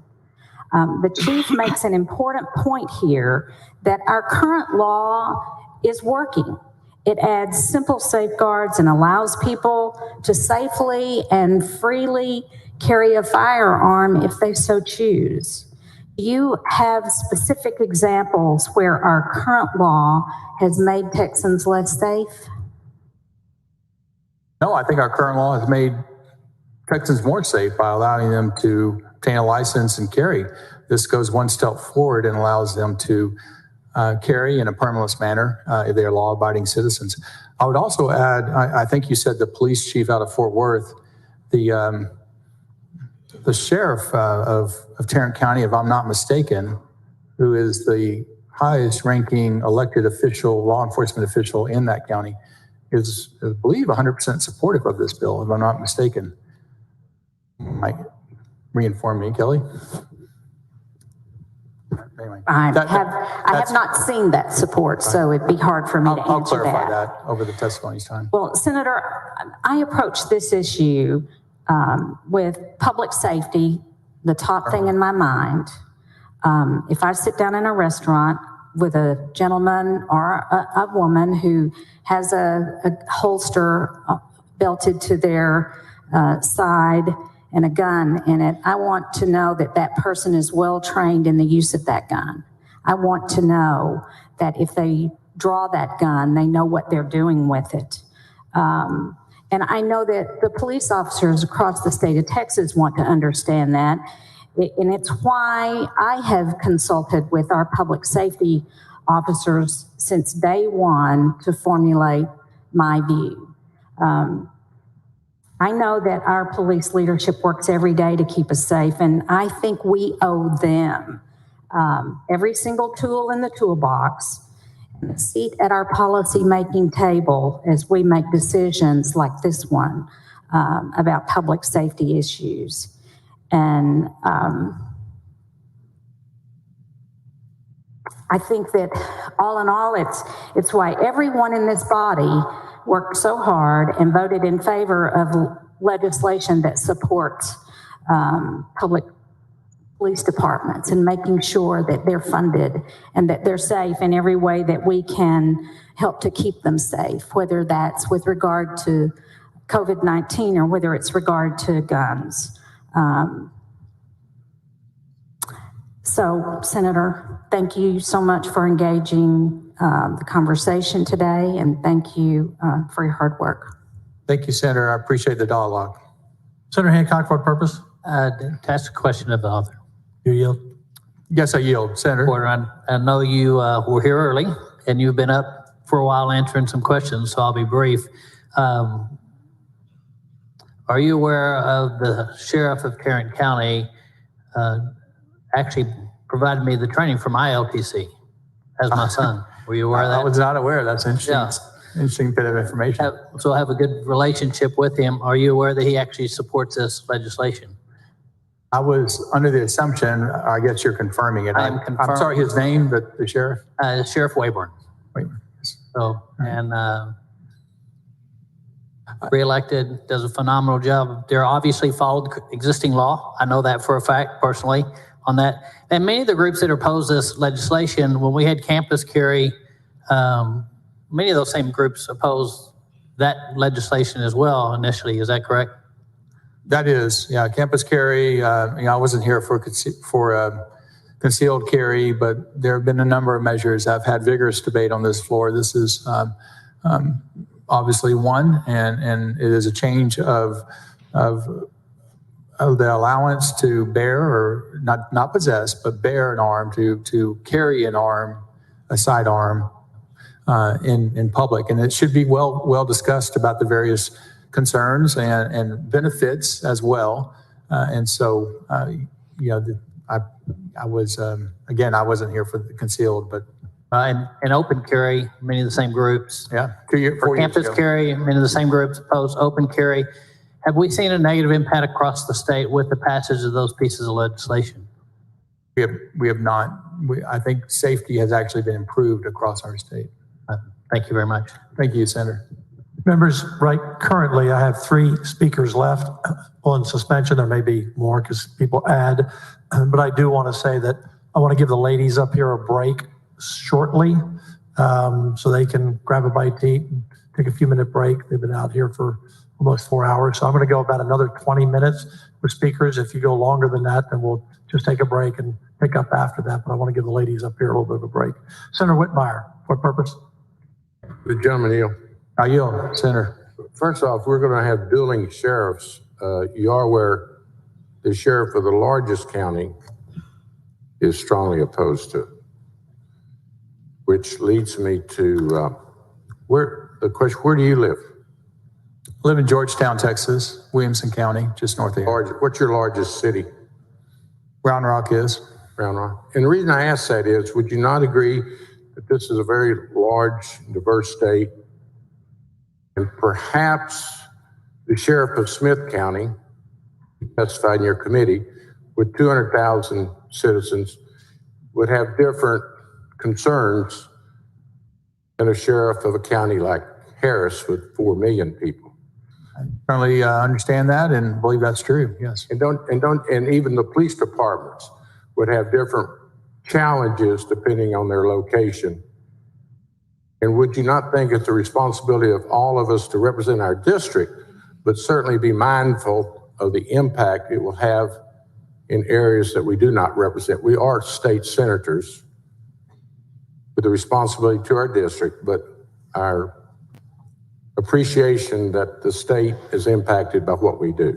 Dean, that's well said. Yes, sir. And did you take that in consideration? Because or in the eyes of many stakeholders believe you're fixing to do harm to the more larger, diverse communities where bad folks can hide easier. You know, I assume in Round Rock or Georgetown, Pflugerville, many of the areas you represent, if you're got a reputation as a bad person, law enforcement probably has you on their radar. Where in Houston with 3 million people, it's easy to get lost until the police find you because you violated the law. Senator, I believe there's some truth in that. Williamson County is 600,000, but I certainly represent counties that have 20, 25,000, which I believe the knowledge of individuals in those counties is probably a little higher by the sheriffs and their deputies, yes. The only point I'm making is the larger the community, the more challenges we have in many regards, but certainly in terms of law enforcement. In fact, if someone in Houston, HPD, makes a robbery in progress, they go to a convenience store and they see someone carrying a weapon, your law, with your proposal, allow them to ask that person who they are and what they're doing with the gun? Yes, sir. Under reasonable suspicion, if a police officer believes that an individual carrying a weapon is in the act of committing a crime, they are able to. No, you just walking. What if someone's walking by the convenience store down Memorial Drive? I mean, this is a realistic possibility. They're making a call and they see individual with a gun. They obviously would like to know who the person is. They might like to know, sir, but under reasonable suspicion, you have to have a reason to stop them. And how having about just being near where they're making a call? Sorry, they're making a call. They're making a call, an urgent call to robbery in progress, and someone's getting out of the car there with a weapon. Can they, under your provisions, ask them who the heck they are? I don't think they can. Again, under all provisions of law, to do I guess what they call a Terry stop, you have to have reasonable suspicion that individual is not only possessing a weapon, but also about to or in the act of committing a crime. So they will have the authority, and this bill changes nothing regarding the authority of police officer to perform a Terry stop and enforce the law and to take certain actions, including apprehension of that individual. But don't you think your law, if passed, will make it much more difficult on them being able to recognize a suspect versus you keep referring to your law-abiding citizens? Let me ask you this, what's a law-abiding citizen look like? I mean, this is a serious question. You keep saying we're restoring constitutional privileges and rights to law-abiding citizens. Well, unfortunately, not everyone is a law-abiding citizen. So what's a law-abiding citizen look like? You can't delineate by look a law-abiding citizen, it's by action. Well, I don't know about in your world, but in the real world that I read and live in, there's a lot of profiling goes on. And if you keep, as you've started with Senator Hall, your introduction was, we're only looking out for law-abiding citizens. Do you know that TDCJ released 70,000 parolees the year before COVID? And I haven't seen this year's numbers. I'm assuming they're close to 50. How do you reconcile convicted felons being released from prison? I know the HPD wanted an amendment that there would be a minimum. Are you going to put a minimum sentence if a felon is carrying a gun under your provision? We do, sir. We actually have enhanced penalties for a felon caught carrying Okay. It goes from a third degree to a second degree, minimum 10, 3G. But you know, the problem with that premise is, or that violation or sentence is, that's after the fact. You're not going to prevent that person in this proposal. But I mean, I know they're violating the law, and they'll be arrested if they're apprehended and confronted by law enforcement. But they will only be found out when they have contact with the police. Felon that wants to acquire a firearm, this does nothing to, a felon's going to get a gun.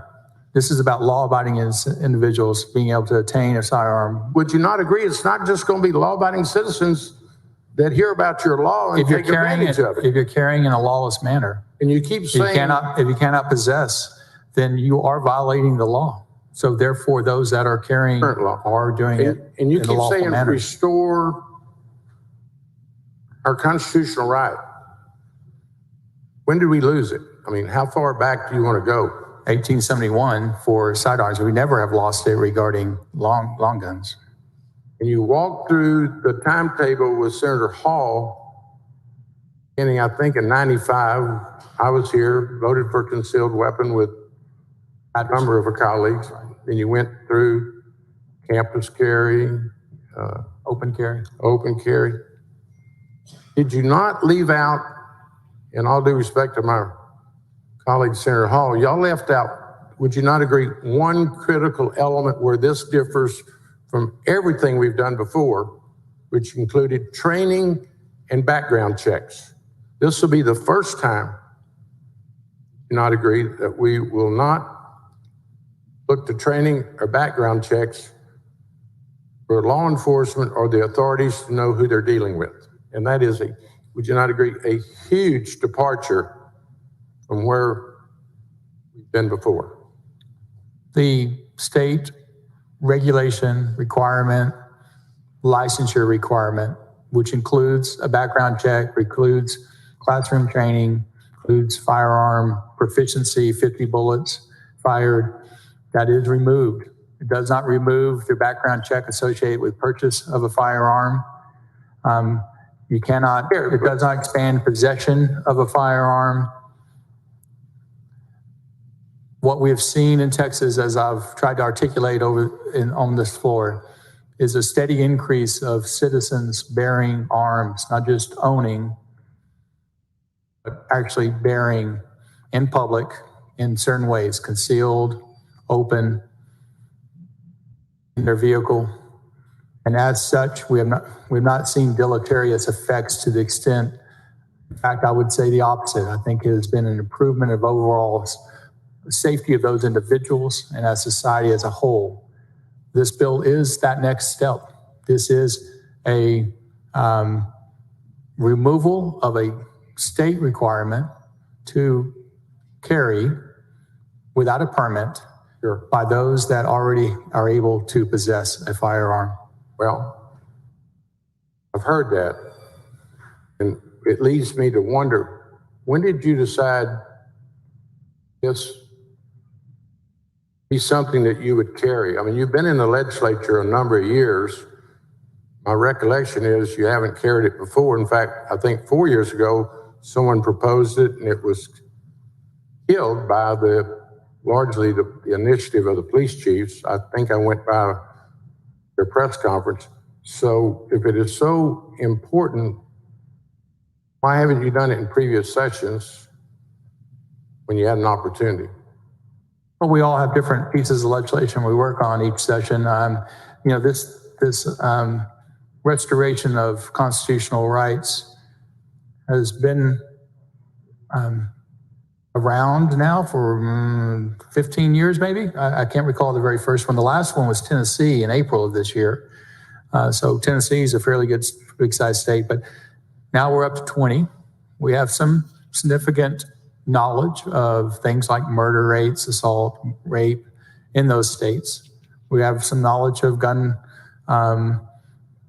various gun parameters in those states regarding actions against certain gun laws. So I think it's appropriate that a big state like Texas address this at this time. Of course, someone could say it's appropriate for a big state like Texas to not do it because we're so unique in our size and diversity and our urban and really probably what I'd call, the major state. So I'm not going to ask you to name those. What did you say in your debate? 22 states? There are 20 states. Vermont. I'm not going to. Vermont has never now, had a prohibition. You're such a smart person. I don't know where you went to. You've been talking about the Constitution all morning. I don't know where you went to law school, but surely, Senator, you don't want to compare Vermont as a guiding light for this state. I mean, they do have an income tax, do they not? I think they do, yes. There are 5 states that don't. I was just waiting to pull that one on you. I mean, we don't look to other states as a model for their financial condition, and I would actually say even their public safety. You're right, we don't, but really we look to other states for good ideas. We look to our history for good ideas. We look to our founding documents for good ideas. And I think this is a compilation of all those. So that's what we're doing here today. Okay, so I hope we've established that we don't want to follow everything Delaware. I could name most of your states. Do you have a major urban how about a developed state? I will call many of them haven't developed. I don't know if Idaho's been discovered by most people yet, but is any of the other major metropolitan areas living under your conditions? I would say no. There's, Tennessee has some pretty good sized cities. Arizona has Phoenix. Mississippi has some decent sized. Kentucky. Oh yeah, Mississippi's a great one to look for. You're right though, Senator. They're not the big northeastern cities, Chicago. And if you want to go to that discussion, you look at the stringent gun laws associated with municipalities, cities, and states, and their murder rate, their problems associated with gun crime are dramatic. And we are prohibiting in those states, in those municipalities, ownership of a firearm for self-defense against our Constitution. And that's wrong. It shouldn't be happening. And so we're not going to let it happen in Texas. And this bill eases those restrictions that are currently in place in Texas. Let me just, would you agree with this? And it's totally speculation, but it's fairly educated speculation. It will just be a matter of time that this state, if this law becomes law, it will just be a matter of time that it's changed and taken off our books. I don't know if it'll be 10 years, 20 years, could be like next session.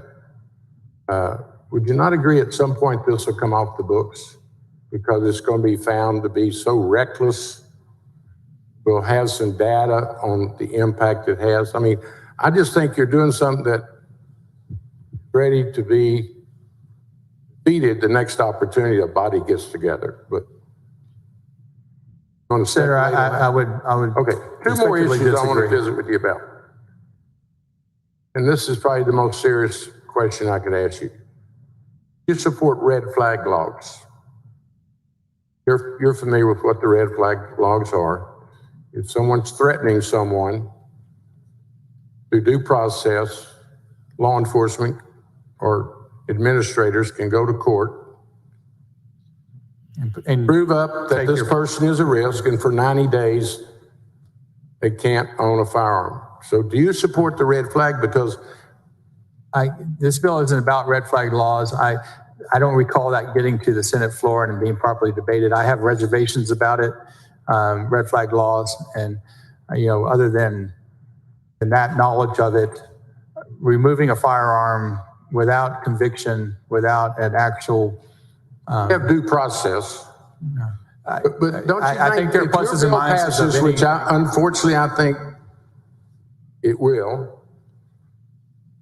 I would hope that you would consider a red flag law, because I think it will become even more critical that if someone has access to weapons, constitutional carry, and if they're threatening someone, family member, neighborhood dispute, they're so irrational and dangerous that you would go through a due process and ask the courts to restrain them from owning a weapon and carrying a weapon under your provisions.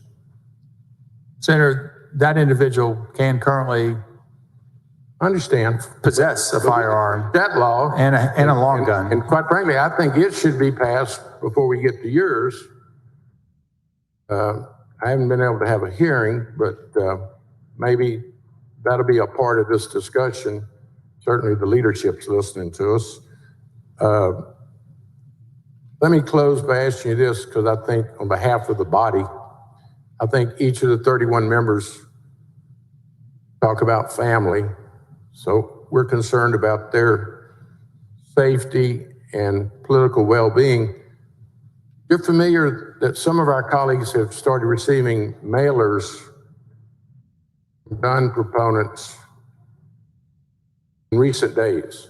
Including myself, yes, sir. You received one? Asking me to vote for this bill, yes. They don't know you're the sponsor? Anyway, I assume you don't approve of that. Senator, the right to campaigning and threatening of members, now that's a different story. Doing their job, I think, is reprehensible. And a couple of them have actually been, people have gone to their home and physically offended them. So, Senator, I'd like to stay on the bill, on the questions, if we could. Yes, sir. Thank you. Senator, as you know, we have a right to free press.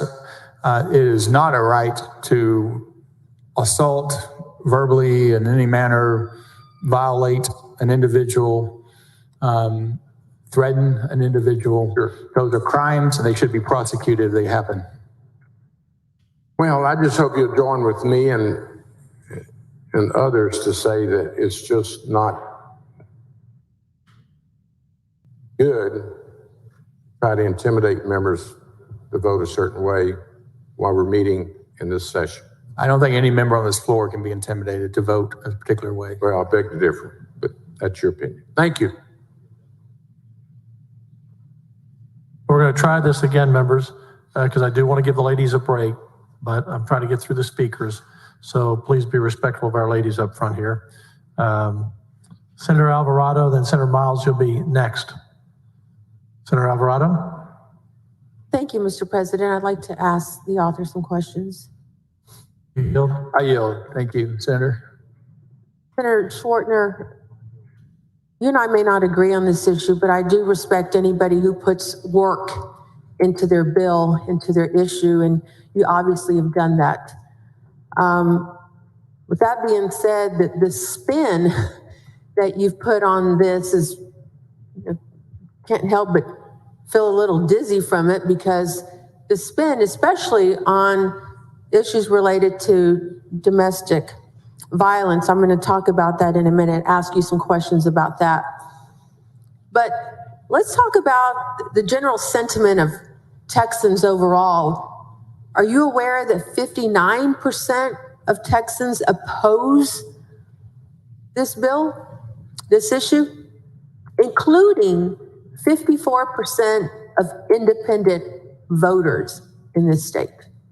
Are you aware of those numbers? Senator, I'm aware there are a number of polls that supposedly suggest opposition or support of this bill. It is controversial. And as we both know, you can word a poll in a certain way that usually engenders a response that you're seeking. Mark Twain said it best. You have lies, damn lies, and statistics. And right above that, right after that would probably be polls. Well, all the polling that's been out on this issue, as late as I think today, I think UT released a poll, or at least it was covered in a news story. There's a pattern there. I mean, there's overwhelming opposition to this issue. So since this bill is clearly at odds with what the general public here in Texas is feeling, how can you explain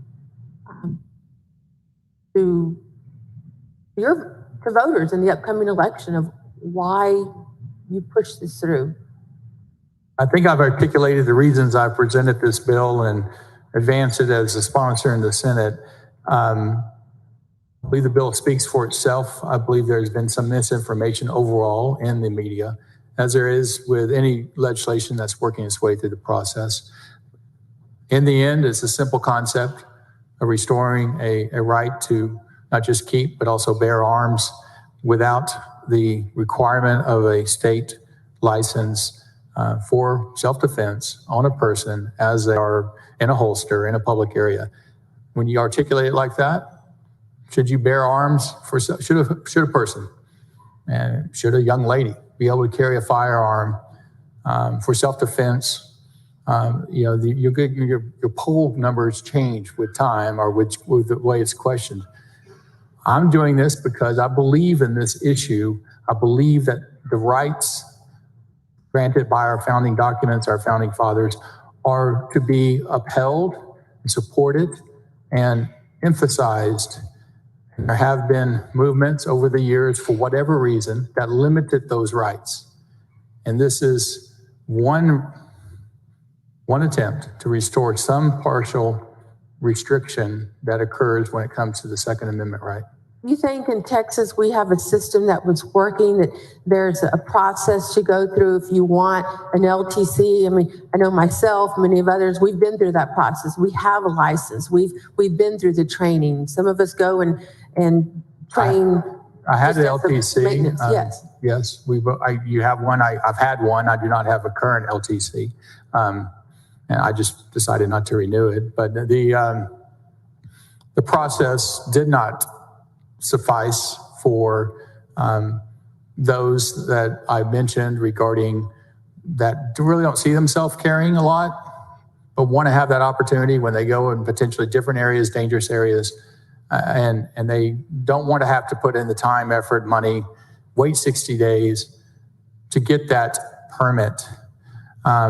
NAR, sometimes in another situation, is an individual that needs their availability is self-protection in a fairly immediate circumstance.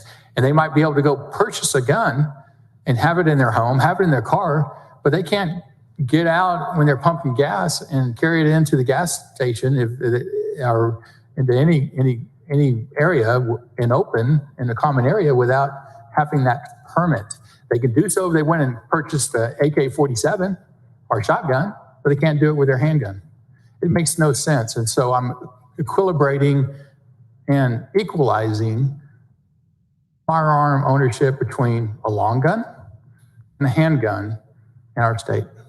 Let's talk about a constituency in Texas that is kind of the economic backbone of our economy here, small businesses.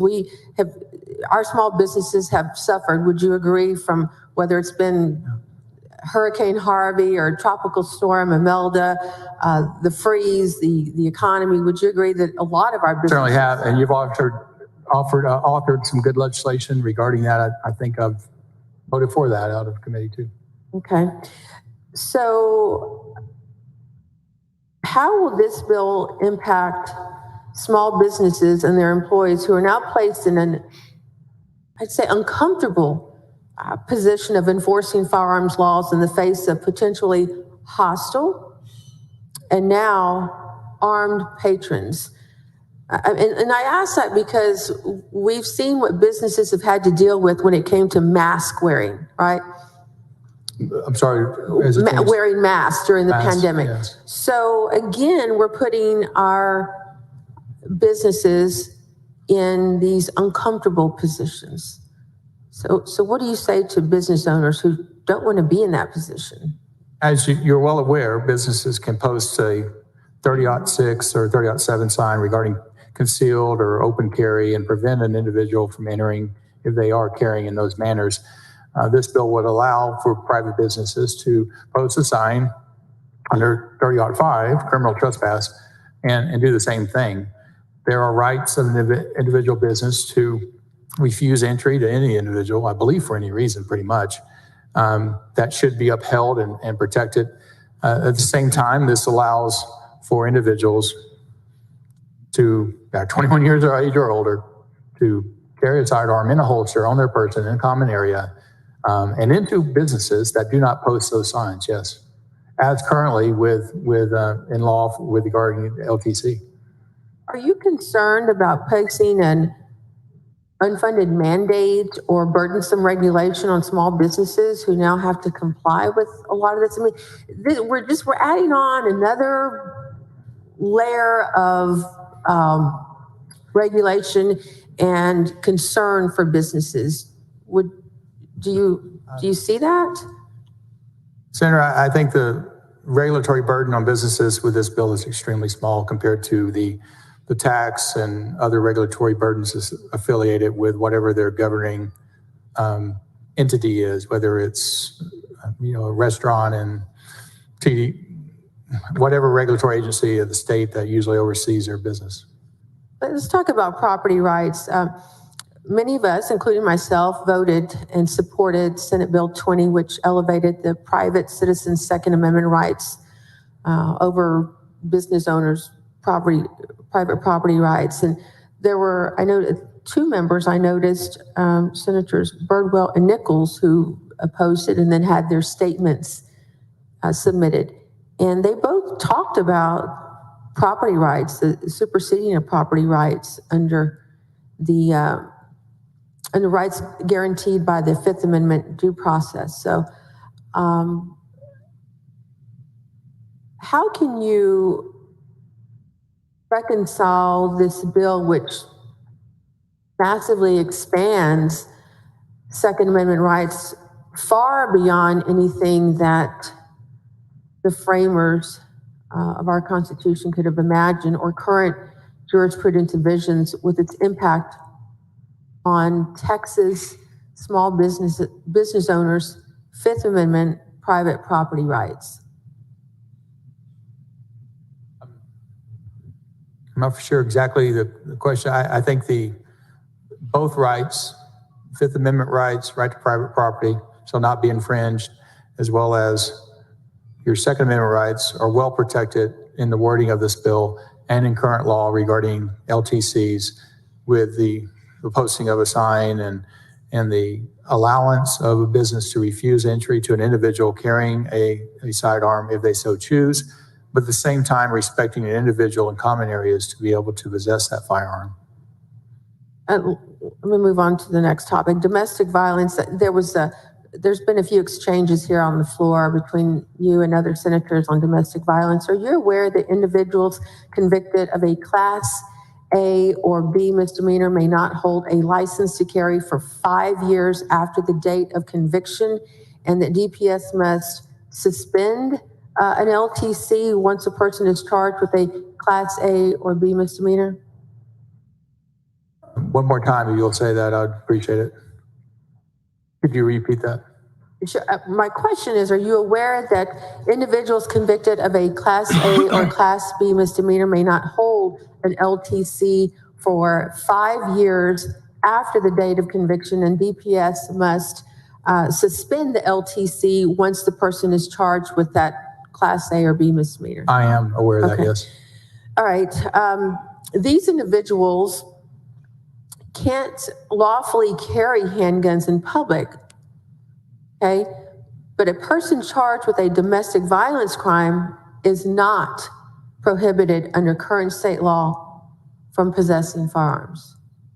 They're prohibited under current federal law from possessing. If they've been convicted of a misdemeanor crime of domestic violence, they cannot possess a firearm. Okay, and you and I had discussion about this earlier, because I've filed a bill now 2 sessions in a row to close the boyfriend loophole on this. And you mentioned about the federal law. And I'm reading something that was authored by Mr. Michael Foster, legislative attorney for the Congressional Research Service. And he cites here that, and I'm going to just quote from his writing, Nevertheless, because of the definition of intimate partner is limited to spouses, co-parents, and cohabitants, current and former significant others who have never lived together and do not share a child appear to be excluded from the statutory definition. So there's a gray area when it comes to the definition of intimate partner. I would agree. There's been discussion about the definition of intimate partner regarding the enforcement of certain laws. I think it's a broader definition than just cohabitation. Okay, but anyone involved in this situation would then have to go to federal court, and the line of questioning, the things that are determined, have you lived together? How long have you lived together? How long have you been in an intimate relationship? All these things that have to, they have to go through a checklist. I think it's something that ought to be addressed in this bill, and that's why I talked to you earlier about the amendment to close the boyfriend loophole. Thank you, Senator. We did have that discussion. The concern I do think is already addressed with the prohibition of possession, both in federal law and then also current state law regarding possession. If you have a Class A assault against a family or household member in the past 5 years, state law prohibits that. There's issues concerning protective orders that prohibit possession of a firearm in state law. And of course, the federal law I mentioned. I think there is actually a multitude of laws that are protective of situations of women or intimate partners or men in situations in which they are unsafe. I appreciate the discussion. I think it has been and is currently addressed. I think this bill does nothing to diminish that safety. Well, and I know there are several legislators, especially our women senators here, who feel strongly about this issue. And I hope you will reconsider the amendment later to close the boyfriend loophole.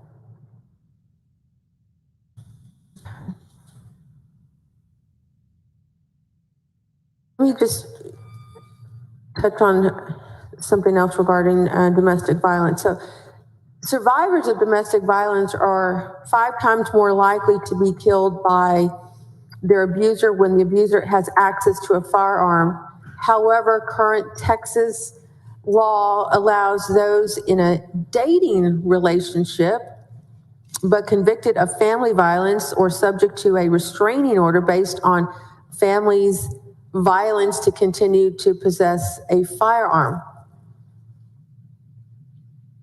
Again, we're still in a very gray area when it comes to the definition of the relationship and the fact that we still have a loophole in place that doesn't impact people who are not married, okay? According to statistics from FBI, calls for domestic violence intervention are the most dangerous calls that are handled by our law enforcement. Based on FBI data, domestic violence interventions resulted in an average of more than 4,000 officer assaults and 6 officer murders per year. Are you aware of those statistics? I was not specifically aware of the numbers. Obviously, domestic violence is a very common thing, unfortunately, in our day and age. This bill has nothing to do, nor does it diminish the ability of law enforcement to enforce and arrest criminals that are assaulting individuals, abusing individuals, nor does it in any way change current laws regarding misuse of a firearm. These are wrong things that should not happen, that are crimes that can be prosecuted.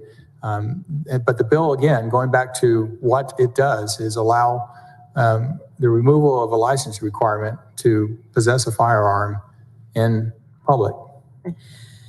Again, respect your work on this. Kind kindly disagree with it, but again, I think we're falling short when it comes to the domestic violence issue, and with this gray area of how you define an intimate relationship. I think it begs some clarification.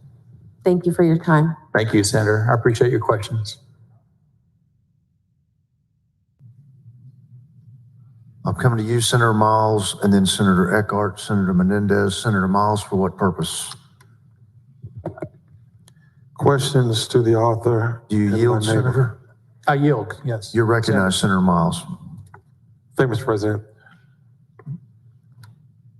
Yes, thank you, sir. Senator. Senator Swardner, you took on a lot of testimony for this bill the other night. I believe it was 197 people. Speaking of that, we had a hearing that started in the morning and went till about 7 o'clock at night. I think it was a very respectful hearing. As I mentioned earlier, there's significant feelings, significant opinions and beliefs about gun ownership in our state. And I applaud the witnesses and the senators for their participation. It's the House had to have this later in the evening, I think, when they heard this bill. So I think it was a good chance for all parties to have a discussion. Well, I'm glad that everybody had a chance to have input, but I want to focus. Do you remember on the input from the big city police departments such as Houston, Dallas, Austin? Do you remember the position they took on? There were individuals from the major metropolitan police departments that came and testified against the bill, as they have with the major metropolitan. That's right. Cities in Texas, police departments testified as they have with pretty much every other gun bill that I'm aware of over the years. Did they indicate to you why they were testifying against the bill?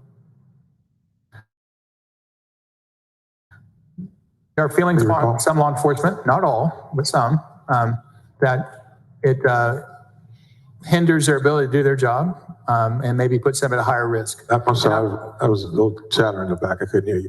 Did you say it hinders their ability to do their job? Is that what I heard you say? That is their opinion, yes. That is their opinion? And these are people who are professional police officers that deal with criminals and crime every day, correct? I would note, Senator, these are the trained law enforcement officers of those, our government relations individuals for those police departments. There are differing feelings regarding individuals in the Sheriff's Association and sheriffs that came and testified, as well as individuals that represent the union that are the rank and file police officers. So I would not say it's a unanimity of opinion of law enforcement. I believe there is always concern when we're dealing with firearm laws, and they are active, obviously, stakeholders in any sort of discussion. But I don't think there was not unanimity. There was support of provisions and the idea of restoration of constitutional rights and respect to those rights. The concern is how to balance that in today's society and their respective jurisdictions. Okay, well, I'm going to agree with you that there probably wasn't any unanimity as you described, but I want to go back to the major cities who deal with having to de-arm, who have to know if an individual has a firearm on them or not, that have to protect our communities. You know, organizations like the Texas Police Chiefs Association, who testified not in support of this bill. The Texas Association of Police Chiefs said no to this bill. The Texas Municipal Police Association and fraternal officers said no to this bill. Major cities like Dallas, San Antonio said no to this bill. I'm not, we don't need to banter back and forth about the other agencies, the sheriff's departments and things, because I'm going to give you that. Some of them did. Okay. I would also add that CLEAT was, I think, on the bill. They were not opposed to it. Combined Law Enforcement Agency of Texas. Good old CLEAT. We can always count on them.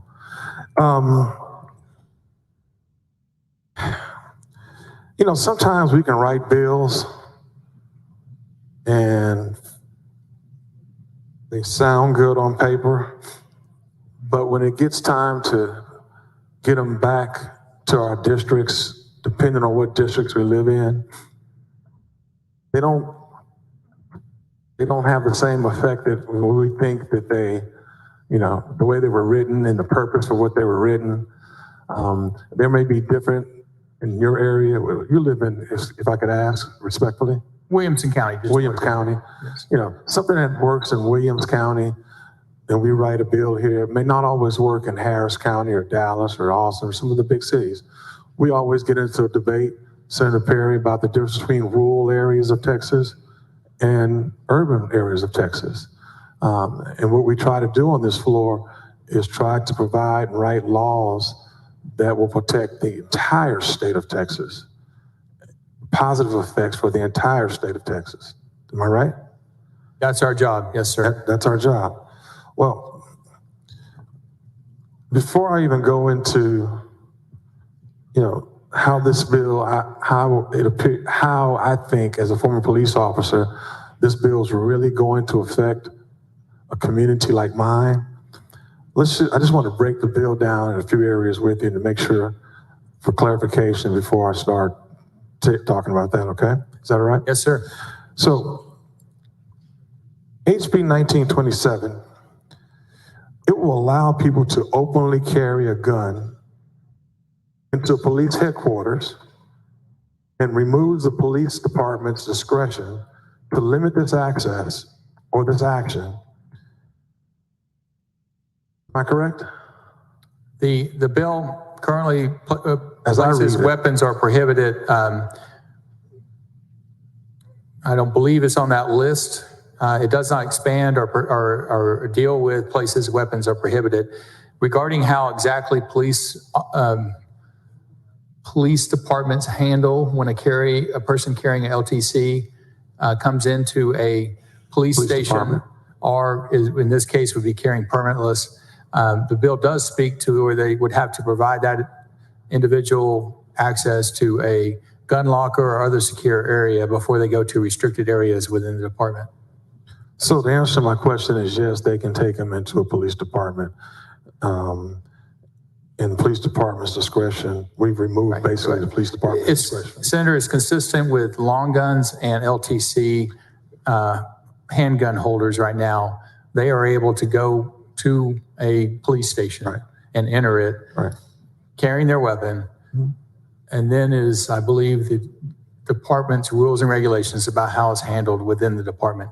But police departments are not part of Penal Code 46.03, which are places weapons are prohibited. They have to be holstered, of course, yes. They can't go in. If you have a gun out, obviously that is a threatening position of a firearm and is you're immediately subject to obviously arrest and removal of that handgun from your hand. So the gun can be holstered and concealed. Is my concern as a... It would have to be holstered or may be concealed, yes. It may be concealed. Yes, sir. And did you ask the opinion of police officers? I'm debating both of them. Did you ask the police the opinion of did y'all ask the opinion of police officers about how they felt about having these guns in their police departments? Was there any questions brought about to even give them? Specifically, I did not ask them that question as to whether or not having the guns and how it is currently with long guns and LTC holders that are long guns. Would you agree with me that long guns, we can see those when you're carrying them? They're called long guns, so you can, they're kind of open and obvious. Right, but you can carry now in an open manner or in a concealed manner. This bill would allow the permitless carry in an open manner or a concealed manner a handgun, yes, in a holster, of course. When you're in public, do you think to yourself, or when you're out with your family, do you wonder or worry about if somebody standing next to you or somebody in a restaurant next to you carrying a firearm or not? Generally, when I see an individual carrying a firearm, I'm actually reassured that I have greater protection in that immediate region because of that. But what if you can't see the firearm? You get worried? In some ways, that's even better. It's even better? If they're carrying in a concealed manner and an offense occurs, then the open carry maybe discourages certain actions. Concealed carry might actually save your life.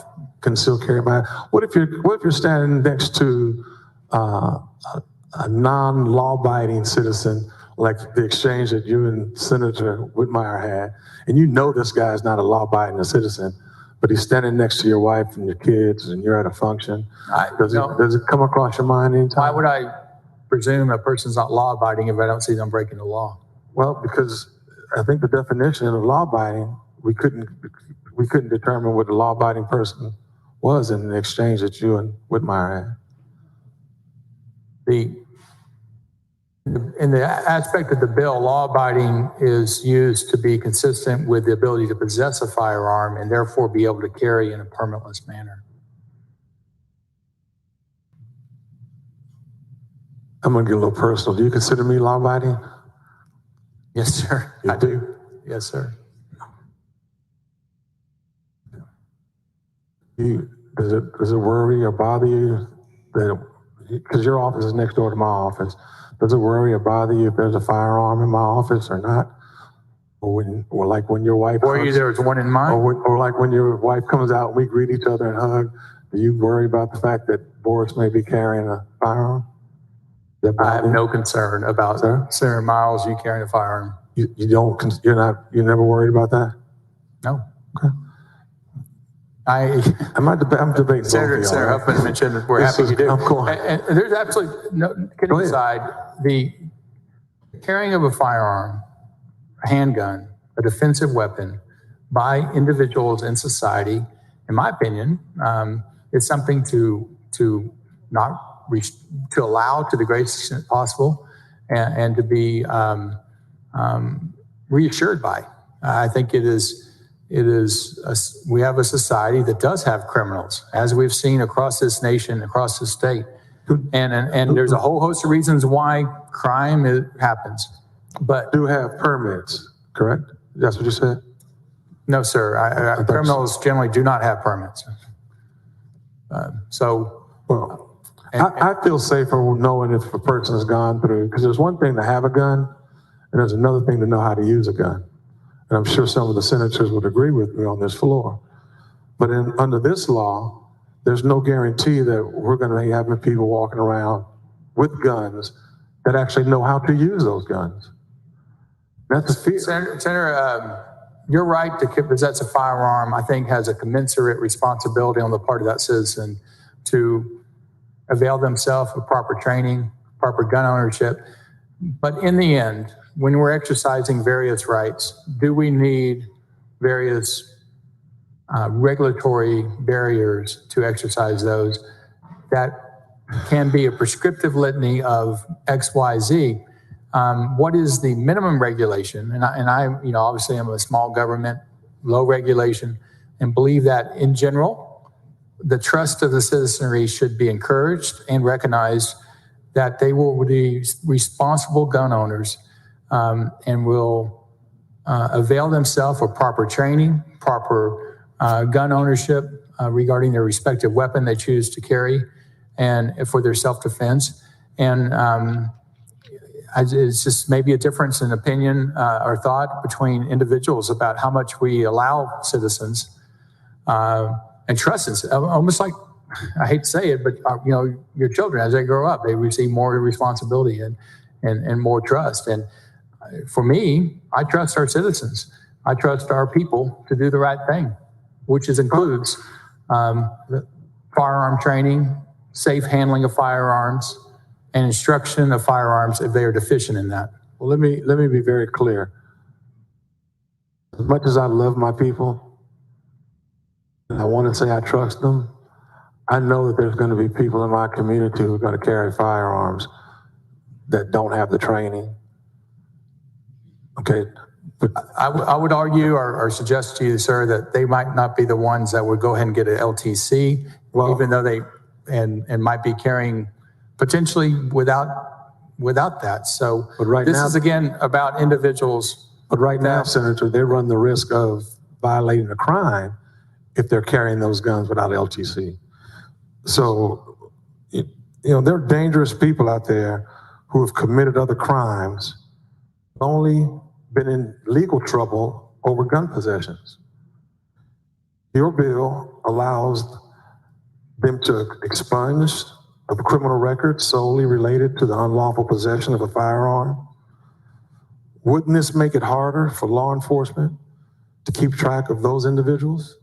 Yes, sir, and that's why I'm offering an amendment that removes that provision of the. So you're going to offer an amendment to protect, what's that amendment going to say? It's going to remove the expungement provision that was added on in the House, so that police and law enforcement will have a full delineation of their violations. So, Senator, I thank you for that. So your bill also says that private property owners have to give notice to armed Texans to leave their property if they're armed. How does this interaction work? Don't you expect the people to be intimidated by somebody they know that's carrying a gun? For instance, and just for instance, places like Walmart and Sam's, they tend to hire greeters as you come into the stores. And in the community where I live, and I'm proud to say that a lot of those greeters are special ed, or they have some kind of mental or physical handicap. They're the greeters at the doors. So with your bill, we're asking somebody like that, although there's something posted, because I understand that, although there's something posted, but they still have to be asked to remove their firearms. So those people are going to be put in a position where people who are just trying to make a living, who are in need, but they're part of our societies too, they're going to be intimidated to have to ask an individual to remove their weapon under this bill as I read it. Is that not correct? Senator, that aspect of the bill is also going to be removed in the amendment. Private businesses can now currently post the 30.6 and 30.7 sign regarding concealed or open carry and fulfill the notice to individuals that it is a business that does not allow the possession of a firearm within that premise. There was an aspect of the bill that would have required not only that notice, but also a verbal or written notification before that was enforceable, or if it was not given, it would be a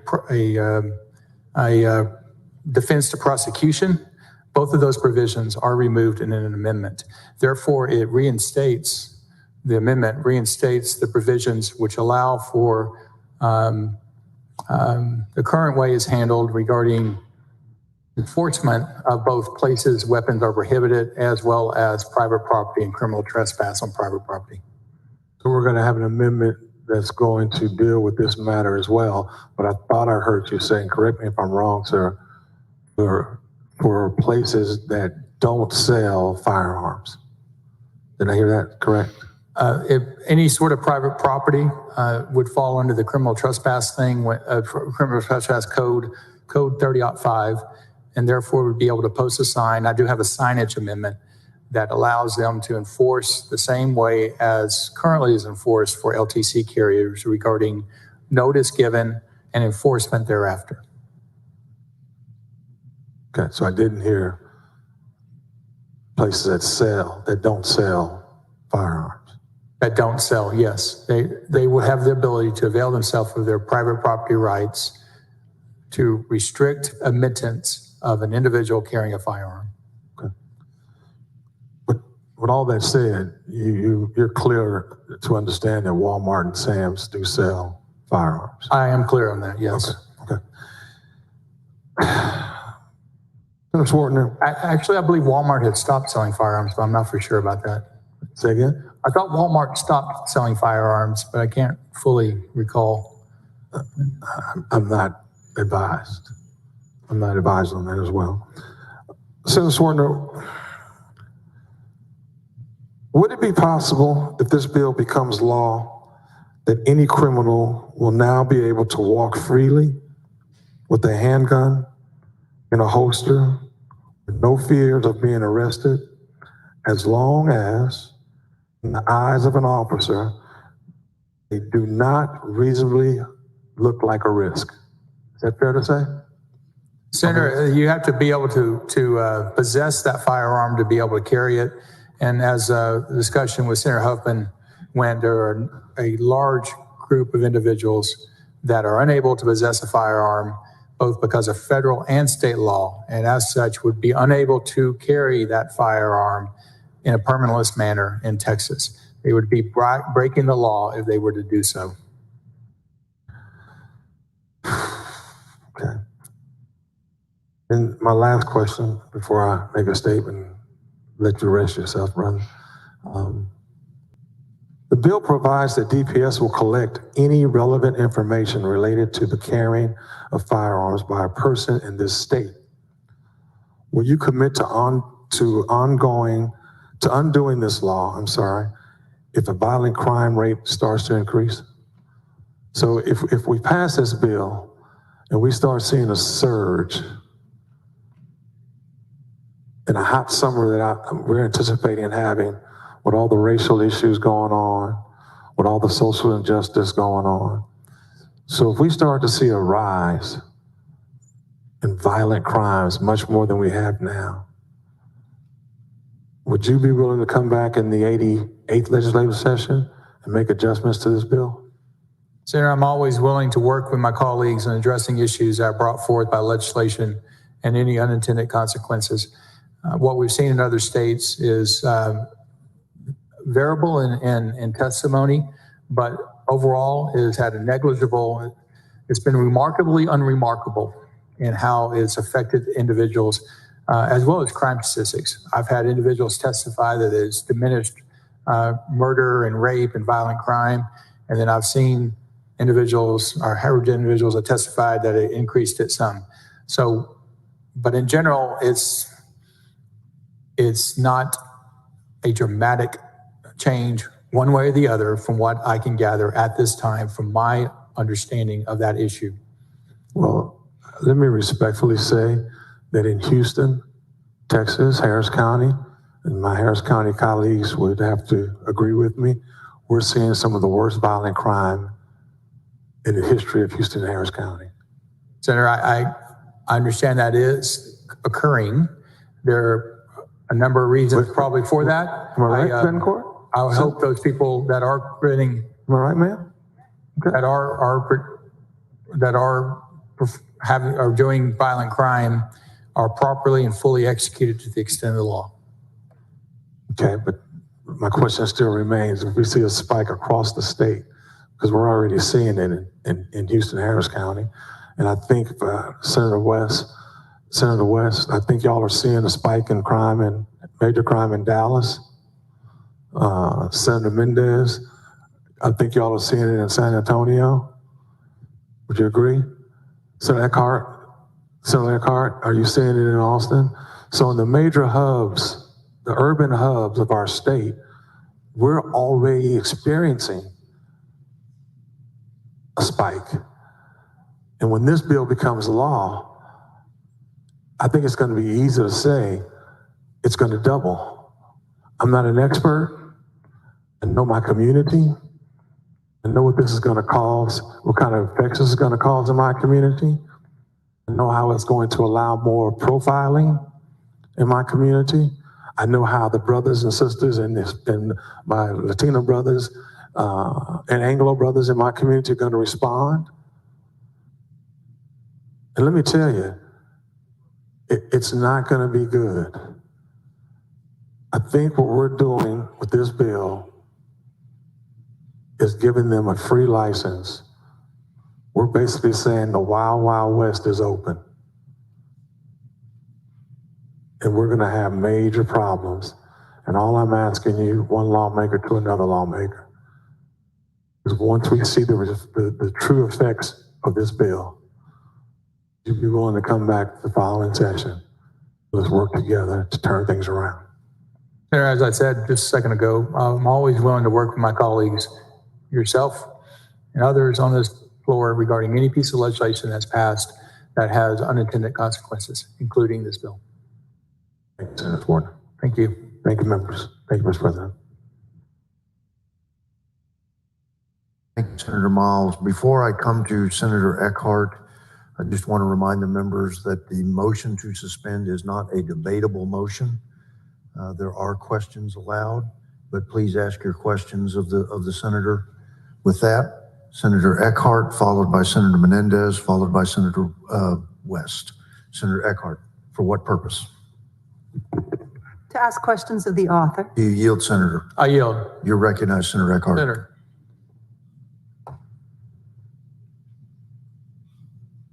I'm going to try and use this newfangled device. I got one specifically for this discussion today. Can you imagine holding that the entire time? Yes.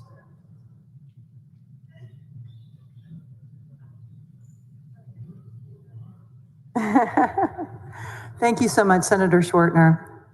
And first off, I want to thank you for the amendments I believe that you will be offering in a little bit.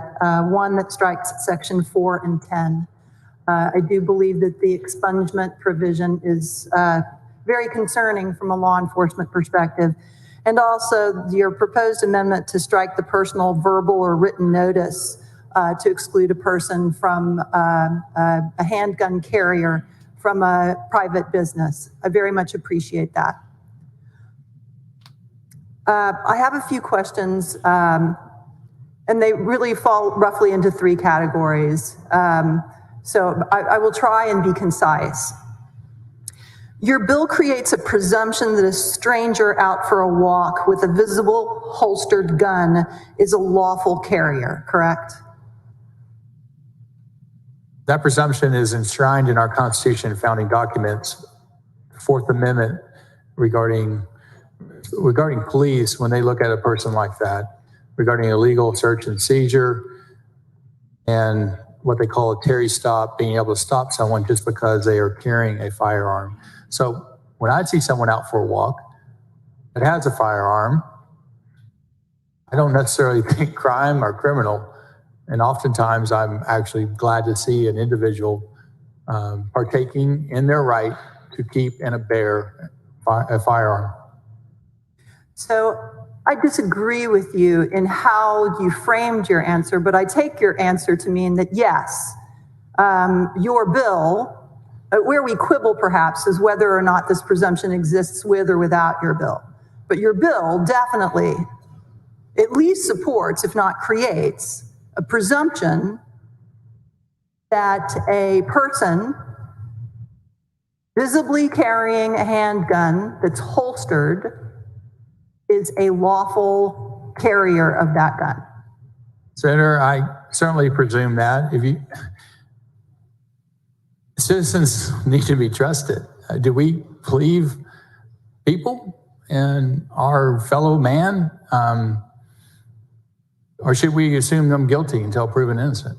So yes, I would agree with your question in the affirmative that my presumption would be one of innocence until proven guilty.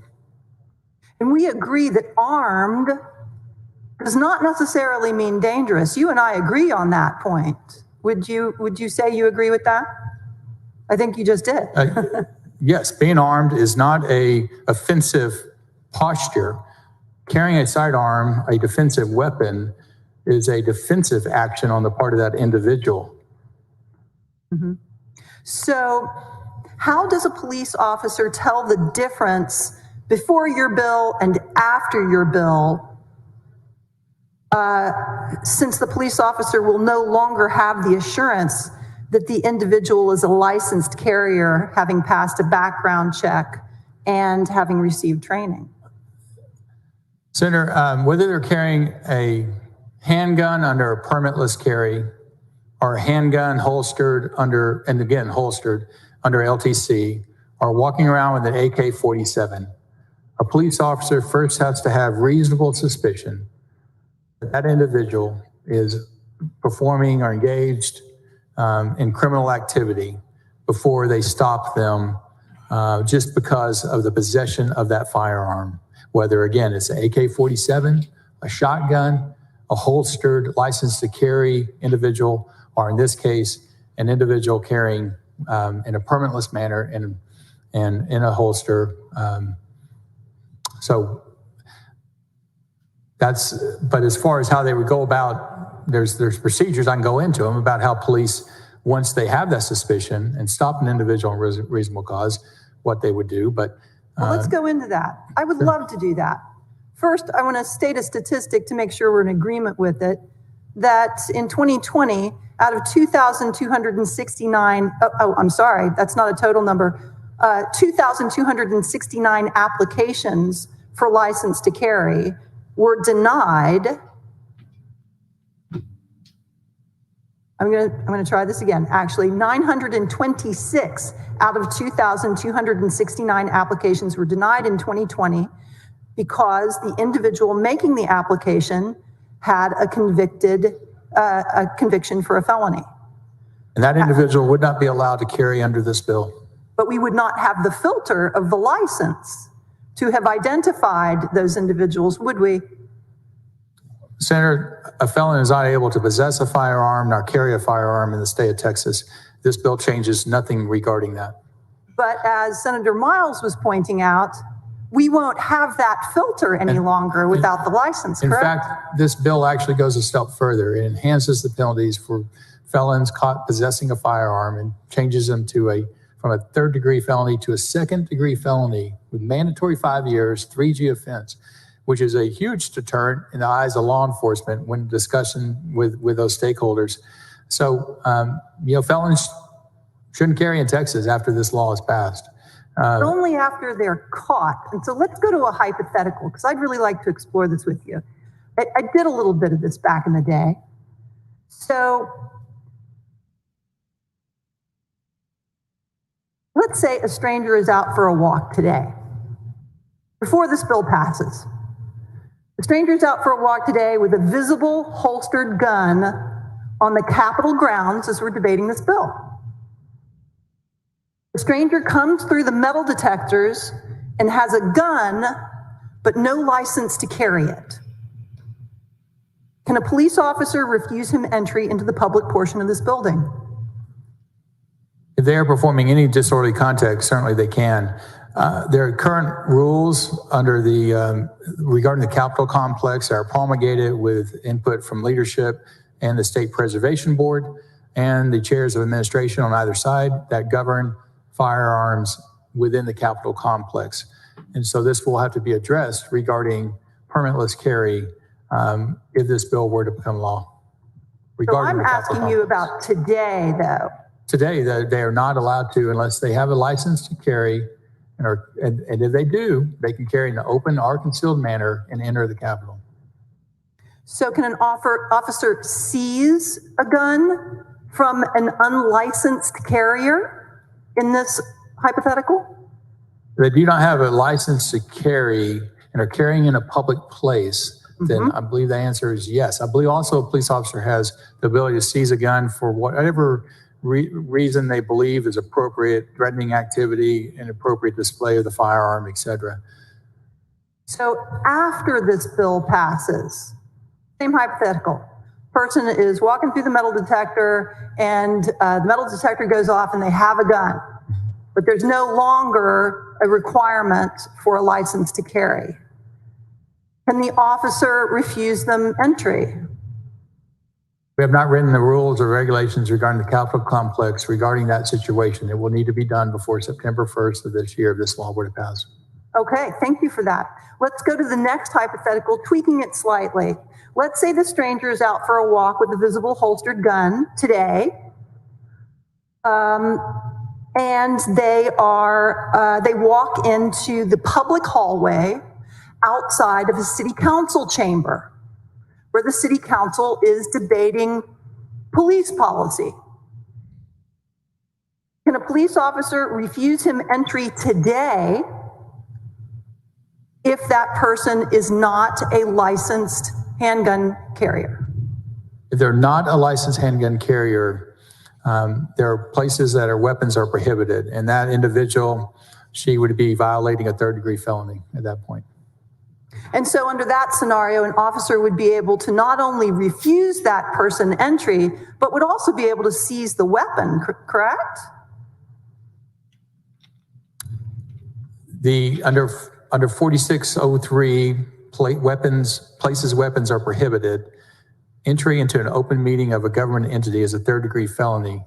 And if they were violating the law by trying to enter a prohibited place, a police officer is very much in their right to apprehend that individual and perform whatever action regarding law enforcement they think is necessary, including removal of that firearm, apprehension of the individual, arrest of the individual, or if they so choose, releasing the individual.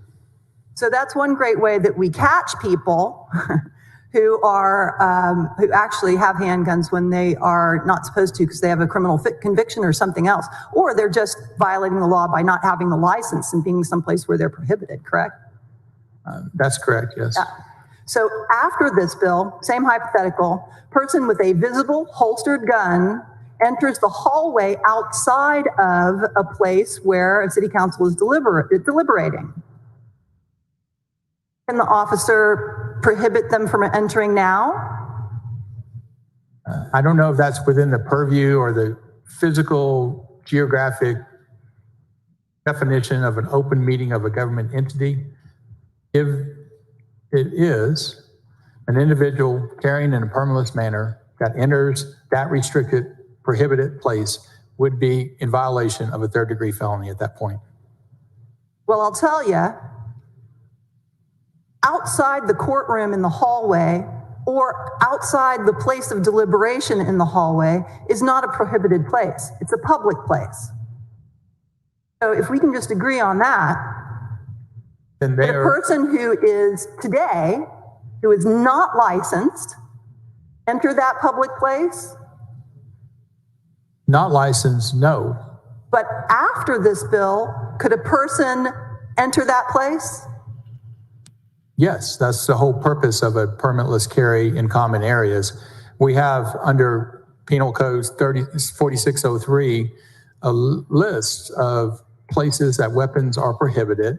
There's, as you educated myself on, there's definitions of those locations.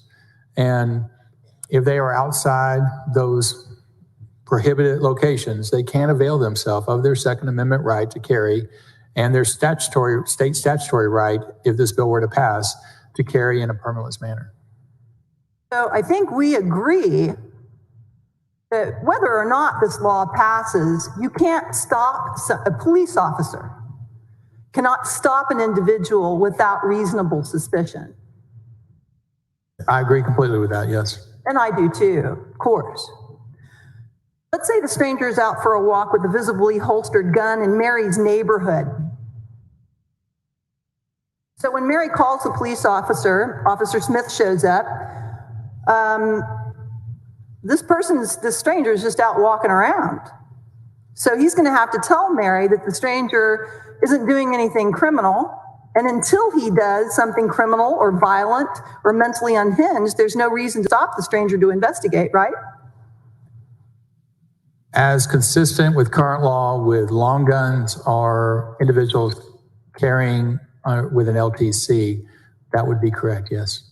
And that's whether your bill becomes law or not, right? That's right. An individual can walk around with an AK-47 in a neighborhood if they want, as long as they are not doing so, holding that rifle or anything, or in a threatening manner or violating any other law. Mm-hmm. So Officer Smith, I'm just going to call him Officer Smith, He could check the stranger's criminal history, but he won't even know what this person's name is because he doesn't have any reasonable suspicion to stop him, right? Police officers can always engage a citizen and discuss things with that citizen. It is not the obligation of the citizen to answer until that individual is under apprehension. So he can't encumber this person. He could just engage in conversation, though. They certainly can and often do, and I think that is good policing. So maybe the stranger bought the gun from a licensed dealer, so there would have been a background check. But an estimated 22% of U.S. gun owners acquired their most recent firearm without a background check. Do you think that the stranger is going to divulge that to the officer? I have no idea, Senator. Your bill does nothing to close that loophole where about 22%, and that's an estimate, of recent gun purchases were made without a criminal background check. This bill does not address purchasing of a firearm or gun shows, gun loopholes, or any other aspect of gun purchasing. This is a bill, again, as I've stated probably 100 times now, about the removal of a statutory, what I would call somewhat artificial barrier to availing an individual of their constitutional right and trying to equalize it with their current right in Texas to carry a long gun. But your bill does require DPS to keep some statistics, which I'm really happy about.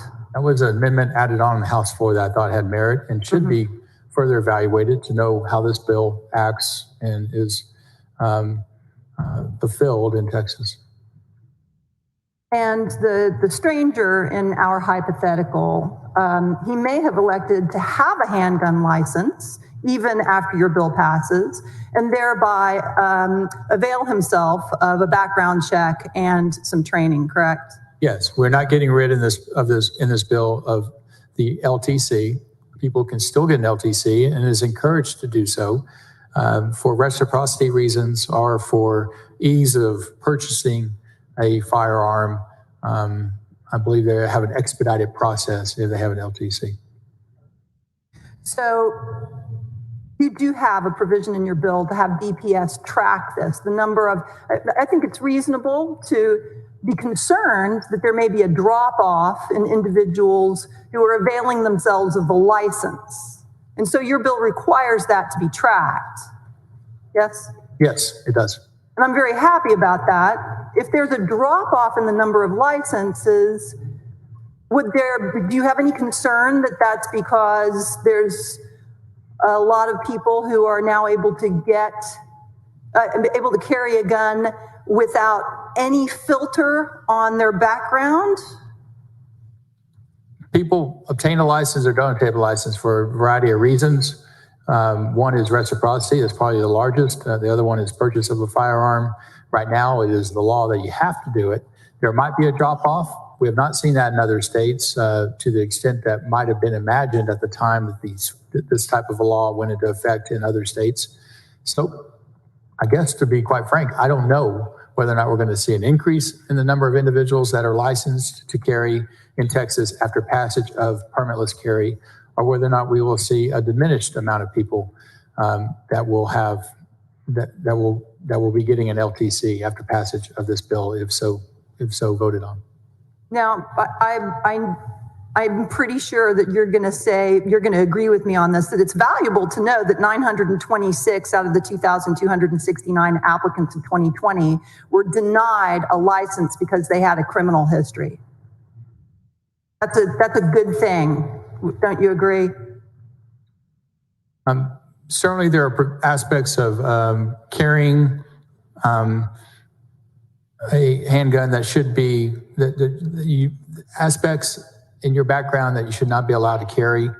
The possession prohibition, if you cannot possess federally or state law, you cannot carry.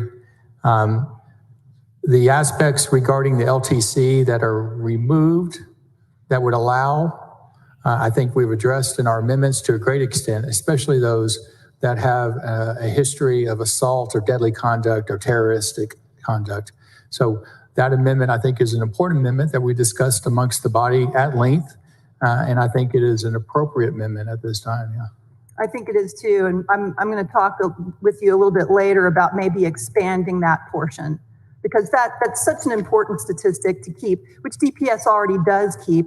Another statistic that DPS keeps, DPS currently tracks weapon arrests and reports that, and I'm quoting, firearms were the murder weapon of choice in 80.2% of all Texas murders, and handguns accounted for 85.8% of the weapons. Those are important statistics, aren't they? Certainly, any sort of statistic that is a provision of information is important. And did you know that Texas is above the national average in the percentage of women shot to death by their intimate partners? I am not. I think that speaks to actually the urgency of this bill regarding law-abiding citizens to be able to obtain a firearm in a specified amount of time for their own personal protection. So let's go to that. I have a little bit of background in this area. I used to do protective orders in family violence. So let's say that Mary, in the hypothetical before, let's say that Mary has a protective order against that stranger who is, we'll call him Bob. So he's not strange to Mary. Mary knows Bob. So let's say Bob is in Mary's neighborhood. He's well outside the 200 yards that the protective order requires him to be away from Mary. But he's walking around with a visible holstered gun. So did you know under the current laws, a protective order, when somebody has a protective order against them, it's mandated that their license to carry be revoked? Yes, I am. And although it's not mandated by state law that the person forfeit their weapons, it is mandated by federal law that they cannot be in possession of a weapon. That's not state law, that's federal law. Yes, there are very strict laws regarding firearm possession concerning domestic violence issues. And protective orders and et cetera. So please continue. And again, those you cannot possess, you cannot carry under this legislation. So when a judge does order the forfeiture of the weapons, is there currently a law or a state standard for the gun surrender by people who are prohibited from possessing them? One more time, Senator. Is there any state standard or procedure mandated for the forfeiture of weapons by an individual under a protective order? I'm not advised of a specific state standard or mechanism of how that occurs. It's just not something I've knowledge of. There's a reason why you don't know. It's because there isn't one. Did you know that only 8 counties out of the 254 counties in the state of Texas have gun surrender protocols for domestic violence? Senator, I was not aware of that either. Yeah. Only 8 of them. Did you know that it's up to the person who's ordered to surrender to admit? Senator Eckhart, excuse me. We still have lots of people to speak. Lots of people have spoken. And if you want to ask hypotheticals, I would say that for another time. These are not hypotheticals. These are the actual laws of the state of Texas. You asked a hypothetical when you asked him the question, did he know about a particular order? And he said he was not advised. And you said, that's because there's not any. I consider that a not fair question on your part. And you have a number of people behind you, and I would ask you to stay on the issue of asking questions about the bill, or I would have to ask you to stop asking questions. Does your bill do anything to alleviate the fact that in a protective order, the person who's ordered to surrender must admit to how many guns and rounds of ammunition they own? Senator, or a victim can testify to the weapons in the home and describe them? Senator, it does not address that specific issue. The awareness of family violence and the importance of protection of prohibiting individuals carrying that have a history of family violence was well aware. And in fact, in one of the amendments, we enhance the penalty structure from a a Class A misdemeanor to a third-degree felony, if I'm recalling currently after a number of hours. So I think it is a considered issue in the bill, and one that is very important to address and is very important to the people on this floor, including myself. And I do very much appreciate that. You do have some very good amendments. Did you know that in 2020, according to the Texas Office of Court Administration, 26,685 protective orders were issued in the state of Texas, but we could only find a record of 91 guns having been surrendered to law enforcement, according to the only 7 sheriff's offices that maintain such statistics. Senator, this bill does not address in any way the surrendering of firearms after an individual has a protective order against them. And yet, 26,685 orders are out there on individuals who are now no longer eligible to be in possession of a gun. If they're not eligible to be in possession and they carry and they have a history of family violence, they will be subject to an enhanced penalty under this bill. So if your bill passes and open and unlicensed carry is now lawful, how will a police officer, or what will a police officer need to show in reasonable suspicion that an actor's display was objectively alarming, or that the actor knew his display was objectively likely to alarm if he doesn't know there's a protective order between Mary and Bob? The aspect of reasonable suspicion has been well delineated in case law. I would quote to you the following. Reasonable suspicion occurs when a police officer has, quote, specific or particular facts that, when combined with rational inferences from those facts, would lead him to reasonably suspect that a person has engaged or is or soon to be engaged in criminal activity. That is York versus State, Texas Criminal Appeals, 2011. That is, I believe, the way reasonable suspicion is currently viewed in Texas, although I might be corrected by my fellow lawyers on the floor. Senator Eckhart, I would ask you to try to wrap up. And I'm going to ask that of the other speakers. We've asked a lot of questions for 2 hours, and if there are new questions on the bill, they're more than welcome and more than appropriate. But not this continued dialogue. This is not a debatable motion.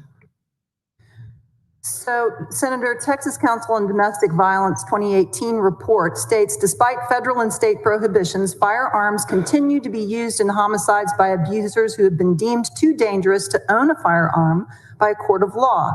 Laws without enforcement or consequences reinforces offenders' lack of accountability. Additionally, flooding the system with more orders in an environment that systematically fails to enforce them provides a false sense of security. So what do you think will happen now that there isn't even a license to revoke in a protective order? I think what you read was more about enforcement of individuals violating firearm laws, possession.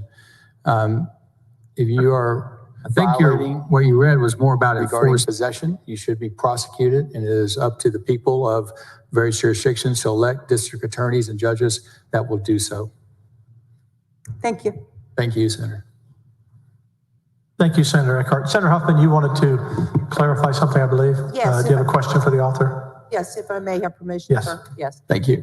Thank you, Mr. President. Senator. Senator Short, I just wanted to, based on Senator Eckhart's questioning with you, if I may, just want to ask you a couple of questions to clarify, just because I think it is important I appreciate that the record is clear. I think she, in one of the hypotheticals, indicated that unless, I think it was Mary out walking, but if Officer Smith arrived, that you had an individual with a holstered handgun, that unless he was committing a crime or acting mentally unhinged, I believe were her words, that would be what it would take before the officer could approach the individual. But of course, I think you have since said that reasonable suspicion would be the standard by which the officer would have to make a decision whether or not he could detain the individual. Is that correct? That is correct. Reasonable suspicion is the standard for which a police officer can stop an individual. That was, I think, a Supreme Court decision, Terry case back in '68, that helped delineate and put in place that standard. And then it's been further clarified by what I just read from the Texas Court of Criminal Appeals about how reasonable suspicion is affected in Texas.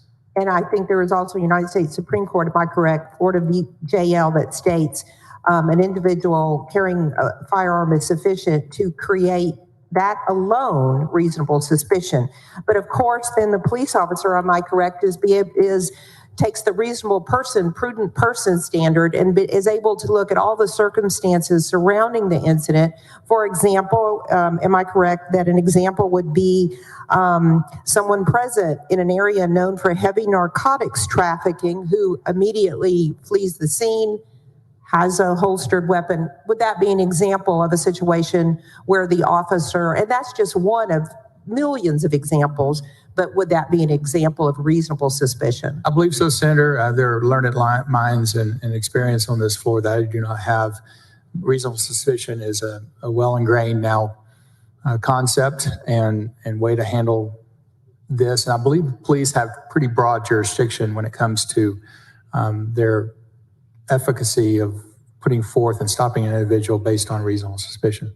And if a police officer makes that determination that he believes he has reasonable suspicion, he makes that call, or she, then that is something that they will have to attest to or put before a court to lay out the facts that they relied on to make that instantaneous decision of whether or not they believe there was reasonable suspicion to detain.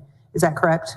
That is correct. They still have to follow within, I think, the Fourth Amendment provisions against illegal search and seizure in the case of seizure in this case. And then again, we're talking about detention, and I think you made that distinction very well, but I just want to make it clear. Consensual discussions between police officers and citizens that are engaged in a consensual manner are always permitted.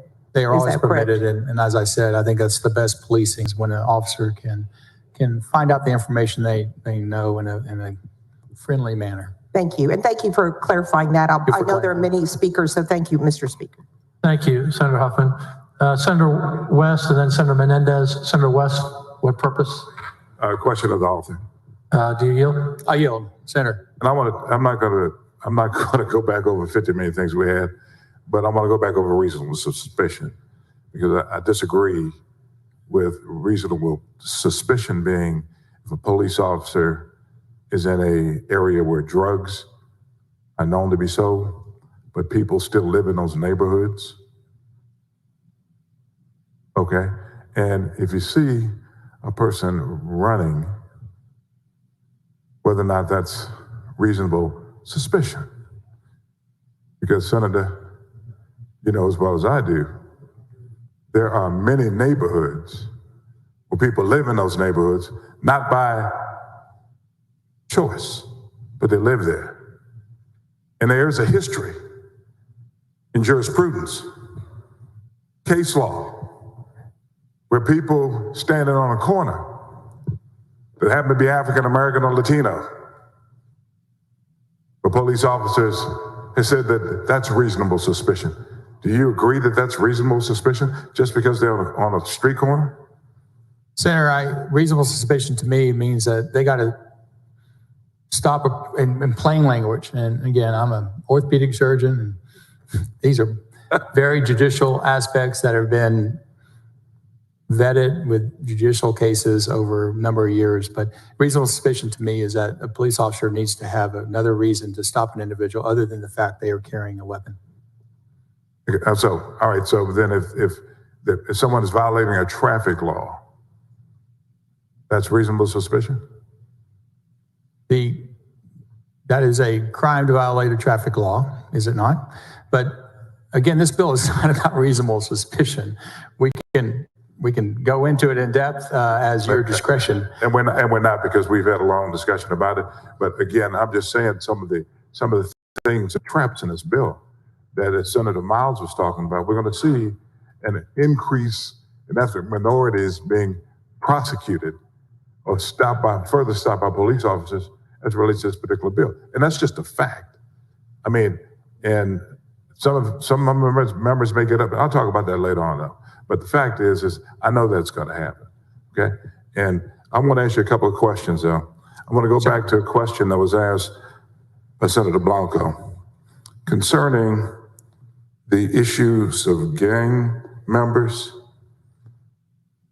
It's on page, it's in section, I don't know what's it. It's 78101. What would an officer have to show before being able to sit up and say that they stopped a person because they're in a gang? Sarah, I think they have to have reasonable suspicion to stop an individual. They can't do it just on profiling. Okay, let's stop right there. And I agree with you, because a person may have on similar clothes. That's not a reason to stop a person, correct? No. All right, if they're standing on the street corner and two or three of them have on the same clothes, that's not a reason to stop a person. Would you agree? I would agree. I'm not a judge. I'm not a lawyer. So that is my interpretation. But you're the author of the bill. I am. But again, this doesn't address reasonable. This bill is not about reasonable suspicion. Well, I'm just we continue down this road, though. And I'm talking about the gang member portion of your bill now, 7101. Okay, that's what I'm talking about, not reasonable suspicion. Okay, and so that ends up being an issue right there. Okay, and so you're saying that a person would have to be a gang member, a known gang member, before officer would be able to stop that person, correct? No, Senator. The provision of that bill has to do with the incorporation of the same provision regarding, correct me if I'm wrong, but there is a database of gang members currently compiled by DPS. Do we agree on that, Senator? So we can have a more learned discussion. I believe that is the genesis and the reason for in this bill that we have that provision in the bill. So you're saying if a person's in the database and a police officer sees them, whether they're doing anything or not, they have a right to stop them and ask them whether or not they have a gun? If they're in deep, and I know about this because I worked on the gang unit stuff. And so if a person's in the DPS database, they can be stopped by a police officer. It has to do with possession of the gun and be able to carry either LTC or in this case, if they are a gang member as delineated in the database. Okay, let's stay right there. So the police officer would have to see the gun on the gang member before they stopped them. The gang member would have to be in possession of the weapon, right? Senator, I do not know if they are in the database, whether or not they are prohibited from carrying or actually prohibited from possessing. So those are obviously two different things. And so the delineation of that might be important in our discussion. Okay, well, let's just say possessing. If the officer see them possessing, your bill says. What page are you on, sir? And see, I don't have let me tell you this, it's in section 24 of your bill. And what, I'm sorry? Section 24. Okay. And I don't know whether it's the same copy that you have. A person who's a member of a criminal street gang, as defined in 7101, commits an offense if the person intentionally, knowingly, or recklessly carries on about his or her person a handgun in a motor vehicle or watercraft. And so I guess the question becomes, just because a person may be in the database, does that give officers any rights to stop that person unless they see that the person carrying a handgun on his or her person? You would agree that it would not give them? I would agree with that, yes. Okay, thank you. All right.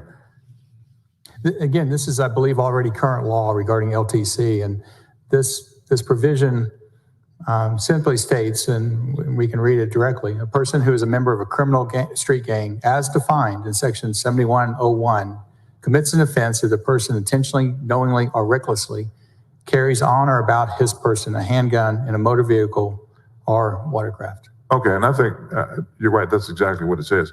What I'm trying to make certain of is just because, see, this is what made it.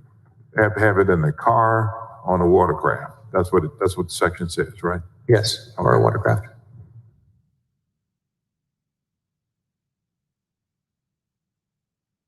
Is it a fair statement that law enforcement agencies representing rural and suburban communities are for this bill, but urban area law enforcement agencies are not for this bill? I would disagree with that in totality. The sheriff from Tarrant County, as we heard, is an urban area, and he is for this bill. Tyler, Texas has 250,000 people. He is for this bill, that sheriff. There are, I think, a large number of sheriffs that are for this bill. The Houston Police Officer Association is neutral on this bill. They are neither for or against it. And then CLEAT is also a neutral, which means they are neither for or against this bill. It's San Antonio, is Bexar County for this bill? I do not know.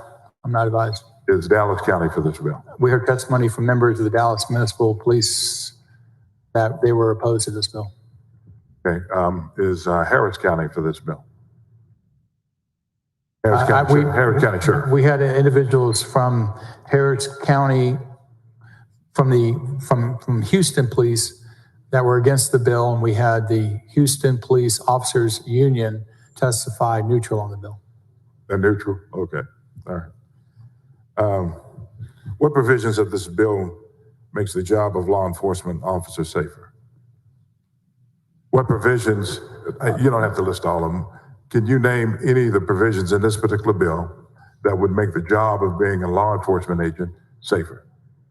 I think the number one provision that makes it safe, whether their number, enhancement of penalties is something law enforcement certainly wanted, and that's regarding felons carrying or individuals committed of a domestic violence crime. Those enhancement penalties are in the bill for individuals carrying in a permitless manner after this bill, if it becomes law. But I guess in a broader context, my belief as the author of the bill is that individuals carrying that are lawful, doing so in self-defense, make our society safer, and as such, make our community safer and help law enforcement in general. That is, I think, the true answer to your question. If you want particulars, that I answered to the first one, but in generality, law-abiding citizens carrying, to me, equals greater safety. Well, law enforcement, that will make a law enforcement officer's job safer with law enforcement. You had the discussion, we've had the discussion about how do you determine someone that's a good citizen and a bad citizen. How would officers be able to make those determinations? Let me back up, I apologize. Right now, an officer's antenna has to be up on traffic stops and when approaching persons. Would you not agree with that? I agree. Officers are in dangerous situations at all times. They're in unknowing situations at all times, and they are trained to assess and react in a quick manner. And we applaud them for that, and we acknowledge the difficulty of their job. Aren't we making this more difficult now for them, though? No. I mean, if they don't have to, as they're approaching people now, they have to make a determination as to whether or not, if this bill passes, and probably will, they now have to make a determination as to whether or not that person is actually carrying a concealed weapon. I think they need to make a determination. Senator West, let's not debate the bill here. Let's ask questions. You're debating an issue with him. I thought it was. Okay, yes. All right. So what provisions in the bill would should make them feel safer? Overall enhancement of certain penalty structures for crimes, in addition to the overall increase, hopefully, that this bill will engender of those carrying in self-defense and in such promoting the overall safety of society. You would agree with me that they're going to have to make that type of determination on a case-by-case decision? They always have to make determinations on a case-by-case decision. That is what they're trained to do, and I think it is something that they will do with relative ease. I think cops, police officers have a great sense of the situation when they arrive on there, and they are, to their credit, able to delineate who the bad guy is. I guess you can start with if you have a firearm and it's pointed at you, right? But they have a pretty good feel for individuals that are committing a crime versus those that are assisting in their own self-defense by carrying a sidearm. And one other question, and I think you've already addressed this as it relates to property owners and being able to put up to 30.5 signs. You were taking that provision out of the bill? The changes that you made to that, you're taking that out of your bill, is that correct? They are able to put up a sign to allow for the prohibition of carrying of a sidearm. That's current law right there. And that allows, and I'm putting into the bill the same allowance of private property owners to restrict access to individuals carrying a handgun on their premise. Okay. Or actually, I believe it's any firearm, I believe, is 30-06 or 07. Okay, but there was a provision in your bill also that talked about a $200 fine for anyone that went on to premises where you had those 30-05 signs. All of that's coming out? We passed last session essentially an allowance to correct in situations like this in which everything else being equal, you went on to an area, you were an LTC carrier, you were able to vacate that premise without the imposition of a Class C misdemeanor. If you do not vacate, it actually raises to a Class A misdemeanor. That same provision regarding the way the penalty is assessed and the allowance to vacate is maintained in this bill for those carrying in a permanent manner. Okay, thank you very much. Thank you, Senator. Thank you, Senator West. Members, we're going to take a 15-minute break right now. So it's 3:05. If you could be back on the floor at 3:20. Also, I have 3 members who still have buttons lit. Senator Menendez, Senator Campbell, Senator Betancourt. There will be no additional buttons. They will be the last 3. They've been on the board for quite a while. Thank you. Come back in 3:20. Senate stands at ease until 3:20.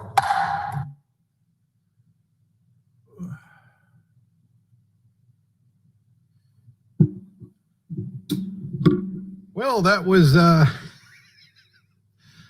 painful, I don't know, 3.5 hours of, well, the first couple weren't bad. They were just basically getting up there.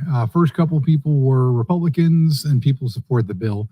They wanted to get up and explain what was going on with the bill and ask common sense questions so that way they would hopefully mitigate the other people asking questions to explain exactly what was going on with the bill. So that way people had a better understanding and it would kind of go, hey, well, I was going to ask this question, but it's already answered, and to give an outline of the bill.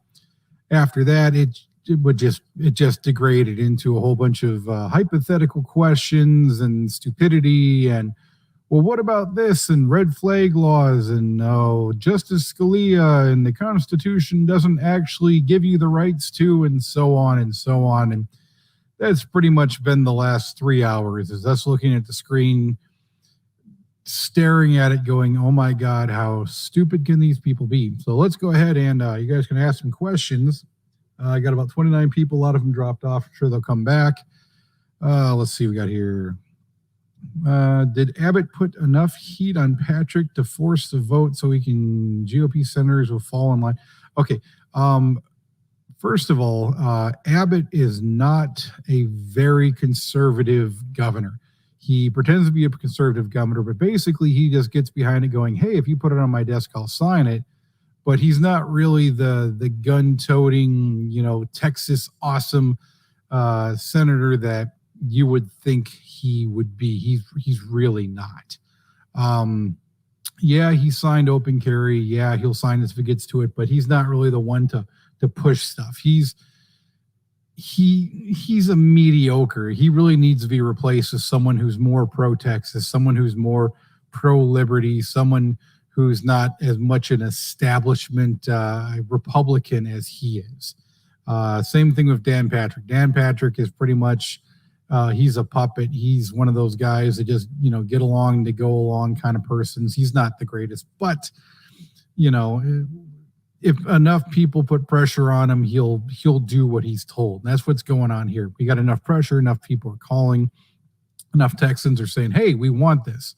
And it's funny because the Democrats are coming up and saying anywhere between 59% to 81% of Texans don't want this bill, according to different polls that were taken. But, if there was that high of a number, why would we have this on the floor? Why would it pass the House? Why would it be on the Senate? Because obviously their polls are full of fraud. Okay, obviously with Abbott, he's been thinking of running for president. He's never going to be president. He is not nearly as well liked as he thinks he is. He's going to be voted out hopefully this next term, and he can go into retirement and go do his thing because he's not that well liked. He really isn't. He needs to go retire to his little whatever lake house somewhere with his wife and go do his thing because we don't need him anymore. Abbott, you haven't stepped up. You haven't been the governor that we need. So please just go away. But yeah, he likes to do credit. So still waiting. People are asking what exactly it is. Right now we're doing, basically, Democrats are kind of doing this whole, I don't want to call it true filibuster. They're wasting time. They're going up there and they want to go and make as much noise and being annoying as possible. By being annoying, they think, oh, well, we can make this a painful process. Because Lord forbid be if there's a bill that they don't like, instead of just coming up and voting against it, going, we don't like this bill, they're going to go up and try to make a bunch of hypothetical situations that don't really pertain to us. So far, we've heard about, oh, what about red flag laws? Bill doesn't have anything to do with red flag laws. Oh, what about buying guns? Doesn't have to do about buying guns.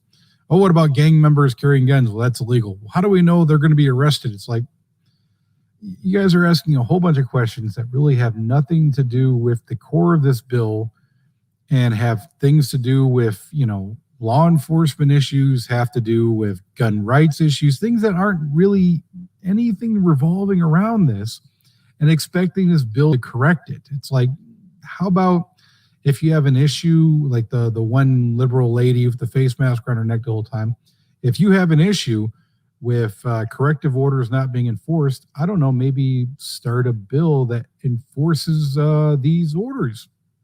Instead of trying to force it upon another bill, you are a senator, you can write a bill and you can try to put it on the Senate floor to pass it yourself instead of going, oh, well, this isn't getting done.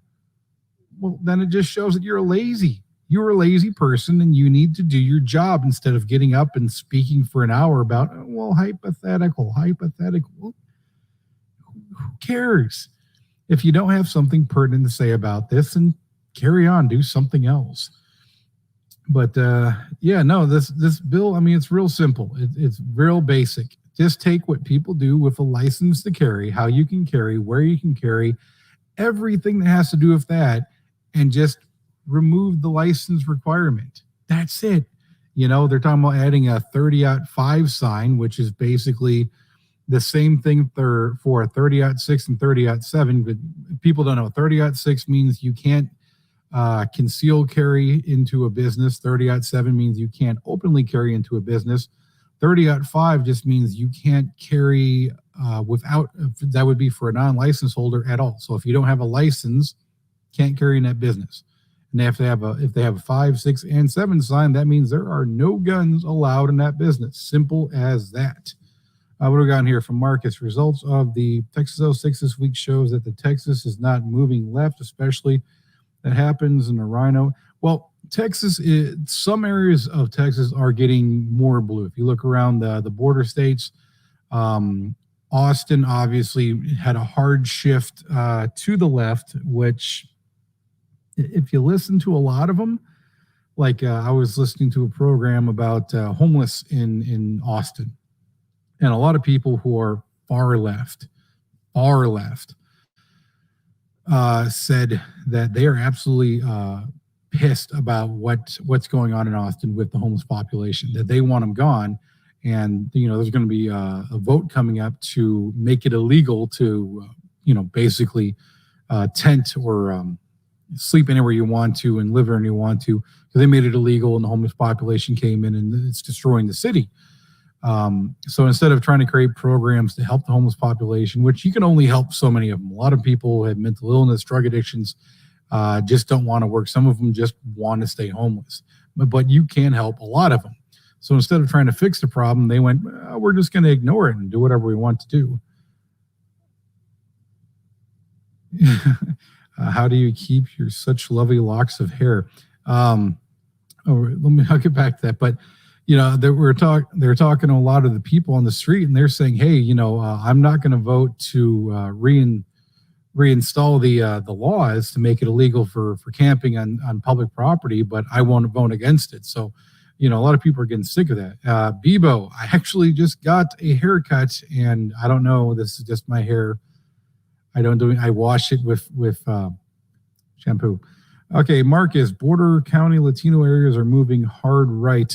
Yes, now they were moving left because a lot more people are coming in, but now that, believe it, because I know friends in El Paso, and I spoke to a lot of people out there, and some of them are getting sick of it because a lot of Hispanic people who moved to Texas, they came here, and some of them even came illegally, and they got their citizenship, and then they realized, what it's like to have a hard day's labor.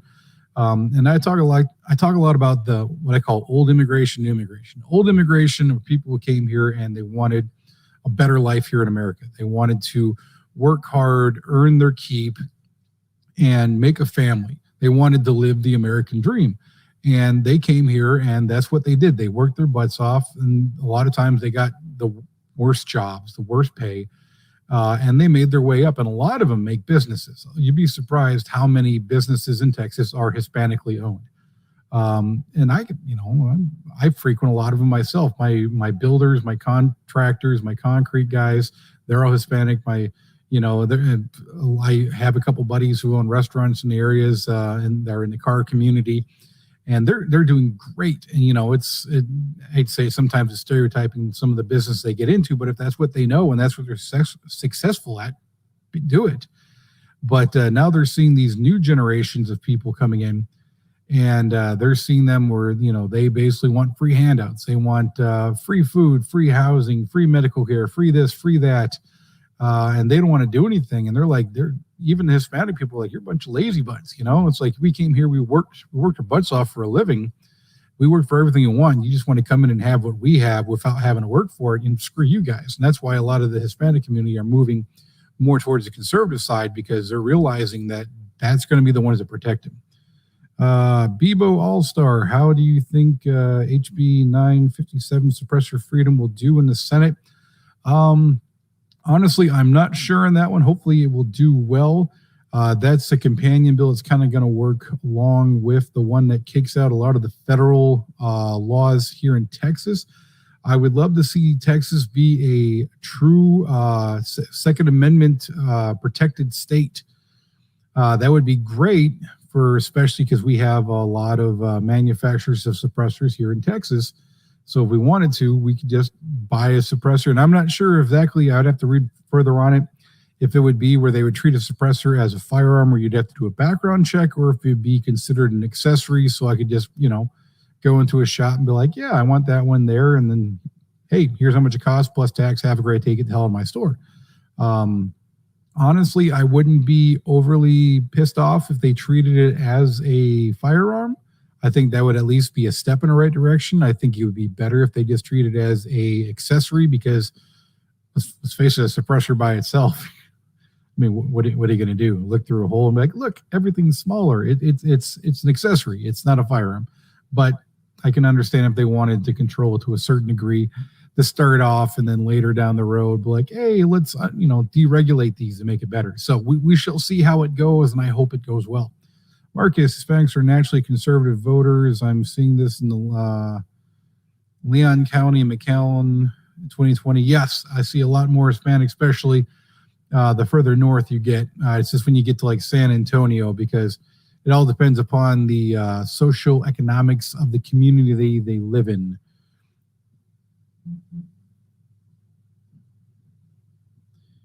Conservative but vote Dem. Yeah, that's a weird one in Texas. We have, like, I live in Killeen, which is right outside of Fort Hood, and they have an interesting one because no one runs as a Democrat or a Republican here. Everyone is a just an independent, and you can tell which ones are the Republicans, which ones are the Democrats, but because of the fact that the majority population of the area is African American, but even though the majority is black, the majority of voters are still white, but it has a large demographic of Democrats. But it also is, even though it's greater Democrat for the region, it still has a lot of Republicans. So because it's so close to being a 50-50 mix, no one wants to state exactly what their political affiliations are, so they just run as an independent, which doesn't really necessarily help or hurt them, but we have just a mixture of both of them. So it's like you go to the city council and we'll have some Democrats, some Republicans, and it's just a big jumble of things. And I'm not saying McAllen, honestly, I don't really mess around McAllen very often. I don't pay attention to their demographics a whole lot. I kind of stay in the area. I mean, I was a lot more into politics a few years back, and I've kind of taken a break from it. Honestly, the last couple years of politics with the mudslinging and all of the Russia, and all the crazy stuff going on kind of drove me nuts. I had to take a little break from all of it because it was starting to get on my nerves. I even took a social media break. Don't use Instagram, don't use Twitter. I deleted 2 of my main profiles on Facebook. The one I have now, I pretty much just communicate with my friends from the military and family members. Some of the guys, I don't moderate any of the political groups anymore. I stay away from, like the Open Carry Texas one. I hop on there from time to time, but I'm not as active as I used to be. I don't go to nearly as many of the political rallies as I used to. I try to help from time to time, but for the most part, just too many crazies, too many idiots, that, and after being almost thrown in jail for like 50 years, I kind of had to take a little break and just, step back from things for a minute and reassess. Yes, the border counties are swinging. There are still your hardliners. Obviously, El Paso is still very much democratically controlled. I know if you go down to like the Rio Grande area, it's still going to have Democrats. I mean, if you look at the map, I know I went to, who was it? It was Poncho's old district. Having a brain fart on it, but that is a completely Democrat-controlled town. Yeah, we need Dan Patrick needs to start telling these speakers, like, hey, stay on subject. We got 3 more speakers, but as you saw, we've had speakers speak multiple times. So we really need to have him, because if you notice in the House, he's got a gavel that's the size of Thor's freaking hammer. But in the Senate, he's got this little baby gavel. He needs to step up. And, I mean, he's got on people a couple times, but he needs to tell them, like, hey, you need to get on point, and you need to start telling these guys, like, hey, chill out, calm down, and get to your point. If you got a point to make, if you got something that has to do with the bill, get to it. If you're going to be talking about hypotheticals and red flag laws and buying guns and things that we've already said with 5 different speakers do not relate to the bill, shut up, sit down, or get to the point. If you don't have a point, carry on. Let me get back to questions, because Lord forbid, I've been sitting at this computer for 5 hours now, and I am getting a little, well, let's face it, my butt's getting sore in the seat. What's after this? Okay, so I'll start from this point. Something about Amazon stuff on my phone. All right, so speakers, 3 more speakers, and then we're going to do an amendment. So each amendment, the amendment's going to be proposed. Then the person who proposed the amendment will be able to speak on the amendment, and then they can ask questions to the author of the bill, which is a gentleman who's been speaking all day.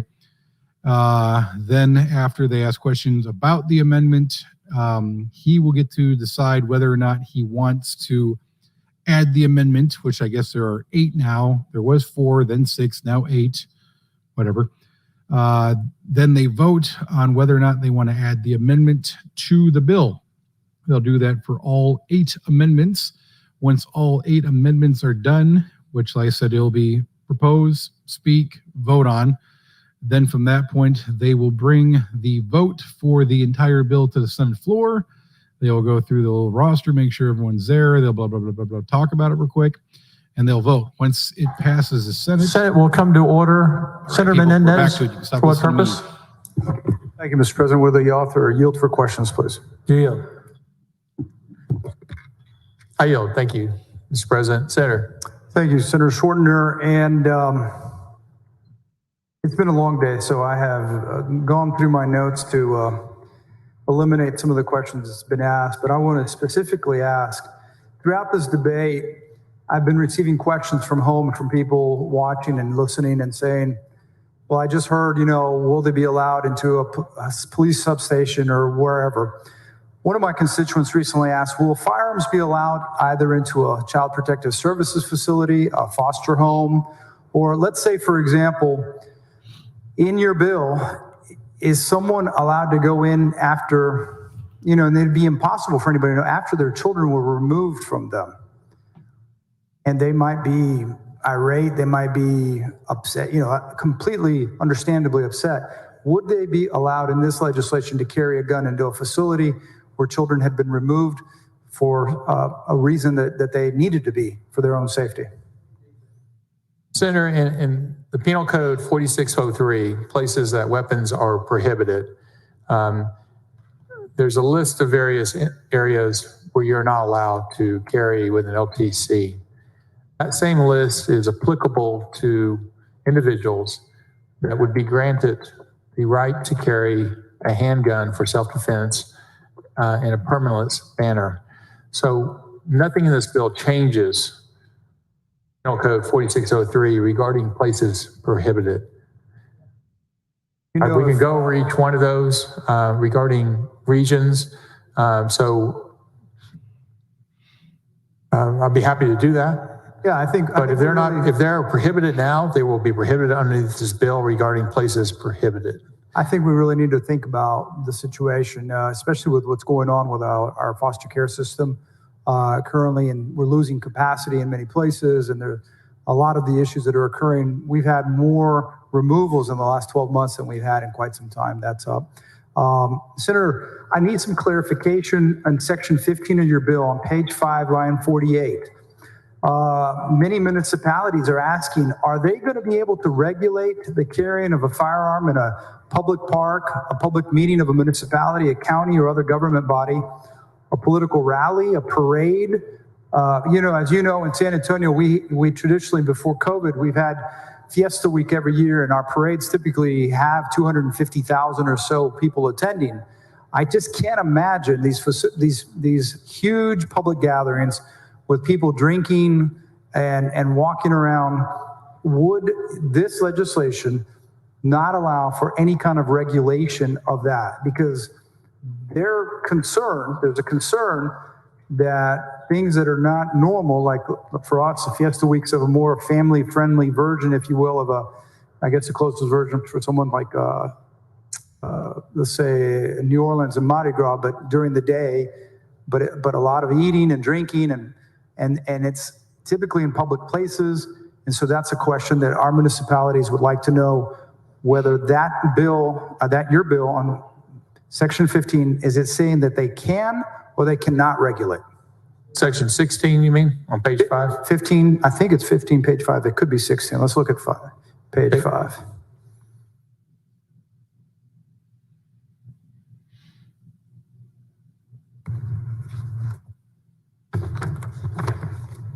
Page 5, On line, it's number 6. It's actually section 15, but it's as you go down the line, the numbers, it's number 6, regulate the carrying of a gun, air gun, or firearm other than, and then it goes down. So that's new, the changes that have been made. Are you saying that cities can or cannot regulate? And you're right, it is section 16. Yeah, section 16. The bill sticks to what is current law regarding the regulatory authority of municipalities and firearms. So that's what section 16 does. It maintains, doesn't increase nor decrease municipalities and their regulatory authority over firearms. Okay. Under current law, you and Senator Alvarado had a brief exchange about the prohibition of a personal property, business, and their private property to prohibit firearms, currently required to post 2 signs, either 30.06 or 30.07. And those, as we know, only apply to license holders. Is your amendment going to require a 3rd sign, or does it currently, I know the bill says that you must confront them and ask them not to come on the premises. That's going to be removed in an amendment, as we discussed earlier. But yes, there would be a requirement regarding a 3rd sign regarding prohibition of carrying, not just in a concealed manner, open manner, but in this case, with the prohibition of any firearm regarding criminal trespass under 30.5. Okay. And early in your bill layout, when you started this morning, you said that the purpose of this bill would simply be to remove the license to carry, right? I think that's what I heard you say. That's the premise of the bill. Premise of the bill. To remove a state license so that there is greater ease and allowance of citizens carrying in a permitless manner. In a permitless manner. But isn't it true that in doing so, you also remove the background check that happens when you apply for that license? Is that not true? That is true, yes. And I've heard you say that that's not a big deal because they have to apply a background when they purchase the gun. But isn't it true that there are millions of guns already flowing in the system? And so if someone were to want to buy one at a flea market or a gun show or from a private citizen, they don't have a background check then, do they? No, sir, they do not. Okay. So in essence, this bill does not speak to that issue either. Background checks are required before you can purchase a firearm at a firearms dealer, academy, for instance. The allowances, prohibitions regarding possession and not being able to carry, misuse of a firearm, transfer or sale, none of those issues are changed by this bill. I understand what you're saying, but it does actually have larger changes because at the moment that you say you don't have to apply for a license to carry, then if you inherit guns, you don't have to have a background check. If you buy them from your buddy, you don't have to have a background check. You don't have to have training. You don't have to take a class. You don't have to take an exam in proficiency.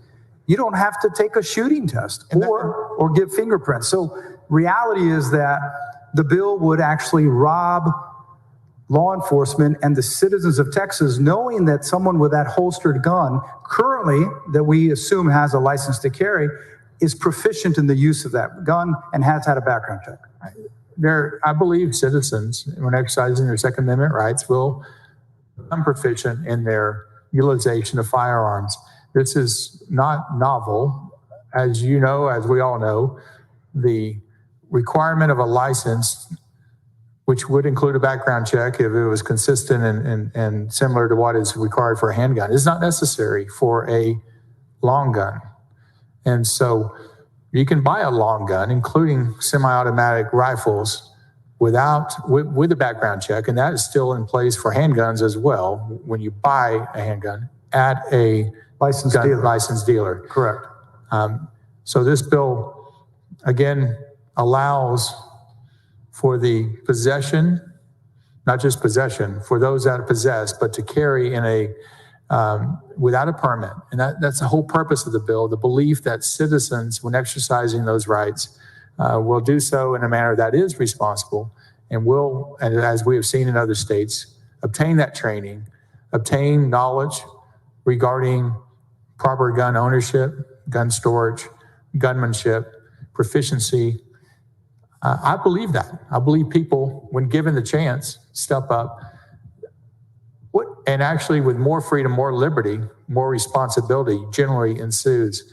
That is, the way I go back to my children, but that's the way I raise my children. If I tell them my expectations and expect that of them. And I think that a law-abiding citizen, age 21 or older, that does not fall under the prohibitions regarding possession, will step up and will realize that with rights come responsibilities, and will exercise those rights in a responsible manner.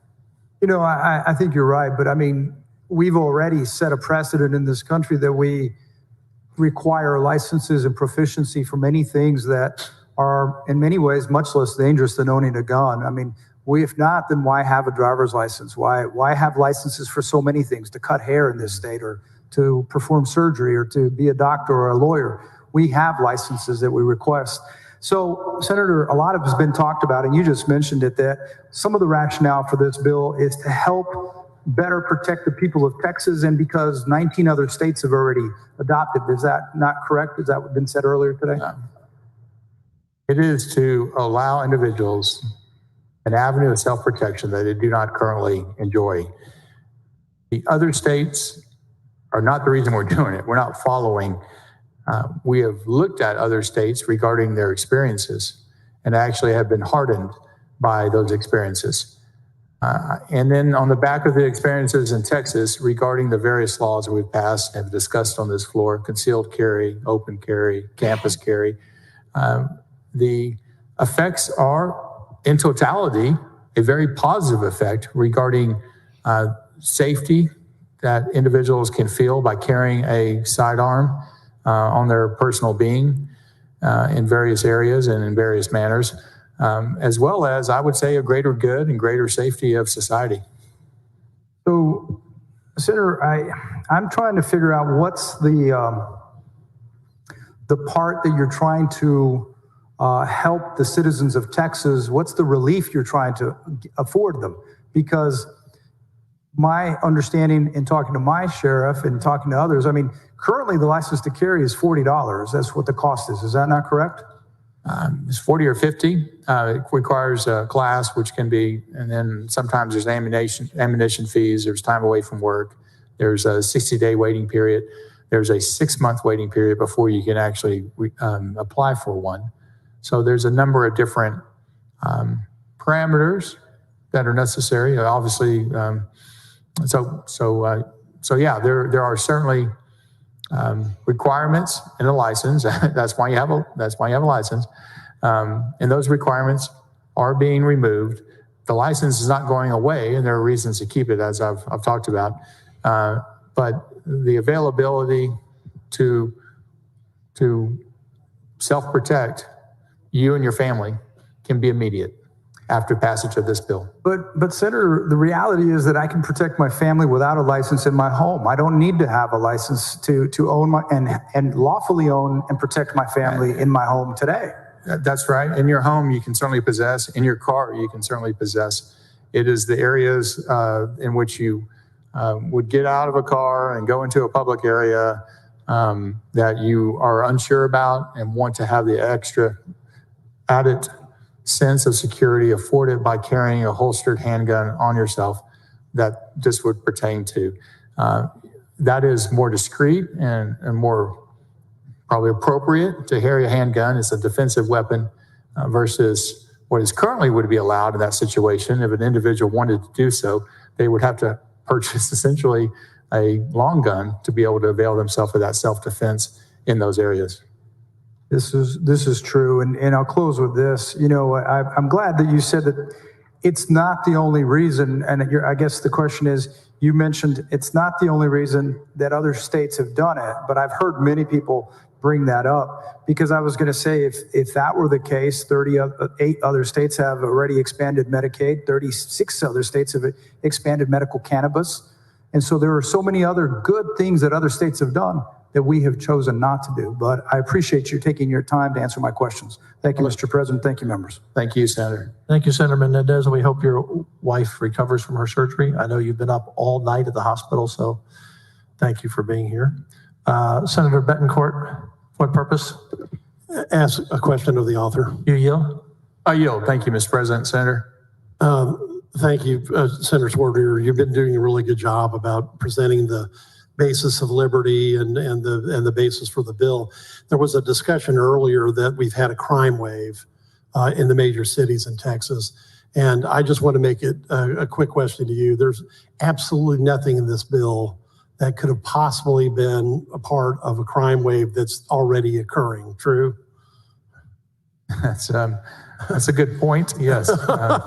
There's certainly crime and societal pressures brought about by pandemics and jobs and disintegration of the family structure and just it's a tough world to live in. And I think actually one of the major causes is what Senator Huffman's trying to solve, which is their bond reform package that we've passed and sent out. Because in Harris County, we've got criminal judges that are stacking multiple PR bonds, personal reconnaissance bonds on top of low-dollar felony bonds. And we've had over 100 people killed allegedly by people released in that scenario by Crime Stopper stats. So I think you would agree that clearly the bill that's under debate has nothing to do with that waive, nor with the current license to carry holders because they have less than a 0.5% conviction rate of all causes. Senator, without an effective judicial system that prosecutes crime, we're going to have a revolving door regarding dangerous, assaultive, violent criminals. And the need for action on the part of our elected officials is, I think, clear in certain areas of the state.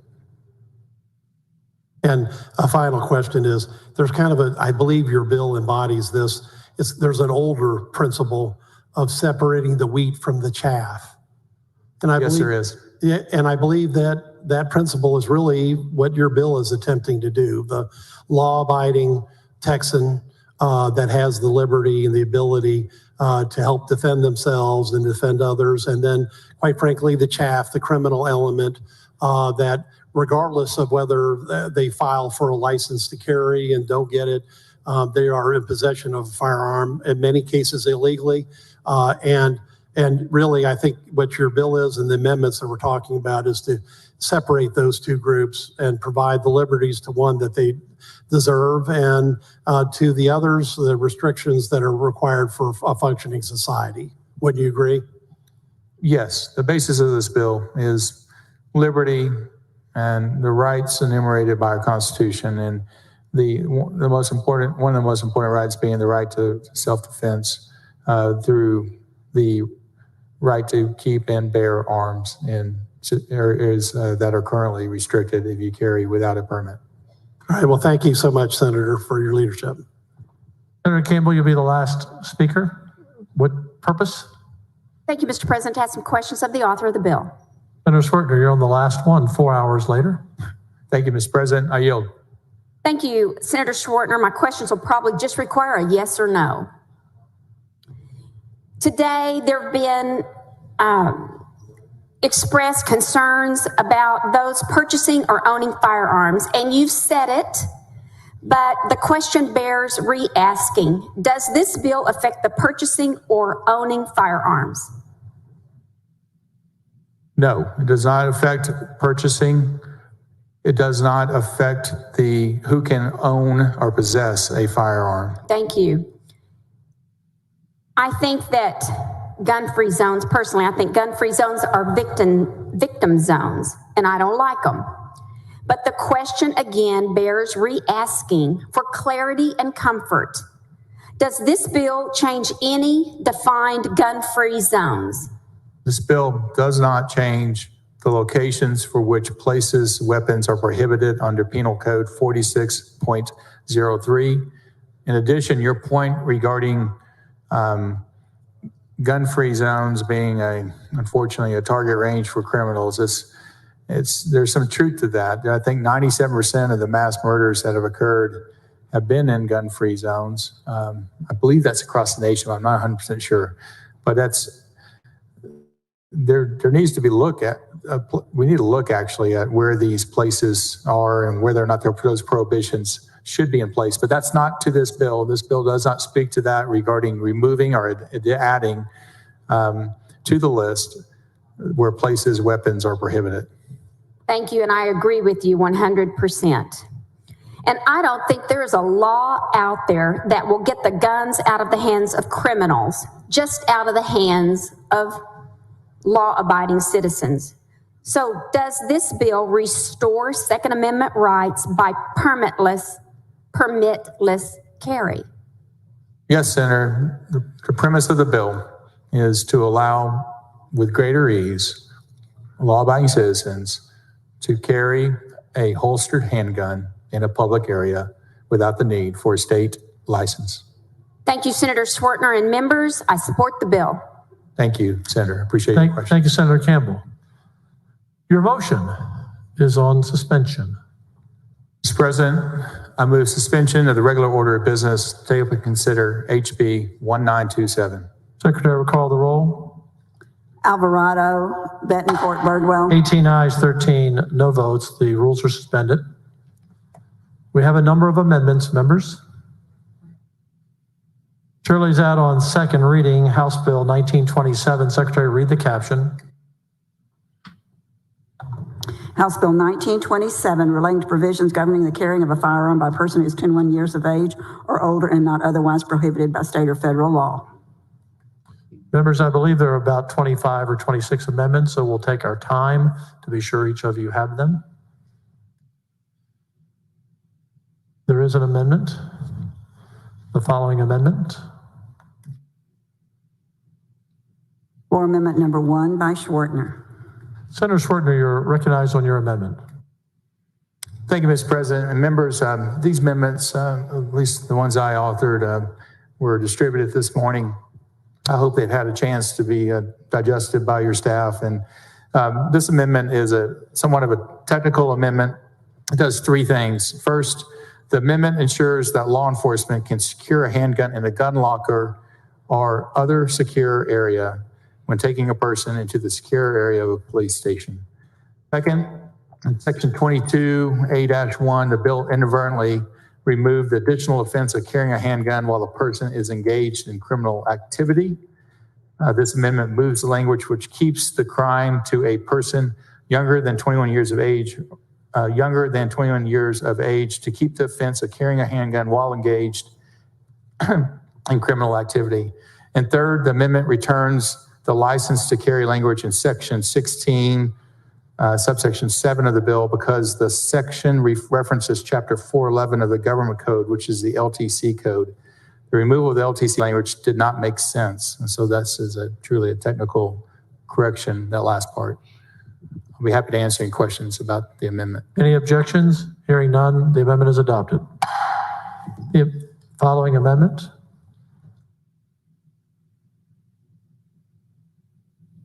Secretary will read the amendment. Floor Amendment number 2 by Schwartner. Senator Schwartner, you're recognized on your amendment. Thank you, Mr. President. Mr. President, this amendment ensures that dangerous criminals are prohibited from permitless carry. No person convicted in the past 5 years of any of the following offenses would be allowed to carry a handgun in this state. First, a conviction of a terrorist threat. Second, deadly conduct.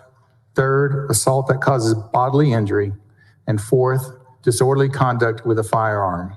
A person convicted of a crime listed under this amendment would be a danger to the public and should not be allowed to carry a handgun. Be happy to answer any questions. Senator Menendez. You're recognized. Thank you, Mr. President. Do you have for what purpose? Question of the author of the Do you amendment. yield? I yield. Thank you. Thank you, Mr. President. Senator Schwartner, I listened to your amendment and I completely agree. I think this is an excellent amendment. My only question is, how will law enforcement know that someone has been convicted? Will there be a marker on their holster, or how do you know that they're not supposed to that they're someone that's done this? Just like with any crime and in situations in which you're carrying a long gun, for instance, when an individual is stopped and taken into apprehension, they do run a background check on that individual. So that is one way in which an individual would be known to be one of these groups that would be carrying against the law. So what you're saying is that the criminals or whoever chooses to carry will be carrying on their honor unless they get caught and then they get their background check. Is that correct? Those individuals are carrying against the law, and they would not be allowed.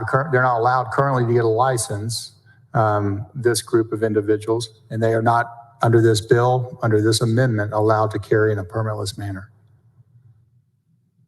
But your amendment doesn't do anything to allow police officers to ask them whether or not they should be carrying unless there's reasonable suspicion, right? The bill. Senator, this law does not change the Fourth Amendment protections regarding reasonable suspicion. Thank you. I was just curious. Thank you. Thank you, Senator. Members, there is an amendment to the amendment. It's being copied, so hold on one second.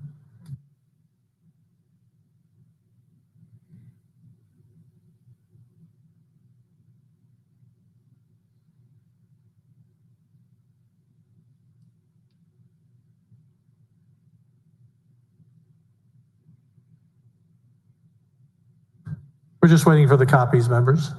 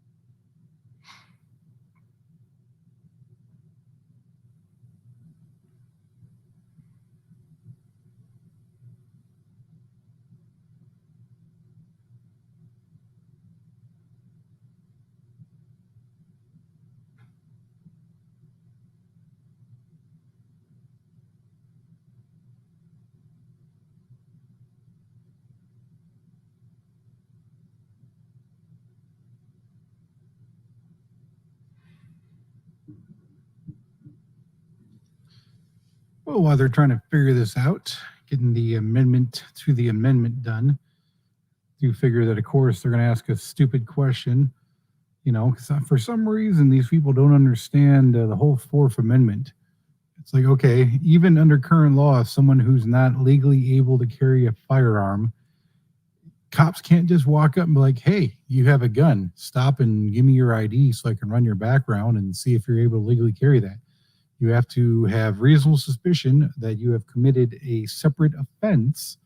From that point, if you are legally detained, from that point, they can, well, actually here in Texas, even then, you only have to give your ID if you've been lawfully arrested. So unless they have reasonable suspicion of a crime, then you actually have committed a crime and you have been lawfully arrested, and they have taken your firearm from you. You have been placed in handcuffs and you have been arrested. They have obtained your ID, then ran a background check and realized, hey, this guy's not supposed to have a gun. From that point, an additional charge. Following amendment, Secretary needs to, Secretary will read the amendment. Sorry, she doesn't need to, she will. Floor Amendment 3 by Blanco, amending Floor Amendment 2. Senator Blanco, on your amendment. Thank you, Mr. President. Members, so I support Senator Schwartner's amendment. I think it's a common sense amendment to keep handguns out of the hands of criminals. This amendment is in the same spirit of keeping guns out of the hands of dangerous criminals. My amendment to the amendment would add to Senator Schwartner's list of dangerous criminals who may not carry a gun under this bill. Any person convicted of a felony hate crime in the past 5 years. Members, hate crimes have been soaring in the United States. They certainly have been soaring in the state of Texas. According to the DPS, from 2017 to 2018, they increased 100%. These are hate crimes. We've seen this increase, and I want to make sure that when we pass this bill, we're keeping handguns out of the hands of felony hate crime criminals. With that, I move adoption. Senator Schwartner, on the amendment to your amendment. Thank you, Mr. President. And Senator, thank you for bringing the amendment to the amendment. If the individual is a felon, they would not be able to carry under this law. So nor are they able to get an LTC currently, nor under this permitless carry. So I believe it's an amendment that is not necessary. The ones that were put on the amendment I offered were Class A and Class B misdemeanors over the last 5 years. So, sir, I politely decline to accept it and would ask to vote no on the amendment. Members, the vote is on the amendment. Secretary will call the roll when ready.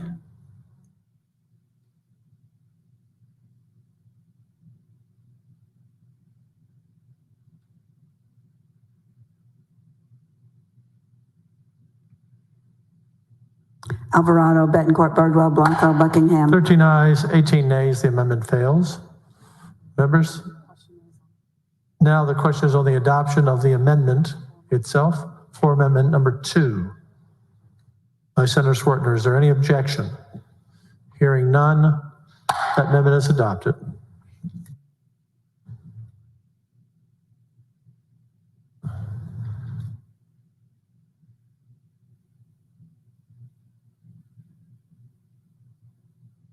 Members, the following amendment, and the Secretary will read the amendment. Floor Amendment 4 by Zaffarini. Senator Zaffarini, on your amendment. Thank you, Mr. President.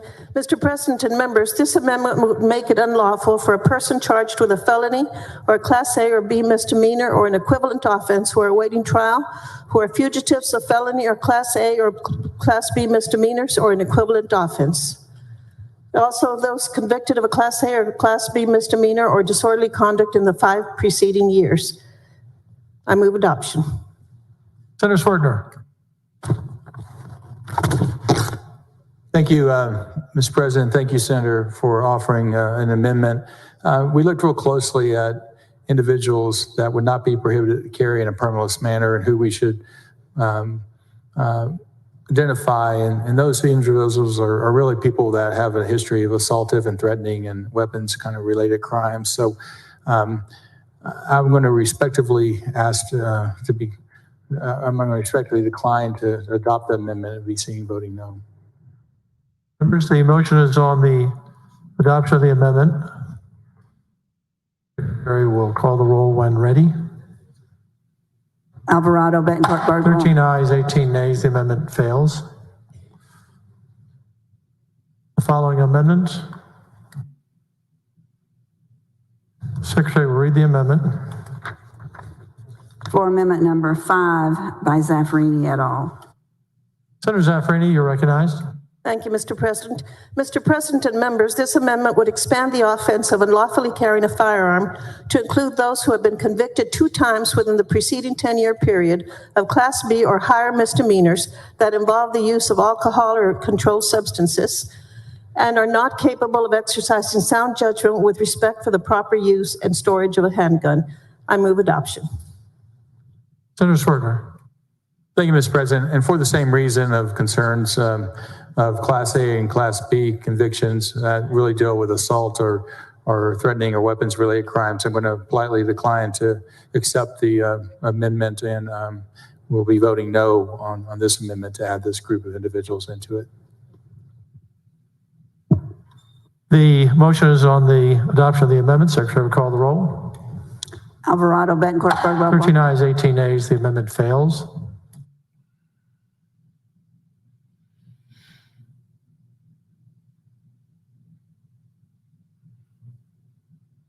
The following amendment, Secretary, read the amendment. For amendment number 6 by Miles et al.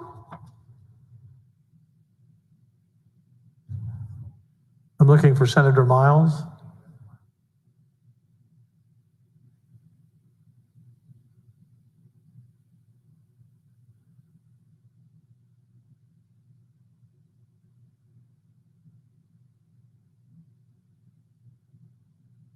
My apology to the senator. I did not see he wasn't on the floor, or I would not have called up the amendment.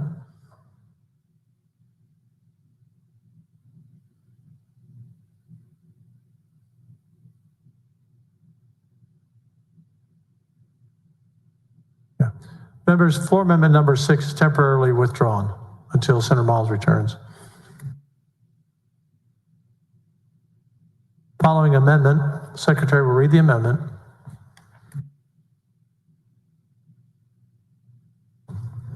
For amendment number 7 by Birdwell. Senator Birdwell, you're recognized on your amendment. Thank you, Mr. President. Members, this amendment realigns the bill with current law, which provides an offense for persons who carry a handgun while intoxicated in a public place. Current law operates under the assumption that if someone is on their own private property or has the consent of the property owner to carry on that property owner's property, it is not an offense. This amendment makes it explicit that a person, if they are on or in their own private property or on private property with the consent of the owner of the property, that it is not an offense. Members, many of you heard me say that guns and hooch don't mix. The gun owner cannot carry responsibly while they are under the influence. The prohibition on carrying while intoxicated is of the utmost importance for public safety, which is why I believe we need to reinstate this aspect into this bill consistent with current law and restore this prohibition. I believe the amendment is acceptable to the author, and I move adoption, Mr. President. Senator Menendez, what purpose? Mr. President, I'd like to ask the questions of the author of the amendment. Do you yield? Yes, Mr. President. Thank you, Mr. President. Senator Birdwell, I 110% support this amendment. My only concern or question that I have is that it goes exactly in line with my earlier questions of Senator Schwartner and the questions. Let's say you drive to San Antonio for Fiesta, and you're going to go to the King William parade, and you're going to a friend's house because typically the parade happens and then people that live there have events. So you park your car, you have your gun in your car, you're like, I'm going to go to a friend's house. I can walk on the public sidewalk to the house. You get there and they're having mimosas or something. You're not expecting to be inebriated, but then next thing you know, you are. What happens at the moment that you leave the house to walk back to your car and you still have your holster? Are you, I believe you should be, with your amendment now breaking the law? The amendment at the bottom says that if you are walking directly from a facility to your vehicle, state law treats your home and your vehicle or watercraft as your personal property. Okay.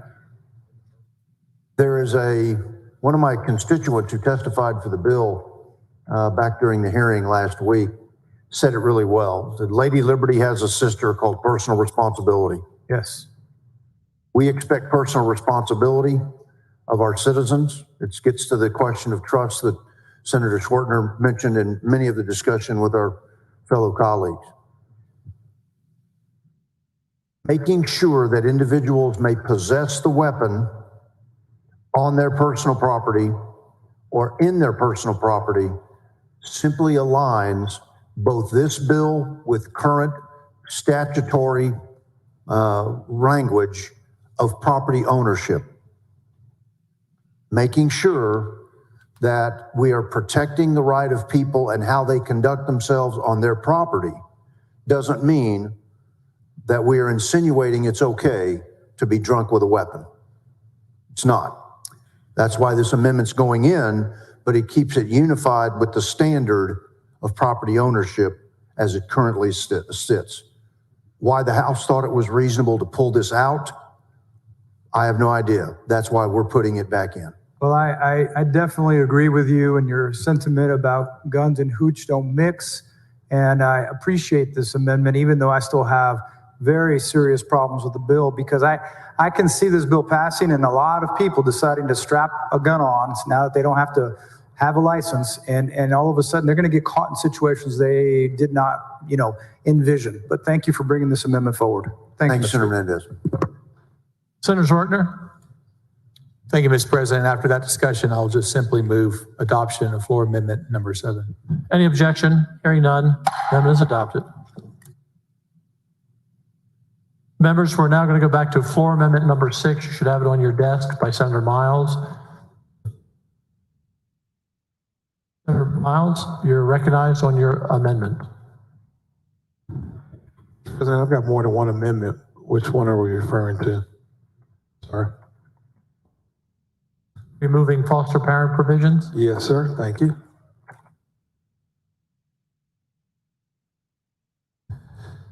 Okay.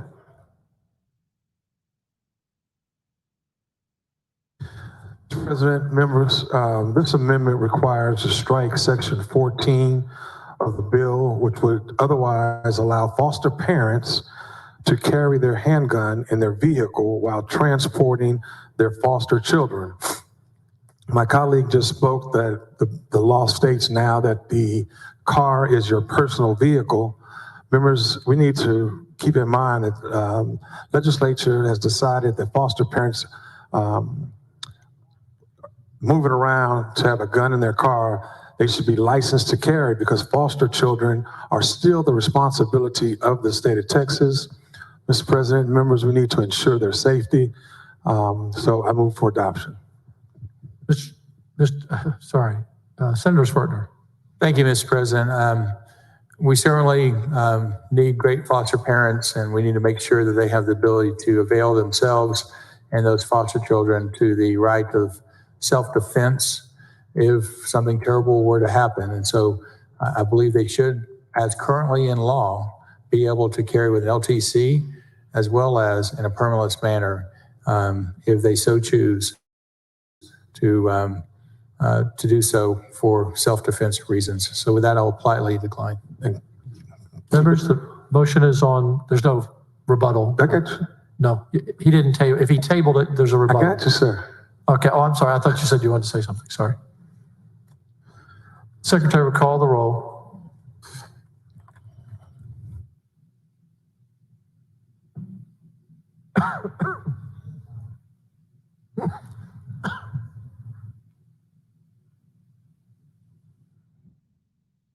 Alvarado, Betancourt, Birdwell, Blanco. 13 ayes and 18 nays. The amendment fails. Following amendment. Secretary, read the amendment. Floor amendment number 8 by Zwertner. Senator Zwertner on your amendment. Thank you, Mr. President. This is the private property rights amendment. It will provide direction for private businesses and private property owners who wish to prohibit the carrying of firearms on private property. This amendment adds a section under the 30.5 of the Penal Code, the criminal trespass section of the code, which describes a sign that business owners and property owners can put out signaling that prohibition. The sign will look almost like the 30.6 and 30.7 signs. Senator Zwertner, I'm sorry, you're describing the wrong amendment. Oh my gosh. We're not doing the sign. We're on C in your packet.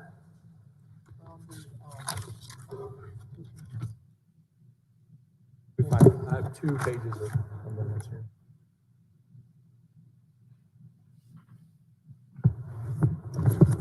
Thank you, Mr. President. I apologize, members. Start from the beginning. I'm going to recognize you on your amendment. Thank you, Mr. President. Members, this is the enhancement of criminal penalties amendment. This amendment enhances criminal penalties for felons and those convicted of family violence offenses if the person is caught carrying a handgun. Felons caught carrying will be subject to a second-degree felony, which is a 5-year minimum sentence. This is enhanced from the current third-degree felony. Additionally, the penalty will be added to as a 3G offense, which means jail time is mandatory. Those with family violence convictions will be subject to a third-degree felony, which is enhanced from the current Class A misdemeanor. Thank you, members. I apologize for the mix-up. Senator Nelson? Yes, I'd like to ask a question about the amendment. You yield? I yield. Thank you. Thank you, Senator. And this is specifically the amendment that I was asking about in your layout remarks. And I'd like to just get a little bit more clarification about this. In fact, I think I'm very interested. We're making it an even stronger penalty. Would you describe that a little bit more in more detail, what we're doing with the domestic violence specifically? Certainly. Individuals convicted of a domestic violence offense will not be able to carry, and in fact, are not able to carry, but if they are caught carrying, right, they will have an enhanced penalty. Right. That is currently a a Class A misdemeanor. It will be increased to a third-degree felony. So that's an important provision. I think it's a deterrent. I think it sends a strong message that those that shouldn't carry. Shouldn't carry. And those that are able to may do so without artificial barriers of licensure. It's a responsibility of the individual to know and a right of the individual to carry with that knowledge that they are not prohibited. I am so grateful. I mean, way back when, as I stated earlier, I passed that bill that allowed judges to suspend the license to carry of a domestic violence offender when issuing protective orders. And so this does nothing to change that. It just allows an even stronger penalty for those individuals. It does not diminish in any way the current laws regarding family violence and individuals that are carrying via license to carry.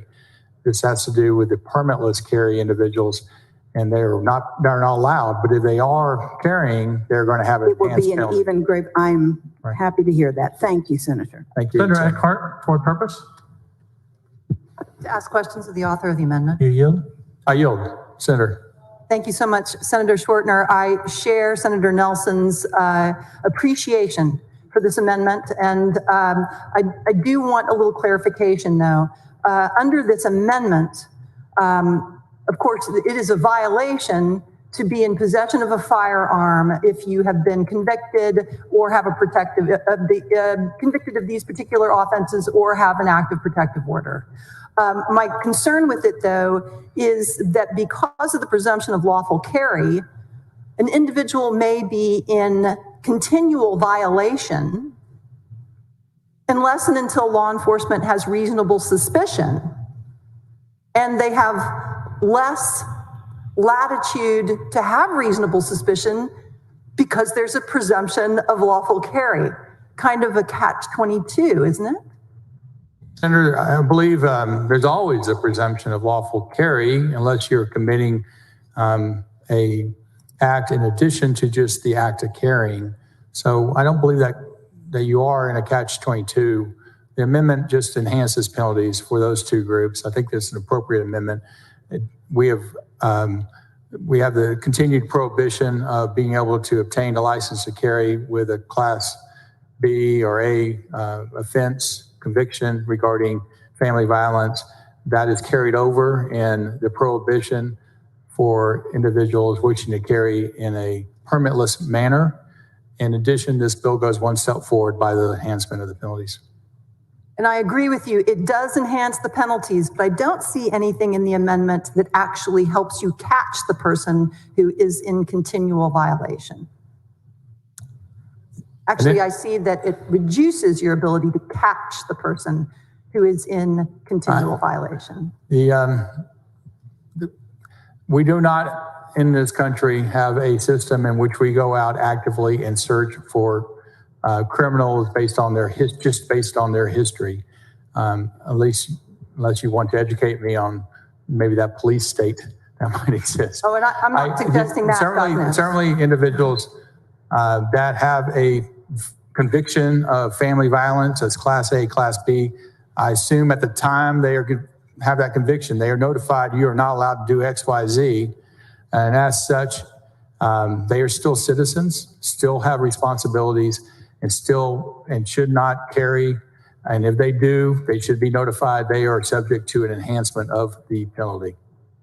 So under this amendment, and I'm happy for this, a person is in active criminal violation for being in possession after having been convicted or under a protective order. And I am happy for that. I'm happy for the enhancement. I am concerned, however, that your bill makes it much more difficult to identify them. I will be voting for the amendment. Thank you, Senator. Senator Huffman, for what purpose? To question the author of the amendment. You yield? I yield. Senator Schwertner, yes, just to kind of go over this a little bit, because this provision that is enhancing penalties for felons in possession of weapon is, I'm just going to put it this way, is a really big deal to law enforcement. I've spoken with them a lot about these issues and this amendment, and I know for a fact this is very important to many law enforcement officials. And you and I, at the beginning of your presentation this morning, hours and hours ago, went through very clearly all the provisions about why people would be prohibited from carrying weapons. And in every scenario, felons are prohibited from carrying weapons. Is that correct? That is correct, yes. We've said that over and over again, and you've said it eloquently, responded to questions all day about that, making it very clear that this bill does nothing to help felons either, or facilitate in them any way carrying weapons, guns. Further, if you are a felon and you're caught possessing, you have an enhanced penalty and an automatic 3G offense. So exactly. I would not be carrying a firearm in the state of Texas if this bill passes and you are a convicted felon. Right. And that is the point that I rose to make. And that is that by doing this, we are making a huge statement to those who would not be actually legally able to permitless carry, much less carry at all. And that if they do engage in that activity, that this legislature is making a very strong statement that you will have to serve at least 5 years in the penitentiary. Is that correct? And a 3G offense means that the parole eligibility is determined by 3G standards. So there's maximum time that must be served, minimum times that can be served before parole can even be considered, correct? Absolutely. Well said, Senator. All right. And I just want to make that point, and I hope that everyone's listening who is concerned about this bill understands that, yes, we are making it more available to those law-abiding citizens who want to carry to protect themselves or their family. But for a criminal who wants to possess a gun, you are going to serve time in prison. If you are arrested by police, you go through your due process and you're found guilty beyond a reasonable doubt. That is correct, Senator. Okay, thank you. This is a great amendment, Senator Schwertner. Thank you for working with law enforcement to get this amendment on this bill. Thank you. Thank you. Senator Whitmire, for what purpose? What does the gentleman yell? I yield. Yeah.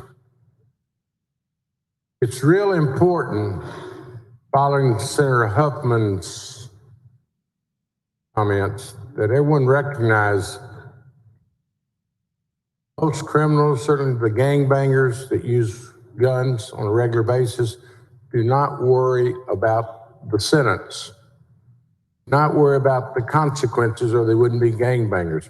So just let anyone that considers this minimum and parole considerations, the violent youth and the lawless, do not worry about it, or we wouldn't have 120,000 people in prison this afternoon. So you can say, oh, a minimum of 5, lawless will serve, they will not be paroled sooner than the measure, even getting to the domestic violence defendants. They just don't care. So any law enforcement consideration that your bill is addressing their concerns, it is my experience, and I think if you talk to most criminologists, they're going to say they just don't worry about the consequences of their acts. They will carry a weapon illegally because their mission with that weapon is more important than the consequences, or they wouldn't be criminals. Be aware. Thank you, Senator, for your comments. Be aware of that. I mean, that's just the practice. Senator, I'm aware that criminals do not obey the law, and they do seek out firearms and commit terrible things. without full regard to the law. That said, penalties are a deterrent. The police and law enforcement associations advised us, and we took input and believe this is a reasonable. I understand. You are enhancing the penalties. Thank you, Senator. Thank you. Senator Gutierrez, what purpose? For a few questions, Mr. President. Will the gentleman yield? Give him 1 second. He's reading something. Do you yield to Senator Gutierrez? I yield. Senator, we've heard a lot about, police being okay with this amendment, but they're not okay with this bill. SAPOA is not okay with this bill. Is that correct? We had discussion on the floor. There are a number of law enforcement individual sheriffs that testified in favor. There are associations that were neutral, and there were associations against. TMPA is against this bill. TMPA is against the bill. CLEAT is neutral. Yeah. Who's in favor? Tell me one law enforcement agency in favor of this bill.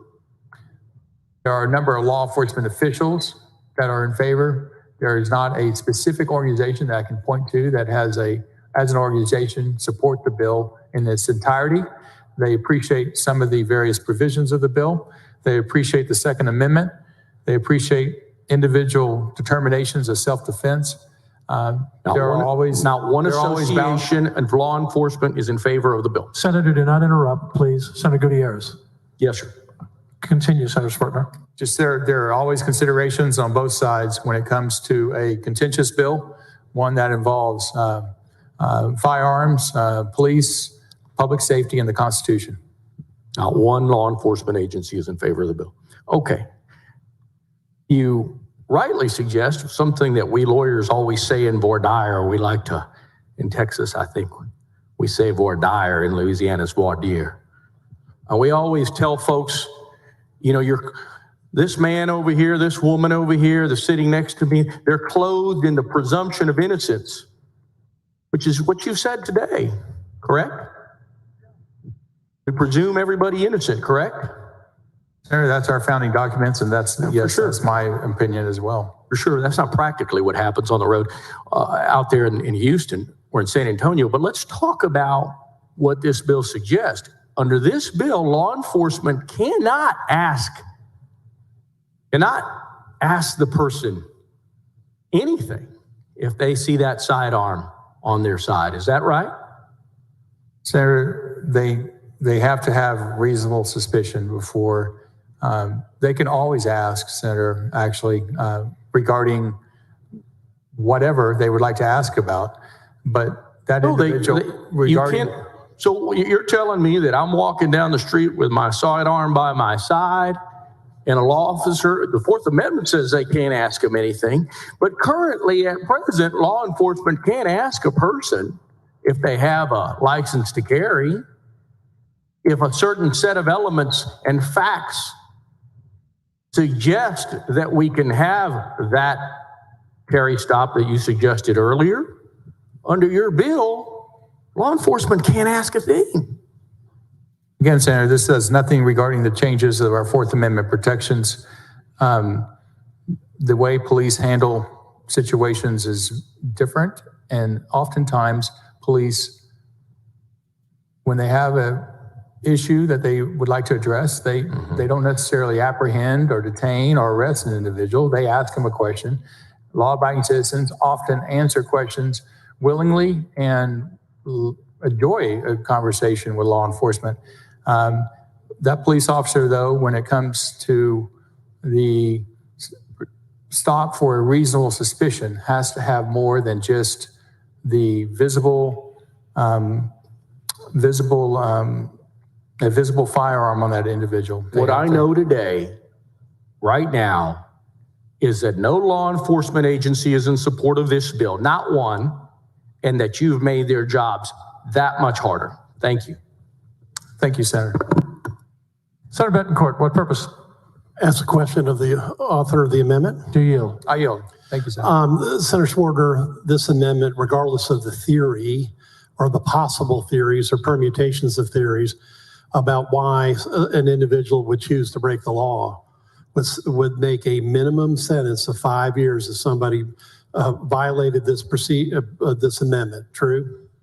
That is true in the case of the enhancement for felony conviction. Yes. Right, and once this enhancement amendment is on, it means that these people that make this decision, these perpetrators, will have a minimum 5 year sentence. So there's no fact or supposition of fact that these people will be on the streets committing another crime in that 5 year period. They would not be on the streets because it would be an automatic 5 year, at least 5 year. Right, and that is the point of the amendment, to keep these criminals that use this weapon in this manner off the streets and keep the public safe. That's right. Felons, violent felons, assaulted felons need to be prosecuted. We've added some tools for prosecutors to use. It is their discretion to prosecute to that extent of the law. All right, and that's very important. Thank you for this amendment. Thank you, Senator. Senator Perry, for what purpose? Question to the author.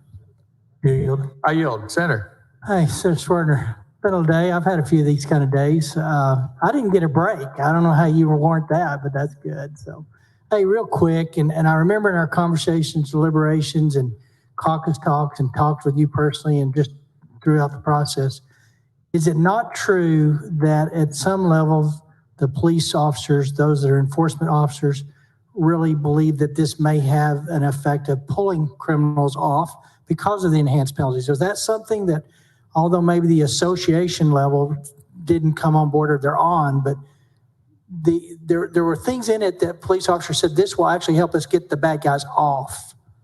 Yes, it was highly supported by law enforcement, this amendment enhancement of penalties. The discussions of deterrence, of removing bad actors from the streets was a part of that discussion. I believe them when they say that. I think it's an appropriate amendment to enhance those penalties for these violators. So they may not in concept agree that it's not got issues, but on this issue, on this amendment, this gave them tools in the toolbox that they do not have today, that they think over time, once people understand this is a stepped up version of where they're at today, and they're going to be in a lot more trouble. So, and I just remember, I think it's critical that as I hear these debates and valid discussions, that there is some provision in here that the cops or the policemen, the officers will actually be better served by having that provision in there. Yes, sir. I appreciate your comments. Senator West. Senator West. I think you're next, or Senator Hoffman. Does it matter? Senator West, I'll come to you, Senator Hoffman. Question of the author.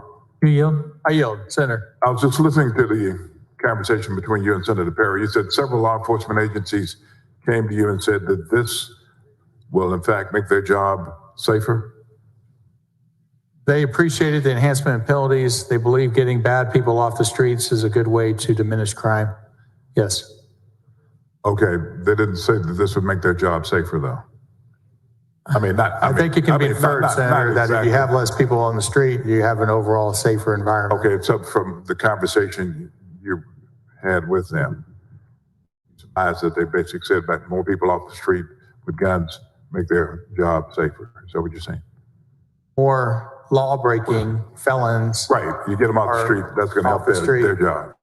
Their job is safer. If you're a criminal and you're off the street and your intent is to act and perform more criminal acts, then getting you off the street. Okay, no, this is not a trick question. Okay. It's not a trick question. I'm just trying to get clarification in terms of what was said between you and Senator Perry. Okay. Thank you. Yes. All right, thank you. Senator Perry, did you want to just follow up? Mr. President, for what purpose? Clear. It's kind of a follow-up comment more than anything, but I did not make the statement that they said they would feel safer. What I did say is they said this will provide one more tool in the toolbox to really go after some of the bad guys. But I didn't say what was suggested that I said. Sorry. And I think it's important. Thanks. Senator Hoffman, what purpose? Just a question, the author. You yield? I yield. And I don't want to belabor the point, but I do think this is important. And I'm going to go to the penal code, which I like to do, page 1. And it talks about the objectives of the code. What page is that again? Page 1 of the Penal Code, Section 102. And it talks about the objectives of the code, why we make laws, why we do what we do here when we talk about the Penal Code. And it says, to this end, the provisions of this code are intended and shall be construed to achieve the following objectives. Number 1, to ensure the public safety through, and this is the first thing listed, the deterrent influence of the penalties hereinafter provided. The code itself establishes that there is a deterrent when we enhance penalties. So to the comments that may be made that this work that we do is to no avail, I take great issue with that, because that is, we are led by this code when it was written, and we live by those in this legislature. And that is one of the main objectives, deterrence through these enhanced penalties. And that's exactly what we're trying to achieve in this. So like your amendment. Thank you, Senator. Well said and read, Senator. Thank you. Members, the motion is on the adoption. Any objections? Hearing none, motion is adopted. Chair lays out the following amendment. Secretary will read the amendment. Floor amendment number 9 by Zaffarini and others.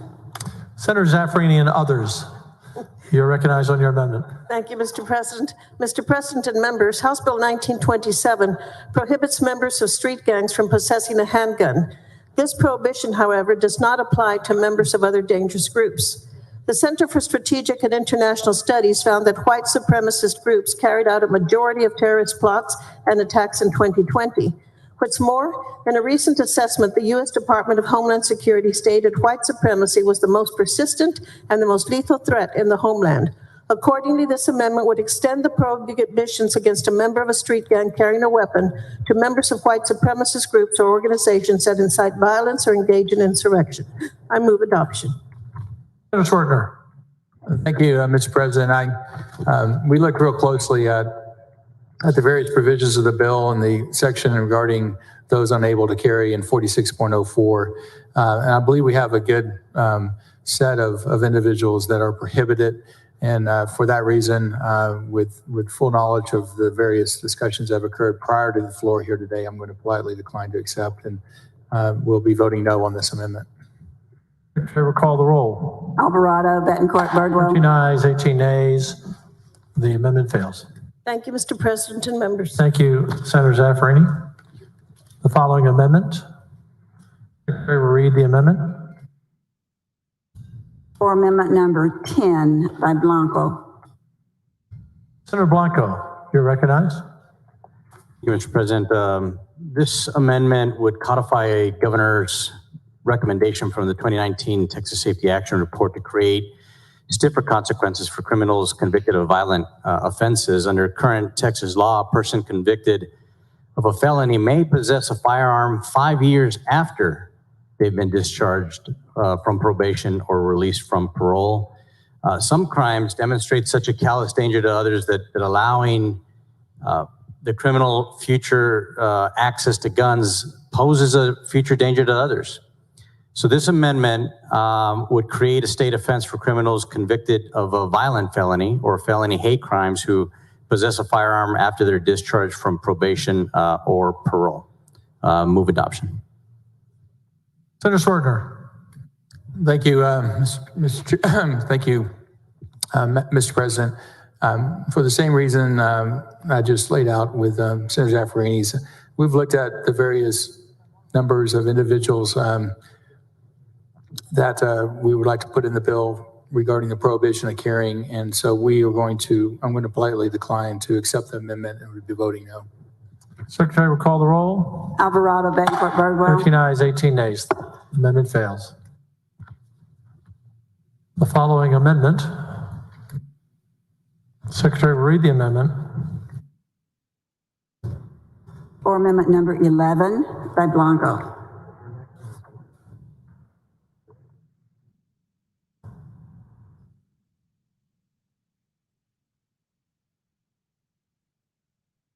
Senator Blanco on the amendment. Mr. President, this amendment would codify the governor's recommendation from 2019 in his Texas Safety Action Report to require courts to inform convicted criminals both orally and in writing that they may no longer possess a firearm. After conviction of some crimes, criminals lose their right to possess firearms that they may have owned prior to the conviction. Courts should clearly inform those criminals that they are no longer allowed by law to possess firearms. This amendment would require courts to inform convicted criminals that they may no longer possess firearms. It will also require courts to inform criminals that it is perjury to falsely tell the court that they do not possess firearms and that a crime could be prosecuted. Happy to answer any questions, and move adoption. Senator Schwertner. Thank you. And while I greatly appreciate the senator's interest in the various gun laws of our state, we're having to deal with just some terrible tragedies that have occurred in his district. This bill really is centered on the removal of a permit for the carrying of a firearm for self-defense. And so with kind of the narrow focus, I really don't want to add bills that are expansive regarding gun laws or clarify gun laws, although it might have significant merit. And for that reason, I'm going to politely decline, sir.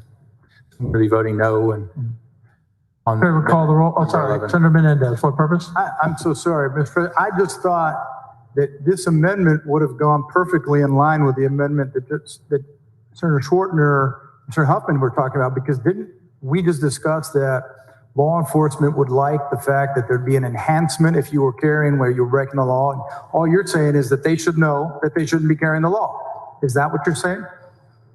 You're recognized, Senator Blackham. Thank you, Mr. President. That is correct, Senator Menendez. This requires courts to notify them orally and in a written document that you are no longer able to possess a firearm. So just essentially letting criminals know you can't buy. It's a violation if you do. Goes right in line, and if not, you risk parole and serving more time. I think it's a good amendment, common sense. Thank you very much. Thank you, Mr. President. Thank you, Senator.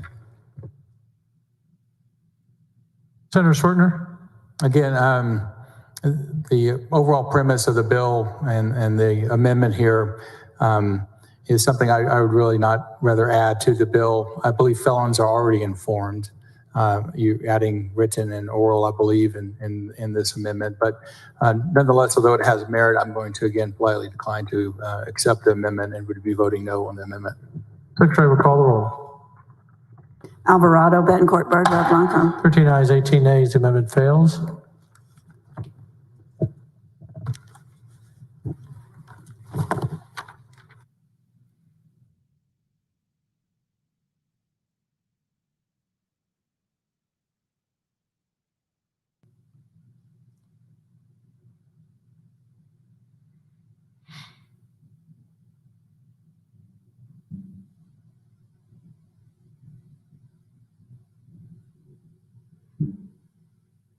Okay, I guess we're taking a quick break so we can check his cell phone. I guess everyone's got to stop, grab a Snickers bar, got to keep blood sugar up. Most of the people in here are age 50 and older, minus a few of them. And, if your blood sugar gets low, you get a little angry. Obviously, it seems like a lot of the people speaking today have low blood sugar because they keep repeating themselves and saying really stupid things. So I think it'd be great if they grab themselves Coke, Snickers, peanut butter, bar, Butterfinger, whatever they need. Take a minute, restructure themselves and get their stuff back together, because we keep hearing the same argument over and over again. Oh, yes. Well, what about how are we going to identify whether or not someone, if they're able to legally carry, how is a cop, if he sees a guy with a gun on his hip, how do we know if he's legally carrying? Well, it's simple. Is he committing a crime? Well, no. Well, then mind your damn business. Following amendment, Secretary, read the amendment. And we're back to it, people. Floor amendment number 12 by Schwertner. Senator Schwertner, you're recognized. Thank you, Mr. President. Members, this amendment ensures that specific designated areas such as schools, polling places, and hospitals are able to enforce the laws which prohibit the carrying of handguns on their property. Additionally, this amendment ensures that private property owners and business owners can enforce the laws under criminal trespass. Under the current criminal trespass statute, the person must be given notice before they can be charged with this offense. So this amendment, members, essentially removes the unenforceable aspects of the bill and makes these provisions enforceable. Senator Hall, for what purpose? Ask the author a question. You yield? I yield. Do I understand, Senator Schwartner, from this, what they had written in there, I know was very convoluted and hard to understand or be enforced. Does this just bring us back to where we are today with regards to where there's supposedly a 30-06 sign that if you don't see the sign and you enter and you leave, it's only a Class C misdemeanor, could be. Or if you enter and you're asked to leave and don't leave, then it escalates. But that's right. I guess the main question is, does it keep us where we are today? It does, Senator. This makes the current provisions regarding places, weapons prohibited, as well as the provisions regarding criminal trespass enforceable. I think that's important to maintain the integrity of those two areas and the ability to have private property and say you do not want individuals to come onto the private property with a handgun and be able to avail yourself without having to give an oral or written notice prior to a Class C misdemeanor being in effect. And it applies the same to licensed carry and unlicensed carry. Yes, sir. That's what this amendment would do. Okay. Thank you. Senator Hinojosa, what purpose? Well, Senator, I yield for a couple of questions. I yield. Yes, sir. Thank you, Mr. President. I just want a little bit of more clarification because under House Bill 1927, we have repealed the law where a property owner, a private property, which was whether it was the hospital or a business, they have to place a sign providing notice to a person who had a license to carry. Does your bill reverse that, going back to the original intent?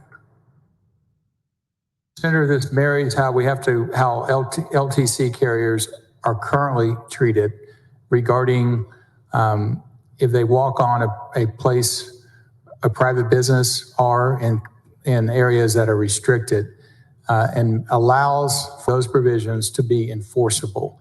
Unfortunately, there was a clause in the bill that really made it difficult to enforce those penalties if individuals went onto these restricted regions or went inside of private businesses and did so and were not notified by oral or written form first before a penalty could be assessed. And I think we're on the same page. I guess I'm trying.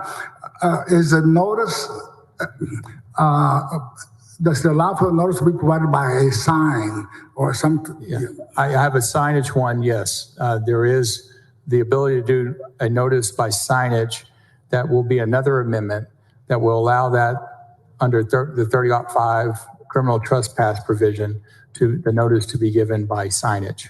And the reason for that, because under House Bill 1927, you sort of shifted the responsibility to an employee to give oral or written form. This reverses that. And we had some issues with that just in trying to get people to wear a mask, and it created issues and problems and challenges for a lot of the employees and property owners. So, but thank you for your explanations. Thank you, Senator. Any objection to the amendment? Hearing none, the amendment is adopted.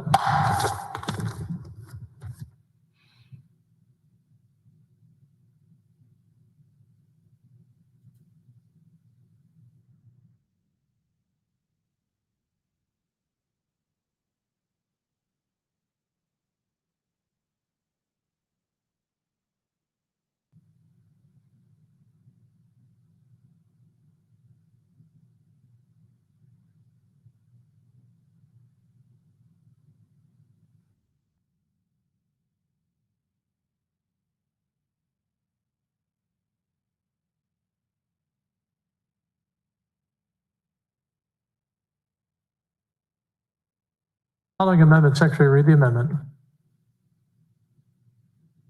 Floor amendment number 13 by Schwertner. Senator Schwertner. Thank you, Mr. President. This is the signage amendment. This amendment would provide direction for private businesses and private property owners who wish to prohibit the carrying of a firearm on private property. This amendment adds a section under the 30.5 section of the Penal Code, criminal trespass section, which describes a sign that business owners and property owners can put out signaling the prohibition. The sign would look almost like the 30.6 and 30.7 signs, which only apply to licensed to carry holders. Mr. President, move adoption. Senator Menendez, what purpose? Would the gentleman yield for a question? I yield. Thank you, Mr. President. So, Senator Schwertner, I was reading your amendment, and as you know, we have a very similar amendment. This amendment would probably, I hope, it would take the two current signs and take them to one sign, and then this would be the sign that says if you're not allowed to carry on premises here. Is that what this does? Unfortunately, I think this does require the posting of a third sign. There's I believe some technical aspects of combining them all, but it might not be a bad thing to look at further. I have an amendment coming up. Maybe we can look at it. I'd like to help you. I mean, yeah, as you know, I'm not in favor of the bill, but I would like to, if this thing does pass, make it to where it's simple and easy and quick for businesses. My worst nightmare is for a greeter at a Walmart or a young person at HEB or some store being forced to confront people and tell them, sorry, you can't bring your firearm here, and that person's, whatever reason's having a bad day. I just don't want to have those interactions. That was taken care of by the prior amendment. Correct. And so this allows for the display by signage. Got it. And so those two in combination take care of that problem. Thank you, Mr. President. Members, the motions on the adoption amendment. Any objection? Hearing none. Amendment is adopted.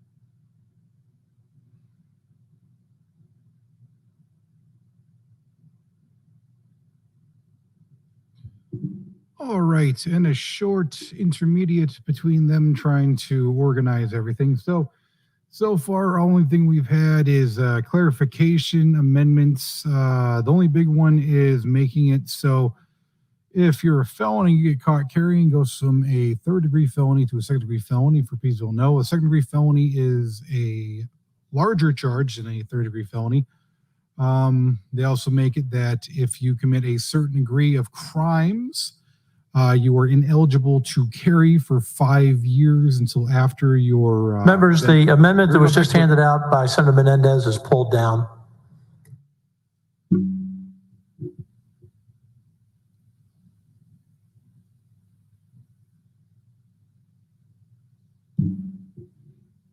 Okay, I guess he was just teasing us. So if you commit certain crimes for 5 years after you commit the crimes, and that's not from the... There's an amendment. Oh, never mind. Secretary will read the amendment.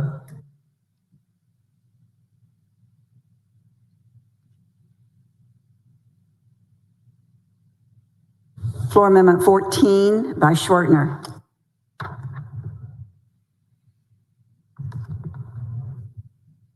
Members, this amendment simply is a firearm safety amendment that the Department of Public Safety shall develop and post on the department's internet website. Move adoption. Any objection? Hearing none, amendment is adopted.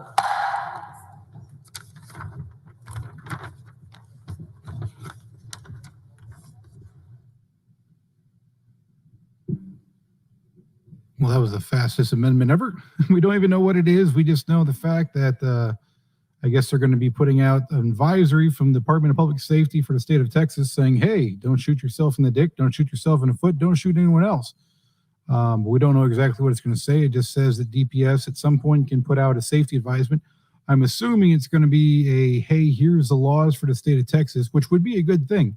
If they actually put out a little short presentation that was quick and easy to understand for people who haven't taken the LTC course, to explain to them exactly what the laws are. Members, the following amendment, Secretary will read the amendment. And we're back to it. Floor amendment number 15 by Miles et al. Senator Miles, on your amendment. Thank you, Mr. President. Members, this amendment requires DPS to provide a free, keyword, free online gun safety course in order to have open carry. The amendment grants DPS full discretion as to the content of the course. DPS must issue the electronic certificate that Texans can show to law enforcement officers. The amendment requires Texans to take the course in order to open carry and not be in violation of the penal code. Mr. President, members, I move adoption. Senator Shortner. Thank you, Senator, for the offering the amendment. I certainly believe individuals should avail themselves of courses and training and be proficient in handling and storage and marksmanship with their firearm they choose to purchase and carry without a permit. That said, the last amendment did install a DPS training course. I believe that is sufficient at this time for what the intent of the bill is. So with that, I'm going to politely decline to accept the amendment and would be voting no on amendment number 15.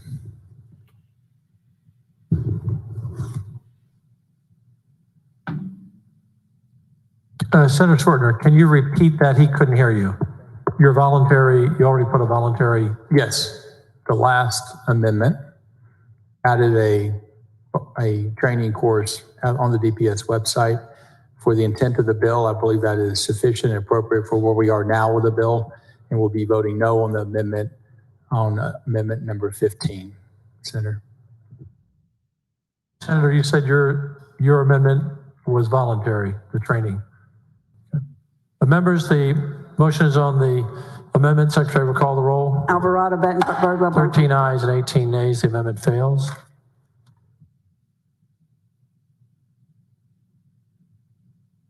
There is an amendment. The following amendment. Floor amendment number 16 by Eckhart et al. Senator Eckhart et al. Thank you. This amendment merely adds to the very good portion of the bill that adds to our knowledge about this area. The portion of the bill that requires DPS to keep statistics with regard to changes in the numbers of license to carry.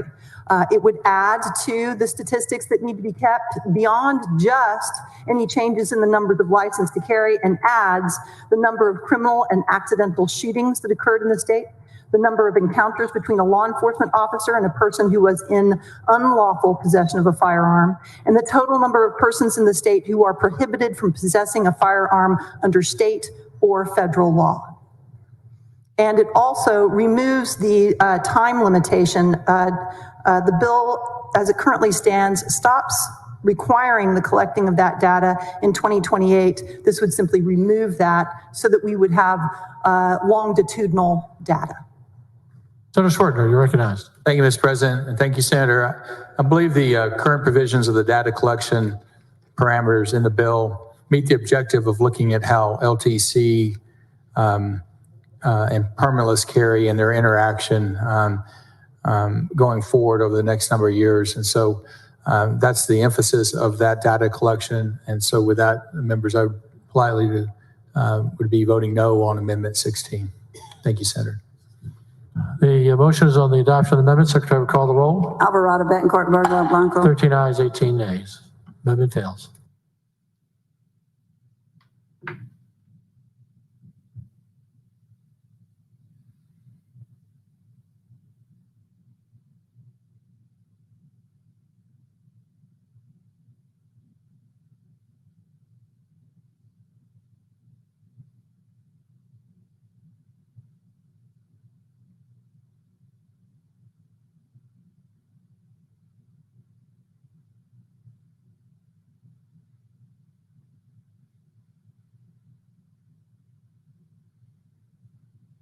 Following amendment. Secretary, read the amendment. For amendment number 17 by Blanco. Senator Blanco, on your amendment. Thank you, Mr. President.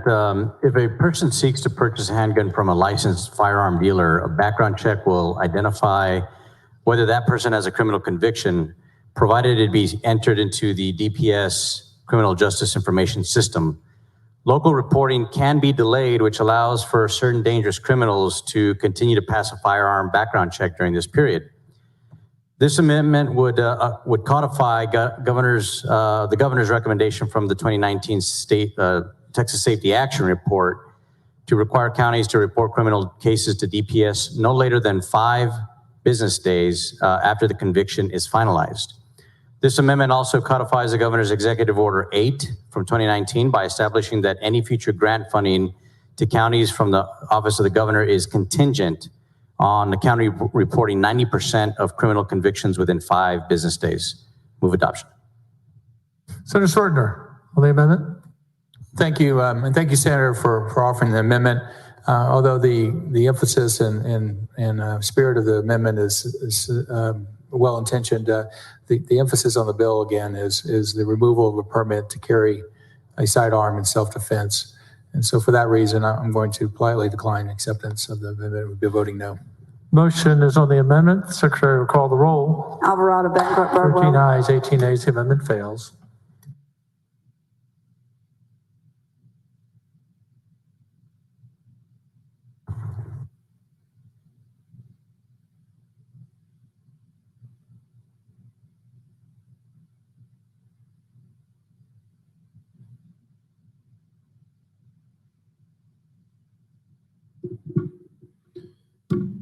And once again, someone else trying to interject a bill that should be on its own. If you want to make a bill that forces municipalities and courts to do a certain thing, don't try to tack it onto a bill that has nothing directly to do with that.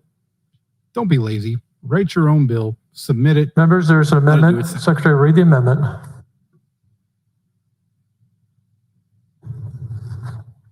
For amendment number 18 by Schwertner. Senator Schwertner, on your amendment. Thank you, Mr. President. This amendment removes Section 4 of the bill, which provides that a person is entitled to have an arrest expunged if the statute prohibiting the conduct is repealed. This section causes some confusion because some statutes are repealed in the bill and added back under a different section. This amendment also removes Section 10 of the bill, which provides that an officer cannot profile based on carrying a firearm. This is already the law under the 4th Amendment, as we had a pretty vigorous discussion. So with that, Mr. President, I move adoption of amendment number 18. Senator Hinojosa, what purpose? With Senator yield? I yield. You yield? Just a point of clarification, because you and I discussed the issue, and I know you're repealing 2 sections, I understand, of House Bill 1927, and they have to do with the carrying of long guns into private property like HB, for example. Are you repealing that section with this amendment? No, sir. This is the repeal of the expungement amendment that was added on the floor, as well as the amendment added on the floor, which had to deal with prohibition of an officer profiling based on carrying of a firearm, which is already, of course, case law. Thank you for your clarification. And I assume you'll be offering an amendment dealing with long guns coming into stores, which is a present law prohibited by TABC. So I'll wait till you see the other amendment, but thank you for the clarification. Not for sure whether. Thank you. Thank you, Senator. Move adoption. Members, any objection? Hearing none. Amendment is adopted.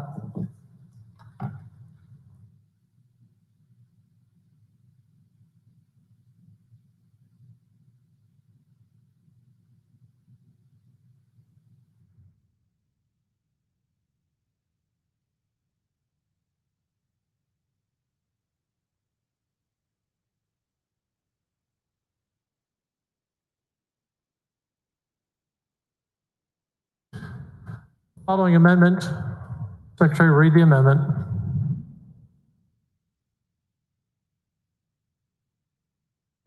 Amendment number 19 by Gutierrez et al. Senator Gutierrez, you're recognized. Thank you, Mr. President. I don't think I'll be passing any amendments today, but we're going to try, Mr. President. Give it your best. Yes, sir. Mr. President, members, thank you very much for the opportunity to introduce this amendment. This amendment is really quite simple. What it allows for is a local option. We already know, I wasn't at the hearing that we had the other day, but I watched a lot of it on the television, in my home on computer. And as I suggested earlier, there wasn't any law enforcement agencies that were in favor. I understand there was a group that went neutral. I understand that in my own home county, I've got 17 counties. They don't want this. Law enforcement doesn't want it. SAPOA doesn't want it. Bexar County Sheriff's doesn't want it. My county commissioner's court doesn't want it. I have 17 counties. The folks in West Texas feel a little bit differently about it. I've already urged to those folks that I won't be voting in favor of this bill, but I told them I was going to give them a chance to have some life. And so we always talk about local control in this august body, the one across the hall. We talk about local control and how important it is. And so what this amendment does is it allows county commissioners to opt out of this bill and say, we don't want it. We're good with the way things are. And before anybody suggests that, well, that's just impractical. We don't do that. We don't opt out. We do it all the time. In the alcohol world, we've got a lot of dry counties in Texas. A few still do it. One county has different laws than the adjacent county. We do it with states. Every state around us, for instance, has legal marijuana, and we don't. So when you're crossing that into Texas, you got to throw away your weed, or you're going to get yourself arrested. You talked about personal responsibility oftentimes throughout the day. Indeed, if we're going to be about personal responsibility, then we're going to be about personal respect. And we're going to be about acknowledging what our neighboring counties want and don't want. At the end of the day, what I know is principle, what is absolutely adherent in the foundation of the Republican Party is the notion of local control. And so with that, I move adoption of an opt-out amendment. Thank you, Mr. Senator Schwertner. Thank you, Mr. President. Thank you, Senator. I believe the proper jurisdiction is at the state level as enumerated by the Heller case. And so with that, I'm going to politely decline and we'll be voting no on Amendment 19. Secretary will call the roll. Alvarado, Betancourt, Birdwell. 13 ayes, 18 nays. Thank you, Senator Gutierrez. Your streak ended today, as you were correct.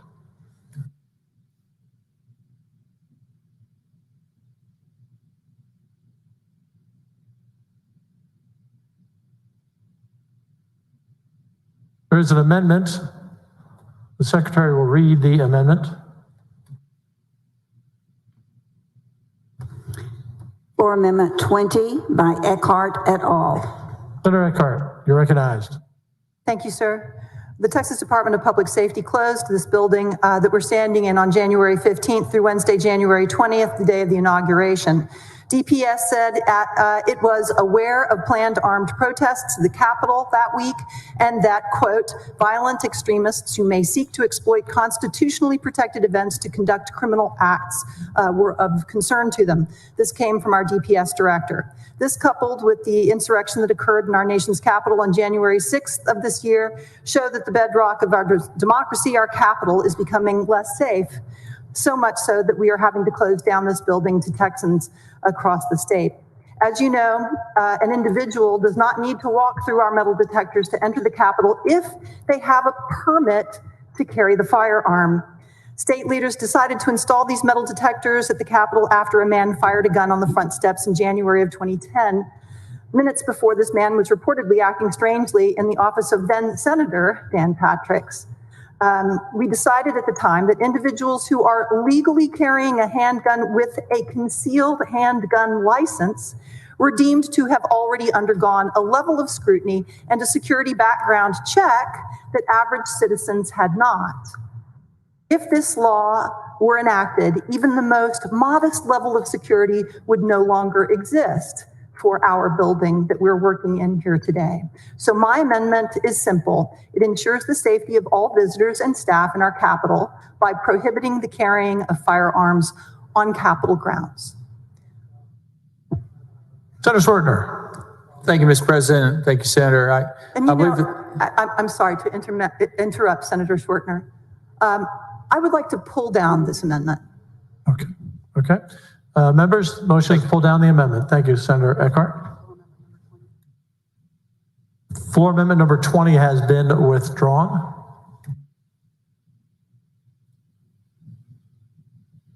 Following amendment, Secretary, read the amendment. Floor amendment number 21 by Miles et al. Hold on 1 second, Senator Miles, till Senator Schwertner gets back. Senator Miles, you're recognized. I think he likes this one. You're recognized, Senator Miles. Thank you, Mr. President, members. This amendment is very simple. This amendment would simply grant DPS the discretion to deny a license to carry if a person poses a public safety. DPS should not be made to deny their oath by allowing someone who is unsafe or who has had problems in the past with public safety to have to just rubber stamp them, that that individual, a carry license. DPS is pledged to protect the citizens of the state of Texas, and this is just another tool to allow them to help them to do that. And I hope it is acceptable to the author. Senator Schwertner. Thank you, and thank you, Senator. The bill again is centered upon the restoration of the ability to carry without a permit, adding further provisions regarding the current license to carry provisions is not something I'd prefer to see on this bill. So with that, members, I'm going to be voting no on amendment number 21. Secretary, call the roll. Alvarado, Bettencourt, Birdwell, Blanco, Buckingham. 12 ayes, 18 no votes. Thank you, Senator. The amendment fails.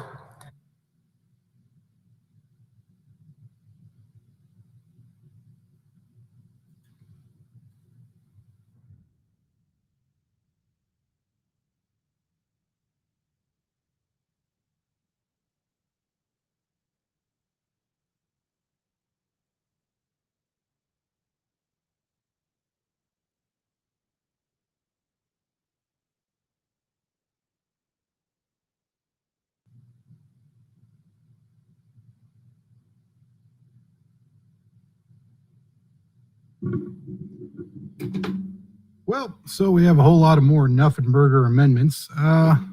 As we saw, Ellen DeGeneres decided to take hers down because she didn't know what the hell she was Members, talking following about. amendment, Secretary, read the amendment. All right, back to another amendment. Floor amendment number 22 by Eckhart et al. Senator Eckhart, you're recognized. Thank you, sir. This amendment would simply add a section stating that someone carrying a firearm in public without a valid license to carry is strictly liable for any damages that are caused by that firearm. I am proposing this amendment to ensure that those responsible for damages are held accountable. 71 unintentional shootings have already occurred in 2021. Senator Schwertner. Thank you, Mr. President. Thank you, Senator. The bill currently does not speak to any changes of the liability or changes in the Civil Practice Code. And so with that, I would like to just be shown voting no on amendment number 22. Secretary will call the roll. Alvarado, Bettencourt, Birdwell, Blanco. 13 ayes, 18 nays. The amendment fails.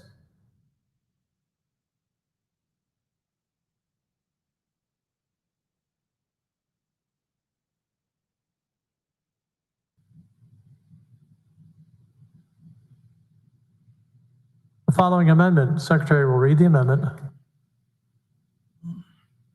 Floor amendment number 23 by Blanco. Senator Blanco.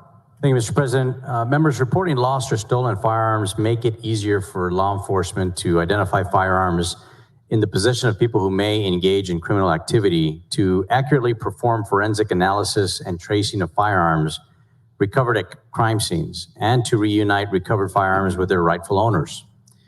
An analysis of 23,000 stolen firearms recovered by police found that a majority of the weapons were recovered in connection with crimes, including more than 1,500 violent acts, such as murder and kidnapping.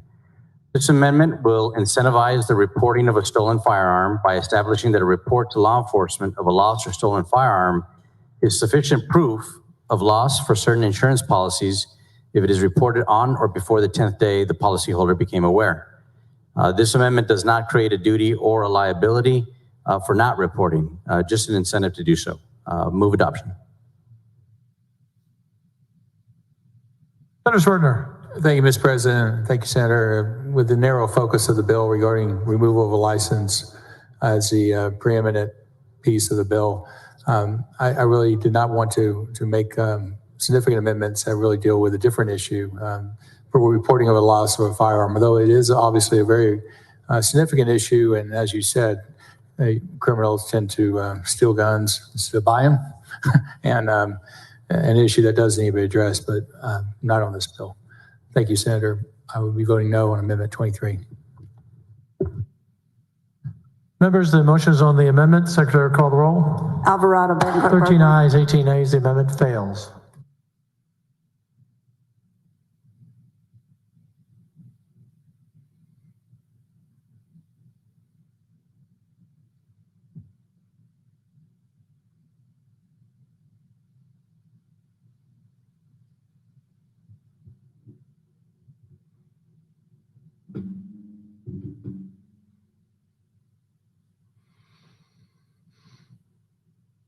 Following amendment, Secretary, read the amendment. Floor amendment number 24 by Menendez et al. Senator Menendez. Thank you, Mr. President. And members, at a time when we have been emphasizing, thanks to the leadership of our chair, Jane Nelson, the need to help work on suicide prevention and mental health, it is important to make sure that the firearms don't get in the hands of people who could harm themselves or others. When we see sometimes mass shootings, there are many people asking and inquiring about the mental health of the shooter, sometimes stating it could be a factor for their actions.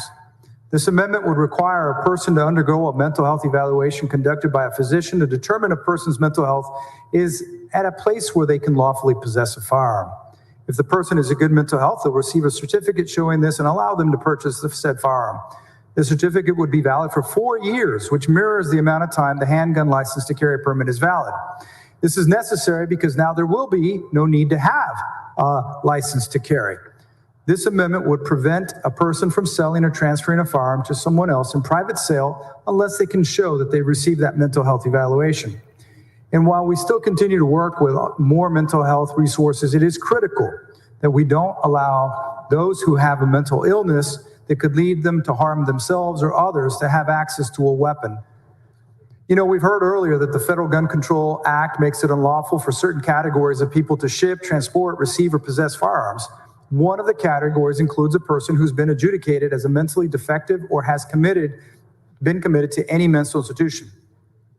Individuals who have been found not guilty of a crime by reason of insanity also fit in this category. And while most people with mental illnesses are not dangerous, they are at a far higher risk of suicide. 1,994 suicides were completed with firearms in 2015, a rate that is much higher than the national average.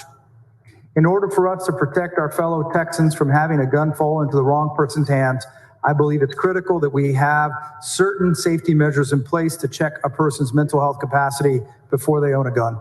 So Mr. President, with that, I move adoption of floor amendment number 24.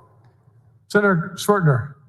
Mr. President, thank you, Senator. And while I appreciate your concern, the requirement of a physician to conduct on the request of just a person a mental health evaluation is, I think, a bit too far. So with that, I will politely decline Amendment 25. Secretary will call the roll. Alvarado, Betancourt, Birdwell. 13 ayes, 18 nays. The amendment fails.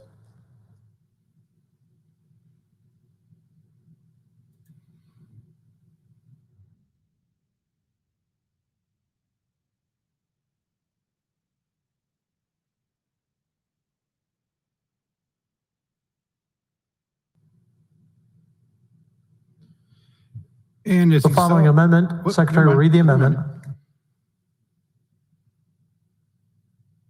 Floor amendment number 25 by Blanco and West. Senator Blanco.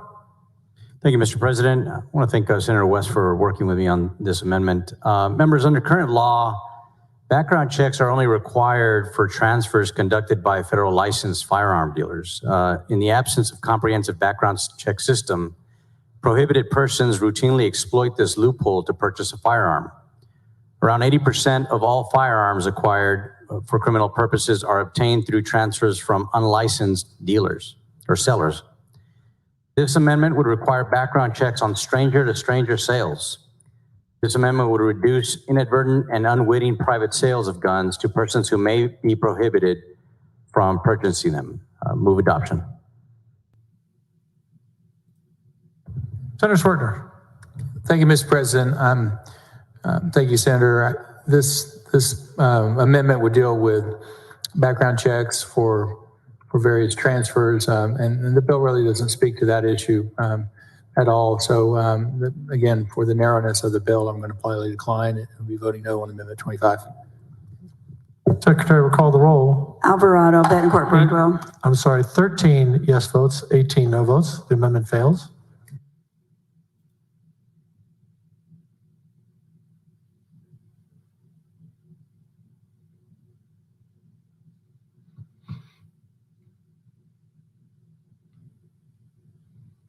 The following amendment, Secretary will read the amendment.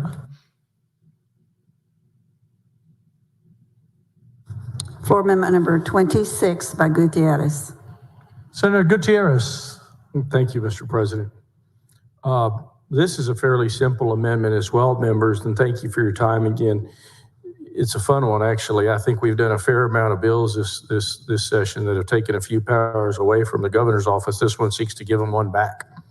And the deal here is when we have a mass shooting that we can have the governor call for a disaster, weapons-related state of disaster. And the reason for that would be, as happened with the El Paso massacre, as happened in Sutherland Springs, as happened, in the shootings that occurred near the Houston area, is that we often have a whole lot of not hysteria, but we have law enforcement looking for motives, looking for potential actors, co-conspirators in certain instances. And so in this 30-day state of disaster, we would allow law enforcement to do their work. We wouldn't allow people to open carry, if you will, or permitless carry. The only people that would be allowed to carry are those that have a license to carry. And so that's what this amendment seeks to do. I think that it's a common sense amendment. It's not at all in any way stipulated in any in any version of your bill. But I think that it's important when these disasters happen that we give law enforcement all the necessary tools and not have a whole bunch of folks running around with 6-shooters on their belts. And this will give the governor the ability to do what's right for the people, and it will give law enforcement the ability to do their job. So with that, I move adoption. Thank you, Mr. President. Senator Schwertner. Thank you, Mr. President. Thank you, Senator. It's quite simply, I guess, it's really more expansive regarding the subject matter. And so with that, I'm going to politely decline and be voting no on Amendment 26. Secretary will call the roll. Alvarado, Bettencourt, Birdwell. 13 ayes, 18 nays. The amendment fails.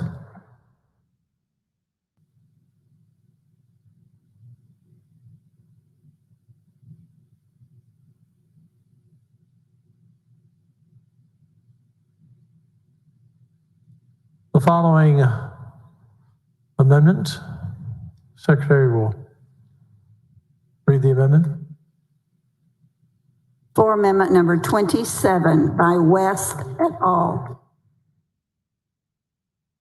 Senator West, on your more than one-page amendment. Thank you very much, Mr. President and members. When I was asking my colleague questions about an hour ago now about how does this particular bill make the job of law enforcement officers safer, We know that we have issues concerning mental health. We know that we had an incident out in El Paso where a young man who had mental problems, I think his grandmother attempted to contact law enforcement to inform them that there was a problem, but no one listened. And so if we are able to pass this one amendment up together as a body, make law enforcement officers easier, I think this would be the one. Remember, this particular amendment is the extreme risk protective order. Essentially what it does, it allows someone, family members in most instances, that know that someone in their family has a problem, and yes, also has a weapon. And they feel as though that person is a danger to themselves, someone in the community. There should be a mechanism, because there is no mechanism right now, for them to be able to call or go to a judge, a neutral and detached person, the Schwartner, make a determination as to whether or not, on a temporary basis, on a temporary basis, whether or not that person's firearms should be taken away from them. Yeah, and some of you may say, yeah, but what about if you have someone that just doesn't like you and they're going down and lying on you? Well, first of all, if they're lying about it, then there are consequences for lying. But what if they're telling the truth? In most instances, they will, because they're going to have to do an affidavit. How does this make law enforcement's job safer? Exhibit A, El Paso. So members, take a good hard look at this. And I know every amendment has gone down based on party lines. But I know that each and every one of you understand and appreciate that there are issues with people that have mental health problems. So I move adoption of this amendment. Senator Schwartner. Thank you, Senator, and thank you, Senator, thank you, Mr. President.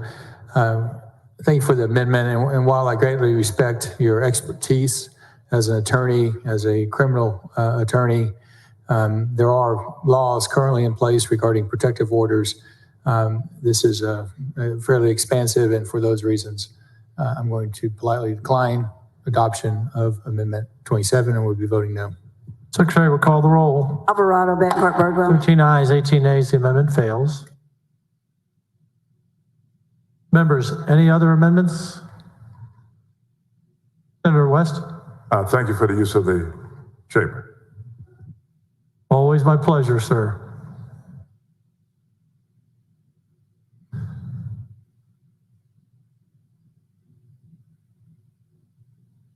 Senator Schwartner, you're recognized on a motion to engrossment? To third reading, excuse me. Thank you, Mr. President. I appreciate the vigorous and lengthy discussion about important issues that affect our state, regarding gun ownership and the right to carry a firearm for self-defense in a holster by individuals aged 21 years or older. And with that, I'm going to move passage to third reading of HB 1927. Secretary will call the roll. Alvarado, Bettencourt, Birdwell. 18 ayes, 13 nays. We will hold at that point because we have to suspend the constitutional 3-day rule.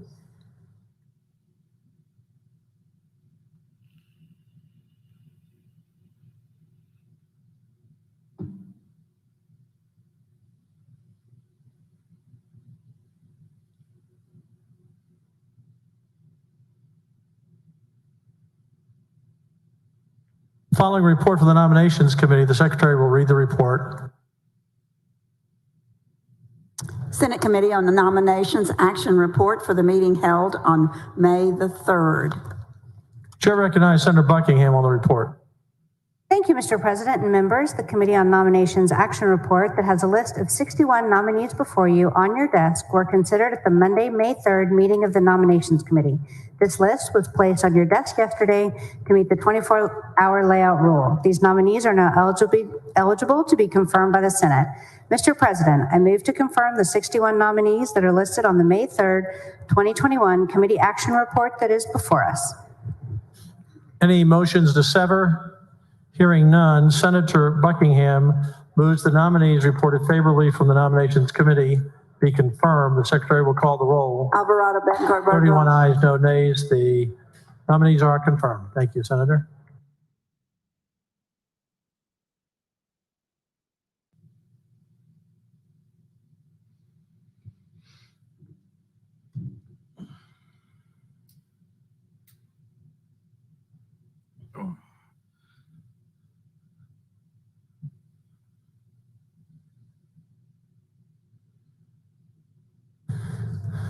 Following motion in writing, Secretary, read the motion. Motion in writing, Mr. President. The following members hereby request to suspend Senate Rule 7.07B to permit the introduction of bills and resolutions as follows. SB 2246 by Schwertner relating to the designation of portion of State Highway 164 in Limestone County as the State Trooper Chad Walker Memorial Highway. SB 2247 by Huffman relating to the removal of fee for the issuance of original, duplicate, modified, or renewed license to carry a handgun. Any objection? Hearing none, motion is adopted.